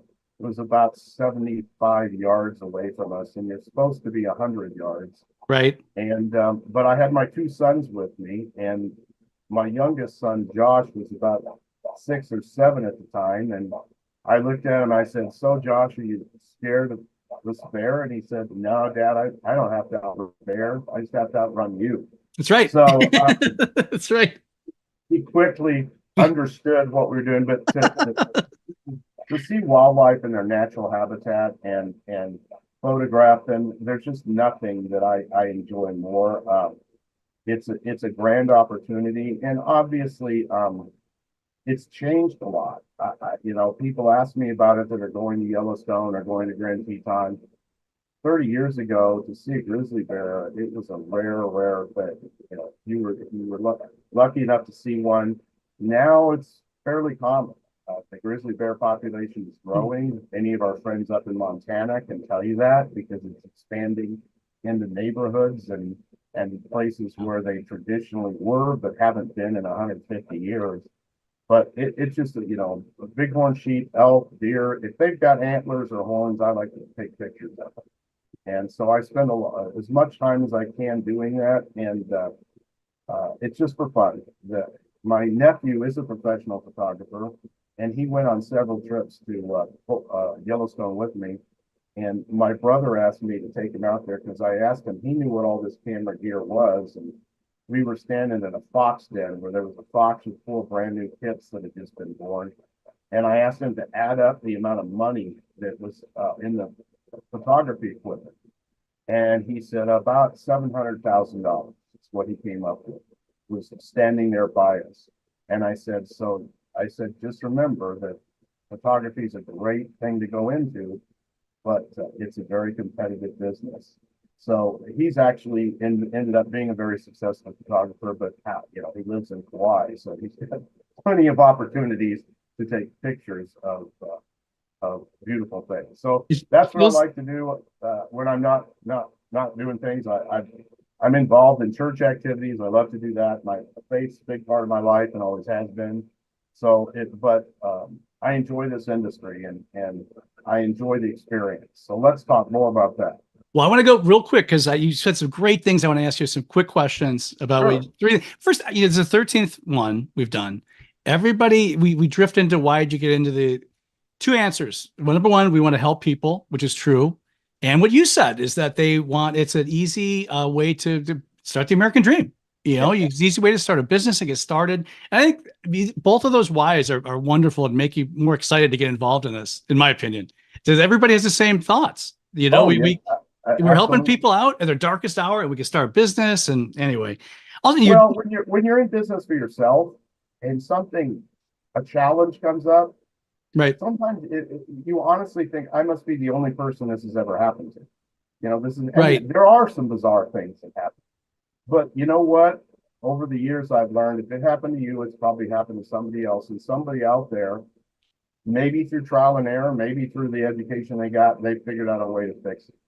And as you mentioned before, I mean, we have some. I've been on my soapbox all year about getting our great leaders to mentor the next generation coming up, and I always have to explain that I have an AARP card too. I'm not saying go away. I'm saying you're the stars of this industry, begging you to help these kids find the way because they're excited to come in, and I think that's great. Did you think your dad saw something in you? I mean, I know he tried to kind of trick you into signing that loan, as dads do. But do you think he saw something with this way to get you? Because you know what? I'm happy he's going to be an accountant, but I know he could be great at this. Or I do. I think he thought I was way too dynamic of a person and liked people too much to be a CPA. Right. If you think about it, and obviously there's lots of wonderful people who are CPAs, but it's a desk job. It's behind the scenes. It's back in that corner counting numbers and doing things. And I have a friend who went on to be a very successful partner at KPMG and has a wonderful wife and daughter and is super, super successful. But he and I grew up together. We both went to school together to be CPAs. But yeah, I do. I think my dad thought, he's a people person like I am, and he needs to be out with people. I don't have any doubt about it. You and your dad were huge and are huge parts of the experience events. And by the way, it's a good time to mention the next event is coming up April 3rd to the 5th in Chattanooga at the Chattanooga Convention Center. That's right. And everybody has to sing "Pardon Me, Roy" is at the Chattanooga Choo Choo. Chattanooga Choo Choos are involved, and Sean Bission is already working on he's a train guy, as you know. He's working on some choo choo based fun. And listen, let me tell you a couple things about Chattanooga. Number one, the train itself, where they have the Chattanooga Choo Choo, is an awesome place. It's fun. And people don't understand Chattanooga is a great place to go. I've traveled the whole world, and I think the best aquarium I've ever been to is in Chattanooga, Tennessee. So if you love sea wildlife, they have just an awesome aquarium. Perfect. What now? One of the things we know by our friends at Clean Facts event originally started the Ralph Bloss Award, the humanitarian award. What was the origin of that? I mean, obviously it's because he was such a legend in the industry. Well, I'll tell you, it was actually the brainchild of a gentleman named Evan Kessler, who was the publisher at the time of ICS magazine, which was a BNP meeting. And R&R. So he was our original creator of this magazine. He was the editor of it at the time. Right. And he's still very good friends with our family. And as a matter of fact, just recently announced he's retiring because of some health issues. And Evan was another pioneer in our industry, and his original boss, Howard Olansky, I've talked about both of them in my history blog that I have. But Evan went to my dad's funeral, and everybody that was from the industry knew about my dad's contributions inside the industry. But I think the thing that struck him is that my dad, there were 18 pastors at my dad's funeral, head pastors of churches. Wow. And one of the things that my dad did in his life was pastor to pastors. And what I mean by that, if you think about it, if the preacher of your church or your synagogue or your or whatever faith you might be, if the bishop, if you're or whoever it might be that is assigned to, tender to the flock, who tenders to them? Because they're just people. And that was one of the things that my dad loved to do, was to encourage and counsel pastors. And then the other thing that I think struck Evan at the time was all the different charitable events and things that my dad was involved in that he knew nothing about. He felt like I thought I knew this guy. And the church camp that I went to when I was a kid in Colorado had just named a cabin, and because of all his contributions to that church camp. And what it really came down to is that my dad got involved anywhere, anything. He got involved, and he did something about it.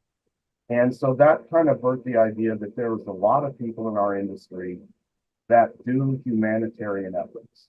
Some of them are well known, some of them you've never heard of. Some of their humanitarian efforts are well known, and some you don't know anything about until somebody tells you about them. One of the definitions of humanitarian is somebody who does something without recognition. And there's literally thousands of people in our industry who mentor and serve their communities in a way that most of us never know about. I read about a carpet cleaner in the United Kingdom who 2 weeks ago went to a job site where he was cleaning for a 93-year-old woman that was dying of leukemia. And he just said at the end of the job, he couldn't possibly bring himself to charge that one. And that's the kind of industry, right? People who care. And that's kind of what birthed that award, is that it recognizes people. Sometimes you've heard of them, and sometimes you have no idea who they are. And last year's winner, Jorge, he's one of the best human beings you could ever meet. And I didn't know Jorge, so he won the award. A lot of my friends knew him, but I didn't know him. And after meeting him, I'm like, wow, this is one impressive individual. And that's what's been the funnest thing about the award, is the people who vote on it, the people who vote on the winners. It's not political. It's not out to recognize the biggest supplier, although some of the biggest people from the biggest suppliers have won. It's voted on by the past winners. Right. So it's like, and now we're up, 20 something winners. So it's always an impassioned thing. They take this, the men and women on that committee take that award so seriously. You can't imagine how serious they are about it. And they take it and every year the vote is close, because we always get 2 or 3 candidates that just stand out. And it's always very close. It's not like, that one person runs away with it. There's always 2 or 3 very, very worthy recipients. And there's literally 50 or 60 people that have been nominated over the years that have never won it. And their nomination gets voted, and they may never win it, but they're just superhuman beings. They're just, the things they do for their community and the industry itself, but mainly their community on this award, are just outstanding. So I really appreciate BNP Media and the experience. Larry and Clean Facts carried it on, and I'm very appreciative of it, because there's plenty of awards that recognize people who achieve things in our industry inside the industry. But sometimes we need to step back and go, there is life outside of cleaning and restoration, and recognize people who are just doggone good people. That's what it comes down to. Just again, doing these 12 little interviews, I've learned everybody's got such a great, you peel the onion back. They're good people. Like what you just explained, Lisa Lavender owned an Arena Football League team. Lisa Kennedy wanted to go to school to study Russian studies when the USSR crumbled. It's like all these interesting things. And I'd imagine it's not just the 12 people I talked to, it's an industry-wide phenomenon. The Ralph Bloss Humanitarian Award is such a big deal at our event every year. And I'm so glad that we're still doing it. And what is the first time you went to the experience? Do Well, you that's remember? a great question, Mike. The truth is that if you go back in time, before the connections and then what became the Experience Convention, there were 13 different trade associations, regional trade associations around the country that held their own events. And I feel fortunate that when I was traveling young in my career, I did get to go to a lot of those events because I've met people at MSPCA and NEIRC and SCRT and CFI and CCINW and PRCA, and I could go on with the alphabet soup, but the people that I met, just tremendous people. But the truth is that their events were local. And at the time, every manufacturer, there weren't a lot, the restoration industry wasn't nearly as developed then as it is now. Now if you have a restoration event, you've got consultants, you've got software, you've got all kinds of detection equipment, computer, you name it that has an interest in our industry. Back then it was people who made air movers and dehumidifiers and people who made truck mounts and portables and chemicals. And that's really all there was. And so you'd go to these regional events and, there might be 150 people there. I always tell my favorite story is my dad went to a trade show in Tulsa, Oklahoma. Now, if I'm going to plan a trade show, Tulsa, Oklahoma is destination that I would think of. But actually, I'm kidding it. But I love Tulsa. I live near Tulsa. Right, I understood. Yeah, I don't want to insult all my friends in Tulsa, but I think they would admit that nobody goes to Tulsa on vacation. But there were 54 exhibitors, and the attendance was 27. 27 people came to the show. But my dad, the ever optimistic, I said, so how do you? Oh, it's great. It's fantastic. We made lots of good connections. That was my father. There was never an event where we didn't meet somebody who was going to be an integral part of the future of our company. And that was his optimism. That was always the way he looked at it. But as you can tell, those events were expensive for the vendors. They weren't well attended. Generally, you were talking to people who, you and I talked about this, Mike. Who do I want to meet at a trade show? I want to see all my friends. I want to see all my customers. But to make it financially beneficial, I need to meet some people I've never met before who are newer to the industry and they haven't been in it 25 years and they've been using this brand of truck mount since the beginning and they're happy with it. I need to meet some new people. And so all you met were the same friends. But the bigger part of it was that because there were so many small regional events, there was never an opportunity for the industry to get together as one group. And so all the trade associations came together and Larry Cooper birthed the idea of, at the time it was called Connections. And it started, I remember I've been to every single Experience event except one since its inception.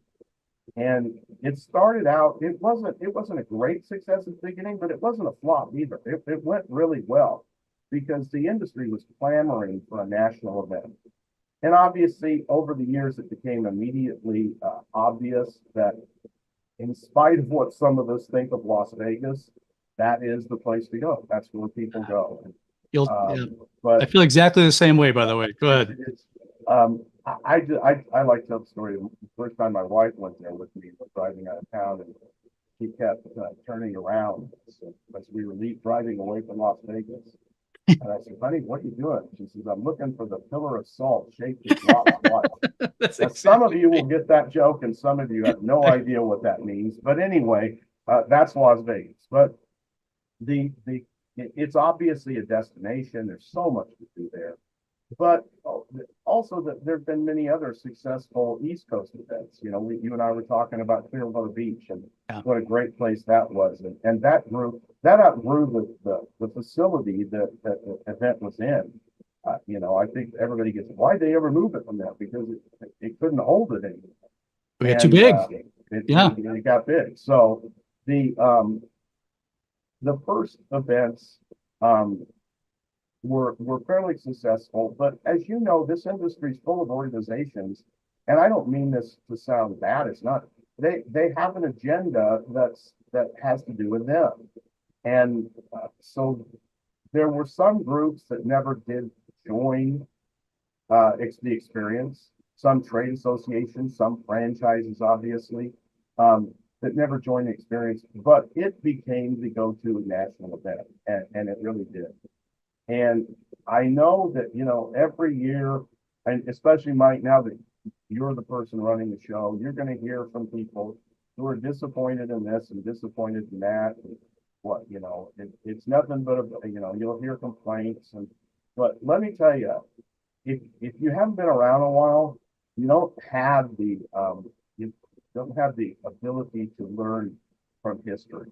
And the industry needs a single go-to national event that everyone is welcome.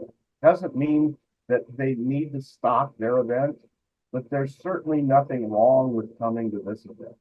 And it needs that. And as over the last few years, as you know, that the restoration industry has taken on a life of its own, and there's a lot of events because of the importance of restoration, first response, and things like that. As some of these bigger hurricanes hit, and literally people lost their lives in their homes and all that. You know, the government got involved in everything else. But I encourage people.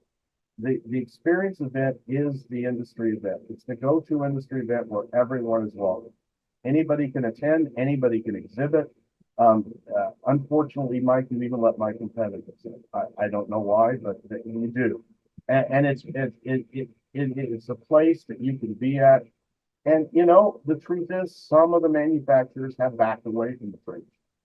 And you and I know why. It's very expensive. It's very expensive to put on a trade show. If people had any idea how much you had to pay for that room a day. Yeah. No, for sure. Yeah. And if they knew that, you know, what dryage costs and all the things that the exhibitors have to pay to get in there. But in the end, it's worth it. It's worth it because it's the industry coming together.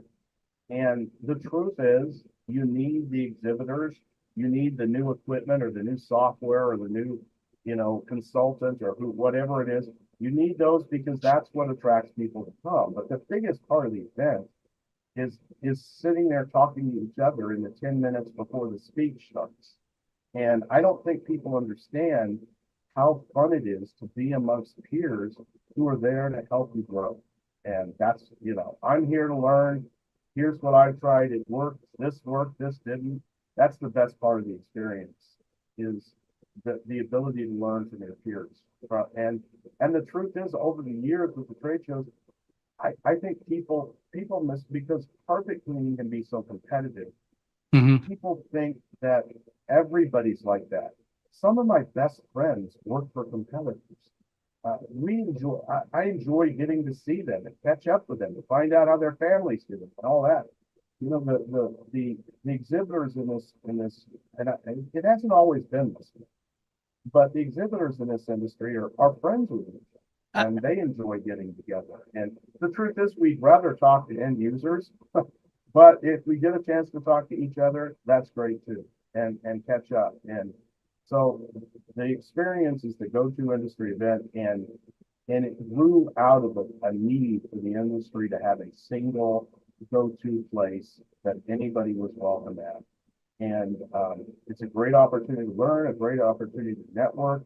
And the truth is, have some fun. I mean, if you like Vegas, you'll have fun in Vegas. If you don't like Vegas, you know, listen, if I can find things to do in Vegas, anybody can. I don't like 90% of Vegas, but there are things there that I had no idea how talented Donnie and Marie Osmond as an example. So there you go. You're still going strong. That's one of the best shows I've ever been to. Well, before Very- I got to pull us in though. Before we go to Vegas, we got to go to Chattanooga, Tennessee. That's right. So let's focus on Chattanooga because the East Coast event has always been smaller. Yeah. And depending on where it's been in Atlanta, it's been in Florida, it was in Cincinnati a couple of years back. Depending on where it's at, the audience kind of changes. And that's nothing wrong with that. That's actually can be a good thing because it's different people every year for you to meet.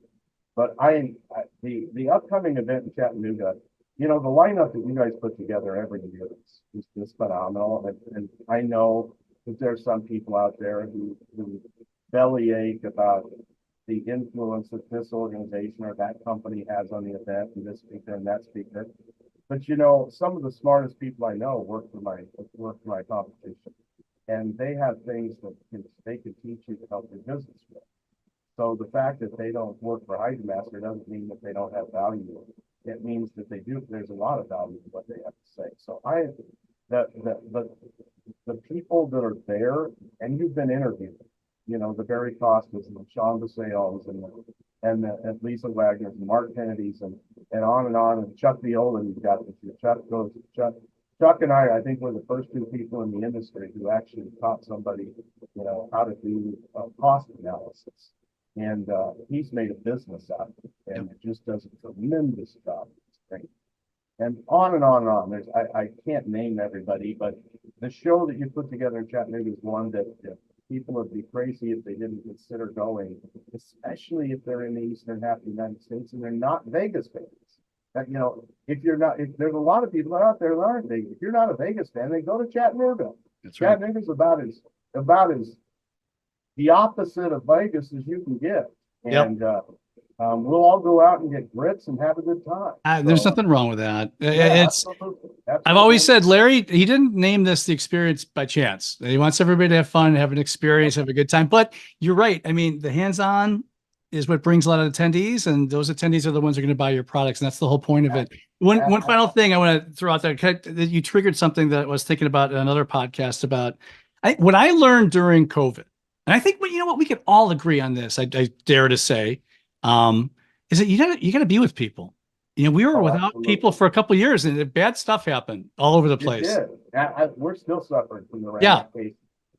And so I agree. Getting to expos and coming out and seeing your friends and your competitors. And I also said, it's funny you mentioned about your competitors. I mean, Tom Brady and Peyton Manning are best friends now. That didn't mean they want to beat each other's brains in when they play. That's okay. It's American competition. That's okay. So this is great. By the way, Doyle and HydroMaster are going to be exhibiting in Chattanooga. And please make plans to join us and attend the experience April 3rd through the 5th. You can register through our website, rnrmagonline.com. You could find this in all R&R videos and podcasts on YouTube, Apple, Spotify. Please follow us if you haven't already, and feel free to leave a quick review. And also, please follow us on Facebook, LinkedIn, and Twitter. A very special thank you to our guest, the one and only Doyle Bloss. This is Trade Talks, Unlocking the Experience. Thank you for joining us. We look forward to seeing you again next week. Thanks, Doyle.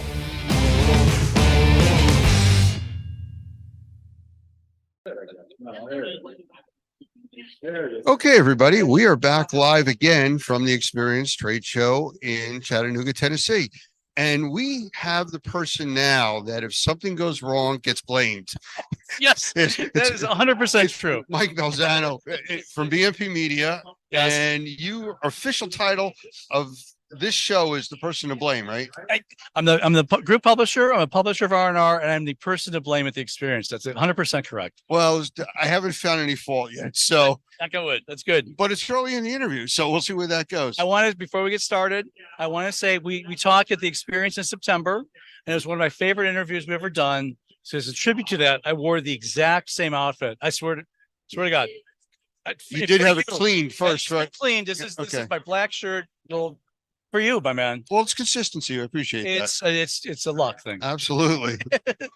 So we're here at the Tennessee show. This is, I guess, what you would call your East Coast show or your spring show. Yeah. Yes. I think we were talking about that too. When we should change the names, if it should be spring and fall, or because everybody calls it anyway, right? Yeah. Spring experience, the fall experience.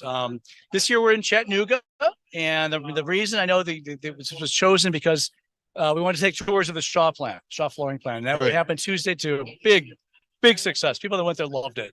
And so I'm glad we came in. Chattanooga I've never been here before. It's pretty nice. Me either. So Man. it's definitely different. It's kind of like the big city that isn't. Yeah. And we are also very happy. I mean, since we're here now, you people don't know. I wish you'd come here, but we still have a day to go. You can get here tomorrow. That's right. One more day of this show, but we have the big event coming up in the fall. Yeah, the big event is going to be in the fall, Las Vegas. Caesars Forum, again, we've been there for the last few years. We're going to be at Harrah's at the hotel, and we're very excited about that. The floor plan has been put up, and it's about half filled already. That's not a sales presentation. People are kind of really excited about that event, as are we. Well, I was talking to Scott earlier. Yep. And from BNP Media also. Yep. And we were talking about the size of the show in Vegas. Yeah. And I made a suggestion to him because he was always looking for suggestions. Hey, anything that would help? I said, yeah, sure. Why don't you open up the Segway concession stand? Because the amount of walking, it's just massive, the place. It's getting from the hotel to the Caesars Forum is a lot. We here, what's nice about this here is we're literally a 5-minute walk to our hotel rooms and back. Yeah. There, you really got to think, oh man, I forgot I left my card there. Do I really want to go all the way back there? Waste an hour coming back and forth. Well, we're making fun of it, but I mean, it's got to be that big to accommodate that many people that go to the show. Oh, that whole city is like that, isn't it? Though you hear the stories of people saying, "Oh, there it is, right over there," and you're walking for an hour and a half, and you're still not there yet. But they've treated us very well. What we're doing this year, for those who went last year, we kind of turned the floor plan on its side. Mm-hmm. Those who went to the event, they know that there's a huge video screen coming down the escalator. That's where the short floor is going to be. The opening is going to be there this year on the side. The reason for that not only is easier to get in that way, but we can put the conference rooms a lot closer. The conference rooms were a long walk last year. Remember that? Yes. So they'll be a lot closer and a lot more condensed, away from those drone people. Are they going to be? They'll be back at the same time? Because half of them were in our training rooms that we were doing. And you know what? There's some. It was nice to see some crossover. And they learned from you, and they learned from things, and that was great. There was a lot of crossover. I mean, we were scanning badges. It's like none of these would scan. We looked. Oh, you're here for the drone convention, right. But so we're friends with our partners down the street. Well, a little bit. It worked out, and you know what? It does expose a whole different industry to what we do. And truthfully, a lot of people in our industry are using drones now. Yeah. So there's crossover in both directions. Yeah, there's nothing wrong with new technology and utilizing it. And they certainly are. And you're right. It crosses over. IAQ and what you're specializing in these days. Everybody should be talking about that. Yeah. And we're happy to have our little niche of it in our show. So we're happy. Yeah, that pesky thing about breathing. we talked about that. Yeah, if only you didn't have to breathe, it wouldn't be a big deal. Right. You're just so much easier, in your daily lives. So anything else expected to happen here in the next day or so? Any surprises? No surprises. I was so happy. Lisa Lavender Barry Costa did a wonderful job on our restoration pavilion. Also, Mr. Manis and Sean Bissiano have done a great job with the cleaning pavilion. I'm so impressed with the professionals and they've done. They kind of this was a transitional show. Everybody knows it, right? And they just grabbed the wheel and took it. And I'm so happy with my team for fighting through this. And I think the people who are here are having a great time. We're excited.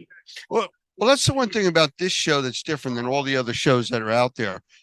You don't come to this show like it's a home show where you're coming here to sell stuff. Right.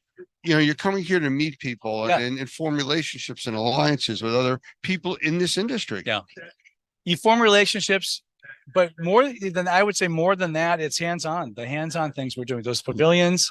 Today's session, Wednesday and Friday, day 1 and day 3 are traditional agenda sessions you're used to. Right. Today, Thursday, it's all hands-on training. A lot of carpet and rug cleaning. It was just a great day of learning, and I think people know that. We all know what a traditional event is like, and there's nothing wrong with that. But that's what separates us from everybody else. No one does this like we do. You come if you want to learn, you come here. You get your hands dirty and learn and figure out your craft. Coming out of Vegas last year, I guess I'm not surprised at this, but we found that 85% of the attendees of that event were from a company of less than 50 people. Which is not a big surprise when you think about it, but it made me change my thinking. I'm like, holy cow, if we could probably make that 20 people or less. These are all small business owners trying to grow their business. well, either by learning how to do things better or business management. And we tailored our messaging this to them. And I think it's gone okay. I think so. And it works. I mean, this morning we saw, because we had 3 sessions this morning about building containment. Yep. And air scrubbing and setting up lay flat and all those different hands-on skills that a lot of people that were there never did before. Right. You know, a few of them, unfortunately, we said, anybody ever do this? And guy raised, a volunteer, come on down. You know, teach him to raise his hand. Well, isn't that what the old thing when you volunteer and everybody just steps back? Steps back. Yeah. Right. That's kind of what happened. There were too many people though to step back. So, but it worked out. And, you know, we built containment. It was short sessions, but we were able to demonstrate all the different things we wanted to. Right. And we had people afterwards just staying there asking us questions and coming to our booths and stuff. And yeah, it's all good. It is good. And thank you and Doug and Normie for being such great sponsors of our events. We don't know if we could do this without you. And because you could, but not as well. I could, but in all seriousness, we'd be missing the knowledge you bring. That's the point. And we're going to be a part of this event forever, as long as I'm a part of it. All right. Well, I thank you for taking the time. I know you got a thousand things going on here. No. So, not at all. Oh, okay. So we got another hour or so to go. I blame for something else, but that's okay. I'm happy I have thick skin. We'll be okay. Okay. Thanks. It's been a pleasure, sir. Thanks, Lance. And I'm looking forward to seeing you out in Vegas. Yeah, we're gonna have a good time. Absolutely. I want to welcome today's guests, Kana and Ramu Sankara from Reusip. We've been working with these guys for quite some time. We've spent a lot of time at some trade shows together, and we'll get into that as we're talking through this. So, guys, want to pop in here and say a quick hello and tell us a little about yourselves? Hi, I'm Ramu. I'm Kana. We're identical twin brothers and co-founders of Reusip. Well, could you let us know a little bit about the company? I mean, we hear the name, we think we know what it's about, but give us a little bit more detail for those that don't know who you are. Okay, so I think what we're best known for is our making the world's first reusable dust barrier zipper and the world's first magnetic entry strip, which is essentially a self-closing dust barrier zipper, also reusable. And it essentially works on a hook and loop system where you're just buying these things, which is essentially loop Velcro strips. This is the only consumable part. And then the other ones are reusable. So it's almost like the Dollar Shave Club of zippers. So I guess that would be the easy way to summarize it. Well, I'm gonna put you guys on the spot in a little bit. I got a few questions I'd like to really go over with you to kind of set the stage here, but I'm gonna ask you to do some demonstrations if that's all right. For sure. Yeah, totally. Okay, so I know getting in touch with you guys, I've had some issues because you're always traveling. I know you're at all the trade shows all over the place, and you're always someplace. It's kind of like, where are these guys? So, you know, how does it work out for you at the trade shows? Because I know I've seen you at quite a few of them.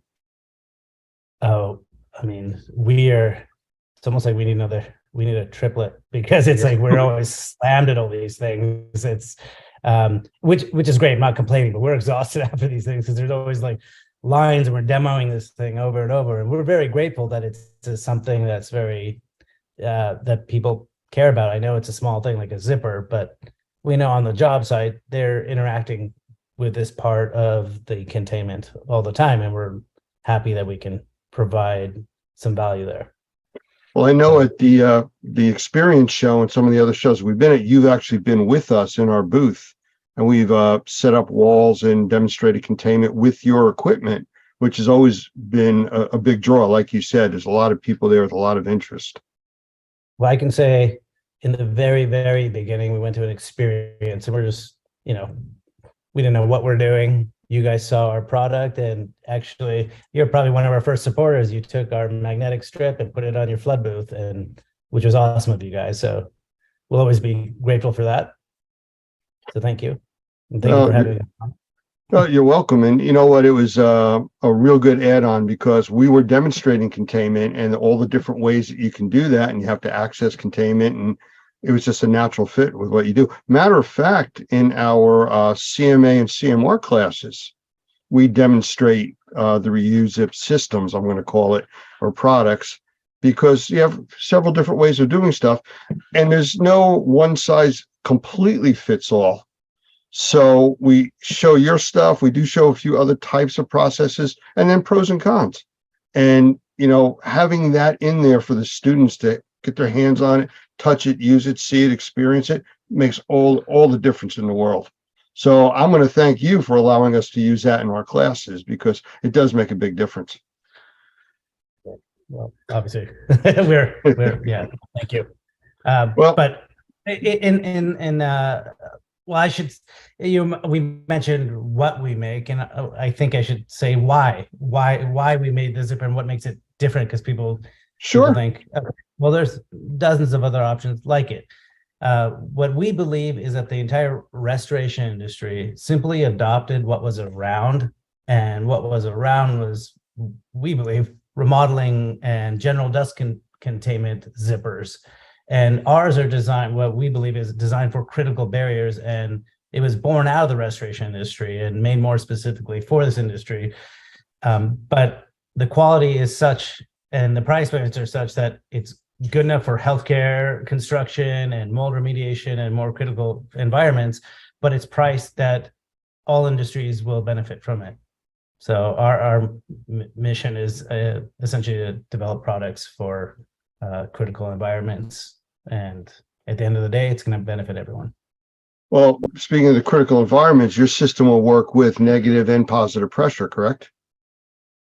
Yes, and in the beginning, people didn't actually believe, like when we showed the magnetic entry strip, people assumed, and I think it's because of the old way of what they're used to, is they're probably buying magnetic doors, that those don't hold negative air pressure. But we proved over the last 2 years during the pandemic that these things will hold over 5 pascals of negative air pressure. Probably, I believe that's double what's required for isolation rooms in healthcare.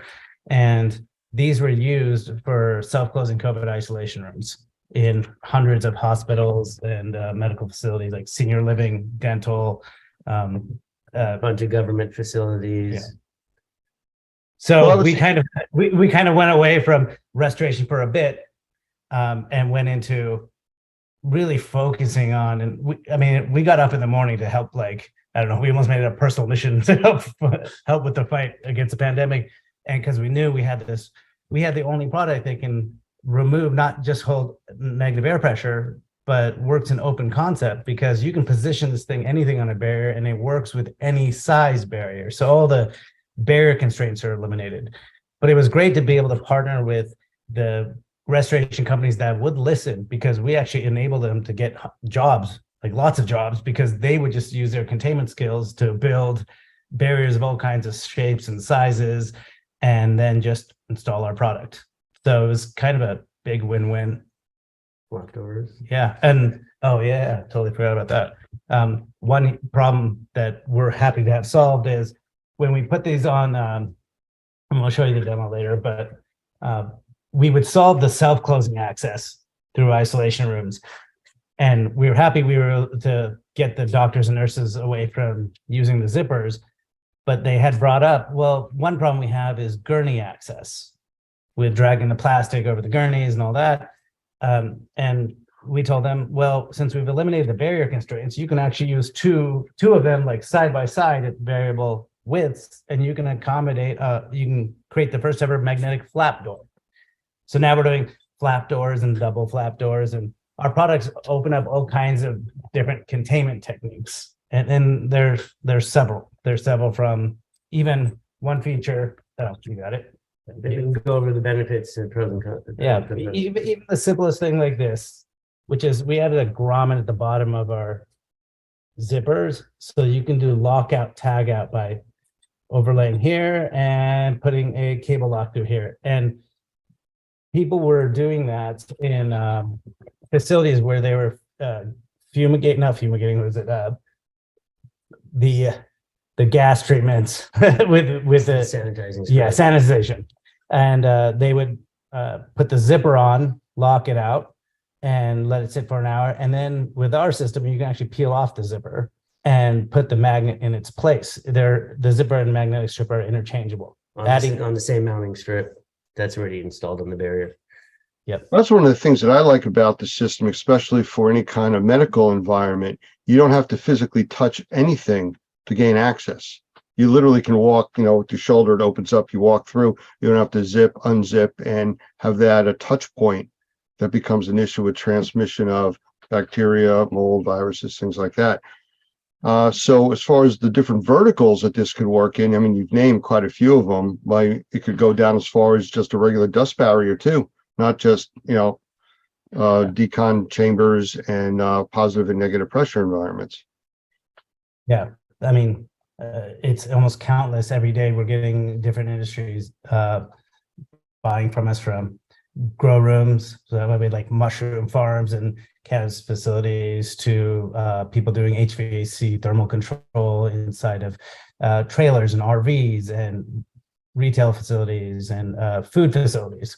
So greenhouses and outdoor greenhouses, which, another technique that's a good point is that we helped someone doing an outdoor greenhouse where they put the magnetic strip on the inside of the barrier, and then they put the zipper on the outside because there were severe wind gusts, but he still wanted to be able to go hands-free access. So he'd go in and out and then just use a zipper on the outside. So you can actually use them in combination, which is yet another technique. And so we feel like we're going to open up the type of techniques and empower the contractors, because I mean, we've seen some skilled contractors and see how proud they are with the containments. And if we can give them, it makes us happy if we can give them more tools to do what they do even better.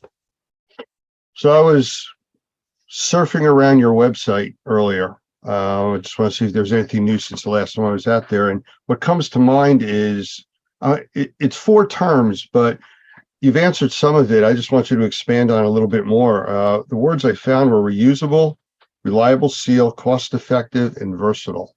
I know you've talked about versatile already. Can you touch on some of the others? I'll give them to you again. We talked about reusable. So you're only replacing the bottom piece?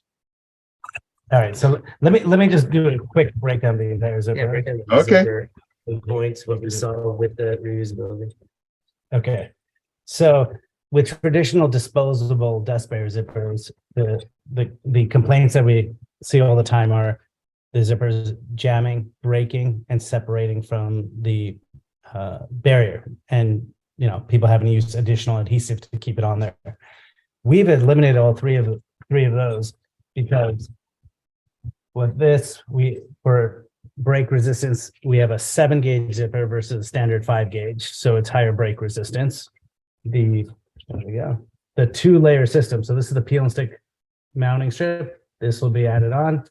The two layers are too thick to get stuck in the zipper head, so they're essentially jam proof. And you don't need a special knife that cuts a gap or anything to create that jam resistance. You just use a regular utility knife down this cut guide, and it is the poly sheeting is not going to get stuck in there and stuck in the zipper head. So jam resistance. And then if you look at the back of this mounting strip, it's 100% high grade adhesive. You're not going to have to put on additional tape and to prevent the zipper from coming down. We've heard about people who literally sent their technicians out to check their zippers to make sure the barriers haven't failed or the zippers aren't coming down. The other great thing is replaceability. In the worst case scenario, the zipper breaks. Well, with other containments, you have to redo the entire containment. With ours, peel it off, just replace the zipper, and you're good to go. This zipper is probably the same, if not less, in cost than a disposable zipper anyway. And then the mounting strip is about a third of the cost of a zipper. So continual use will actually help you continue to save money. I mean, people essentially make money off of our zippers if they're using it more than once. And if they use it only once, it's not like you're out of pocket, like extra or anything, because it's comparable in price to a heavy duty zipper. All right. One last question before I ask you to show us a little bit about how these things work. I see you have it set up behind you. Pressure and strength. As far as how much pressure can they really handle? Has it been measured? You have documentation on that? We would say we had it field tested. We don't have it documented, but it's essentially been used in the field measuring over 5 pascals. We would hit 7. Some people got it to hold like 11 pascals. I believe at one of the trade shows, just to test the disposable zipper strength and versus our reusable, I think we did hit over 30 pascals, and some of the other disposable zippers started separating from the poly, and ours didn't. Yeah, that's ripping down the containment before our zipper's even coming off. Okay. With the Velcro, it's I can't say Velcro, it's hook and loop. There's a little bit of give that you don't, and adjustability that you get that you won't get with the disposables. Okay. Well, I see, I mentioned it before, you have a setup behind you. Could you give us a demo on how this works? Yeah.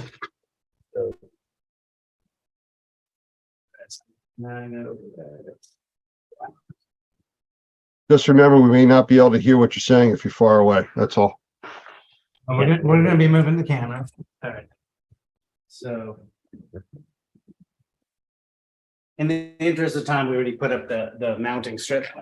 So the peel and stick mounting strip goes on just like a disposable desk sprayer zipper. You'll add it, you'll peel and stick this on, and what you'll do is just add the zipper and put it down. You'll open it up, and then you'll just cut down the cut guide, and then you got your zipper on. Alternatively, you can cut first, add one side at a time.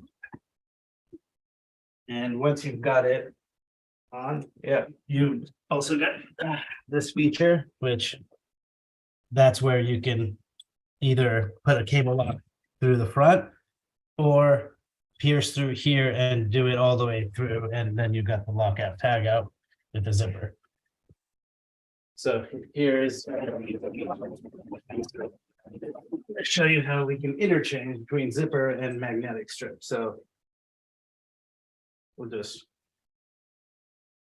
roll up the zipper, and it has these fastener tabs right here, fastener tabs that'll hold it in place neatly. And then we got this carry bag that'll go into. I'll show you that a little later. But here's how you switch from zipper to magnetic strip. So this is the magnetic strip. Same thing, has a hook on the back, magnetic columns. And the trick here is you'll put on the mounting strip, cut it first. This way you'll prevent from cutting the magnets. So you'll put that and cut it first. You'll fold this in half.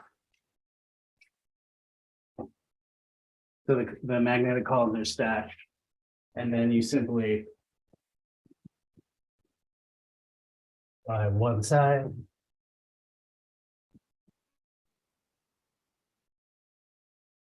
Come down.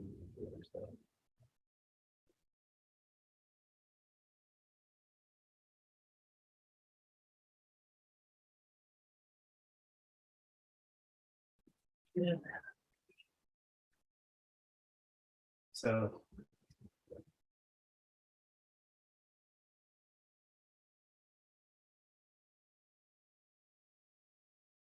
yeah, and then this is right off. Easily fold back up. How much training do you need to get that right? Not very difficult. If someone's already using a desk sprayer zipper, it's pretty simple. Very good. I mean, it does look simple. And when we've used it in class, I've never done a switch like that. I mean, we usually put one up or the other, but it's just as easy, I guess, to switch, which you just demonstrated. Yeah. So one of the first medical facilities that used our product was Orlando Regional Medical Center. And there, I believe there's a board of people that were discussing our product, looking for a solution because they couldn't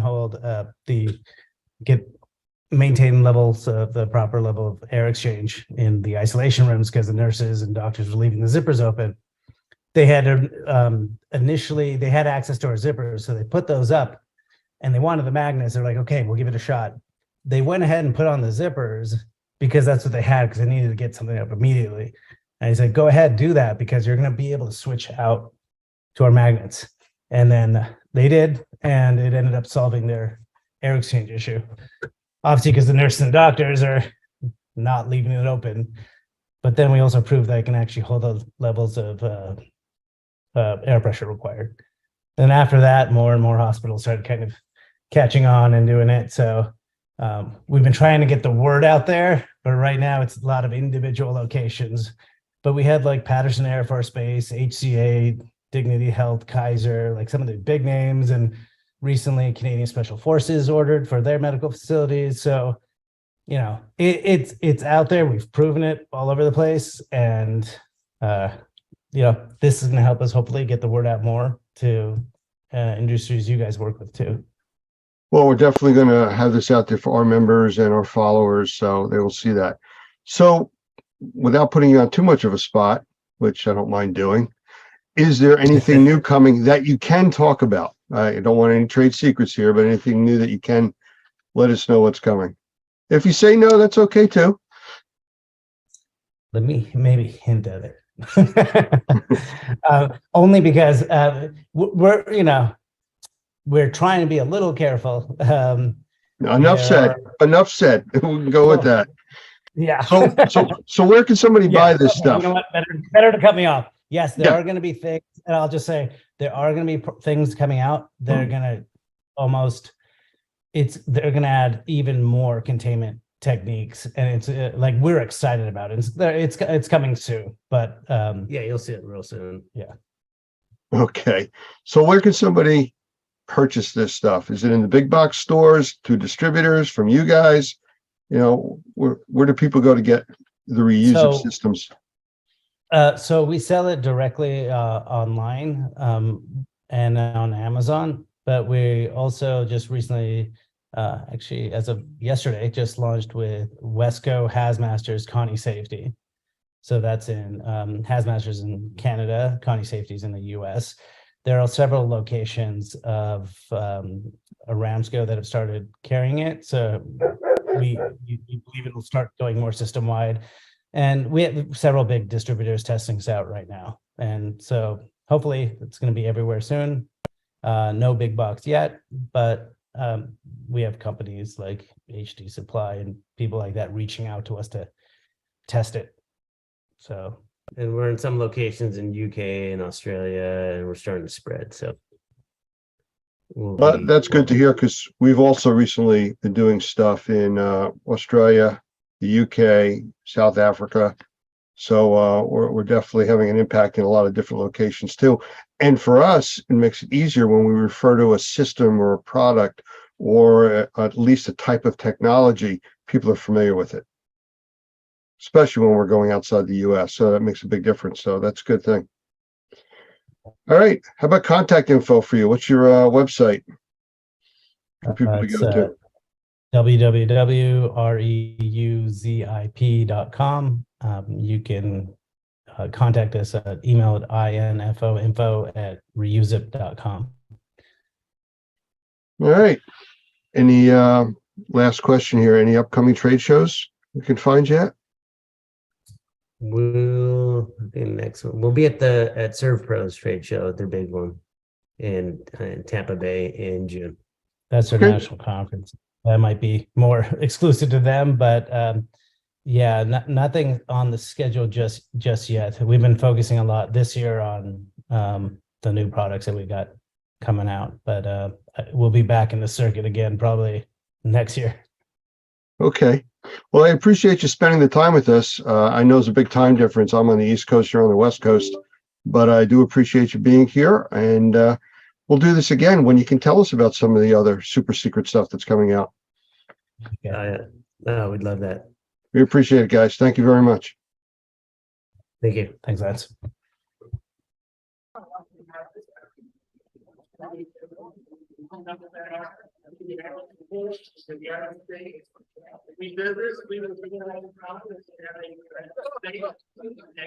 Okay, everybody, we are back at the Experience Trade Show in Chattanooga, Tennessee.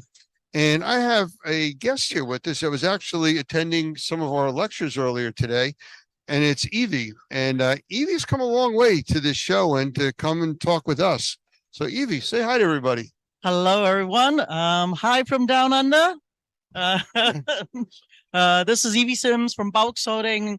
Come from Melbourne, Australia. And I'm really, really happy to be here. Well, we're glad you're here. And, you know, you were with us this morning in the lectures where we talked about marketing, mycotoxins, which I know you had said offline when we were talking. It's something new in Australia. Yes, it is. It's something that has really been there. There's a lot of controversials about it, and it will be really good to get some more information on this so that we can actually debunk some of the myths that's out there. Well, from what we talked about, it's pretty unregulated out in Australia. They don't really have legislation for licensing and stuff like that. Yeah, not yet. Hey, hopefully, hey, one day. That's your goal. Yeah. Well, you know, we had talked, we can, you know, try to work with you and get training out there. And we've worked with people in Australia before. A matter of fact, one of the labs that we use is out of Australia. That's amazing. It's really good it's good to know that we've got that technology, and yet we're not harnessing the opportunity to really understand a lot more about what's affecting a lot of homeowners, a lot of people that lives in rental properties, and the government actually understands a little bit about that because they had the biotoxin review. However, we kind of just stayed stagnant at a point. So I've been really wanting to find a way that we can bounce that conversation back up. And at the end of the day, it is the people that's suffering. So we need to help them. Absolutely. And I mean, I'm doing this 20 years here in the States, and the shift in licensing requirements and better training, it's a slow process, but we're getting there. And it sounds like Australia is getting to the point where they're looking to start doing that. And especially with people like you interested. Yeah, I think there is a bigger call and bigger demand for it. I think one of the Normie presentation by Michael Pinto, he was talking about that mode's been here for a long time. You know, all the science that we talked about is now actually 25 years on is actually proven to be true. Some of the restoration people are doing actually the correct things. So we're now beginning to understand a lot more about what that is. So we need to just step up a little bit more, bring that back home, my home, and then establish a lot more ways that can benefit not just because people are suffering, homes are not being mitigated properly. And that's a problem, hey? Well, let's change gears here for a second. And it's what, 25 hours traveling from where you came from to get here? Bit keen, eh? Yeah. Okay. 29 hours in total. Okay, then. So what brought you here? So I'm here to start a Bulks Holdings Australia as a Bulks Holding USA LLC. So we sell restoration dehumidification systems with a company that's in UK, EcoPro. EcoPro's been in US for about a year or two, but however, they haven't really been into restoration industry. I'm hoping to bring some education, some sort of new formats that's coming in here, and just help the restorers, homeowners, and whoever wants some understanding on dehumidification desiccant units. Well, I mean, it sounds like there's a synergy between what we do here in the States, what you're doing here in the States from Australia, and the UK, where we also have been doing training. Yeah. So we're in the same territory. So this could be a very interesting gathering that we're starting to put together here. Yeah. I'm ready to go to Australia. Well, I think we should. Well, I think it's something that you may hear about in the near future. So, well, that's it. We actually have a phone number in Australia. Yeah. No, a direct line to Normie from Australia. It's there. What's your direct line? I don't have it now, but it's an Australian number, so it's local to Australia. So we'll get that number and we'll post it out. Okay. Yeah. Very good. So that people can reach out to Normie. In Australia, trainings will come. Yes. And we'll be there. And so licensing format of some sort should be coming. So interesting points, eh? All right. Well, we'll continue this discussion. Yes, Thank you. will do. Thank you. We will be back in a little bit with our. Hey, restorers, thanks for checking out a quick bonus episode of the Restoration Today podcast. I love keeping up with Normie and what's going on with Normie because when it comes to technology and innovation, Lance Eisen, who is their VP of Business Development, knows what's up. And his tech savviness is just beyond me and my little podcast here. So I'm excited to be joined by Lance for a few minutes here to talk about Normie Connect and what that is. And it's going to be a different way that restorers and cleaners and IAQ pros can keep up with everything that's going on in the industry, pretty much any possible way that you want to keep up with it. So Lance, thank you very much for joining me. I'm going to have you introduce yourself first. And I'm also curious how you got so tech savvy in the first place. Like did this start as a hobby and now you just know of all the radio platforms and podcast platforms and all these, carrying your own internet with you and building TVs and monitors? I mean, my mind is blown. So go ahead and introduce yourself and share a little bit about your background and how you got here. Well, thank you, Michelle. And I don't even know where to start with my background because it's kind of really diverse from this industry. I started with a law enforcement career for 25 years, emergency medical technician. It's kind of how I got into the technology side. And I think I've become a technology junkie at this point, on the 12-step program, I think, to cure this. But, I actually do a training about technology. And one of the taglines is don't fear the technology, embrace it. Because if you've been doing this industry for 20, 30 years, that's great, but it's changing. And kicking and screaming, we all got to go there, just to be able to keep up. Yep. I recently got into a discussion with somebody about automation and how automation was going to replace all the workers. And I said, that's not really true. And if you look at, I use the automobile industry as an example. They used to have assembly lines with people building cars. Then they automated and brought robots in to build the cars, and they replaced all of those workers with people now that have to fix all the robots and program the robots and do all. So the manpower demand is still there. If not, it's grown, but it's a technology change. You got to stay with it or try anyways. I totally agree. That was the biggest emerging trend in the State of Industry report that came out is related to AI, which is a little same, a little different, whatever. But technology is growing so fast and people are definitely paying attention. So, all right. So explain what Normie Connect is for people who are not familiar with it. Normie Connect is a concept that really came out of discussions like we're having now. I've talked with a lot of people, and there always seems to be a disconnect of information. People are starving for information. That's why they go to the internet. The problem is when you go to the internet, there's no validation as to what you're getting, and you have to try to figure out where to go. So we looked at what we do and what we've been doing with Normie TV for about 5 years. And people seem to be really enjoying getting their media through video. So we figured, let's take it to the next step. And we started to produce as much video content as we could on Normie TV or normie.tv.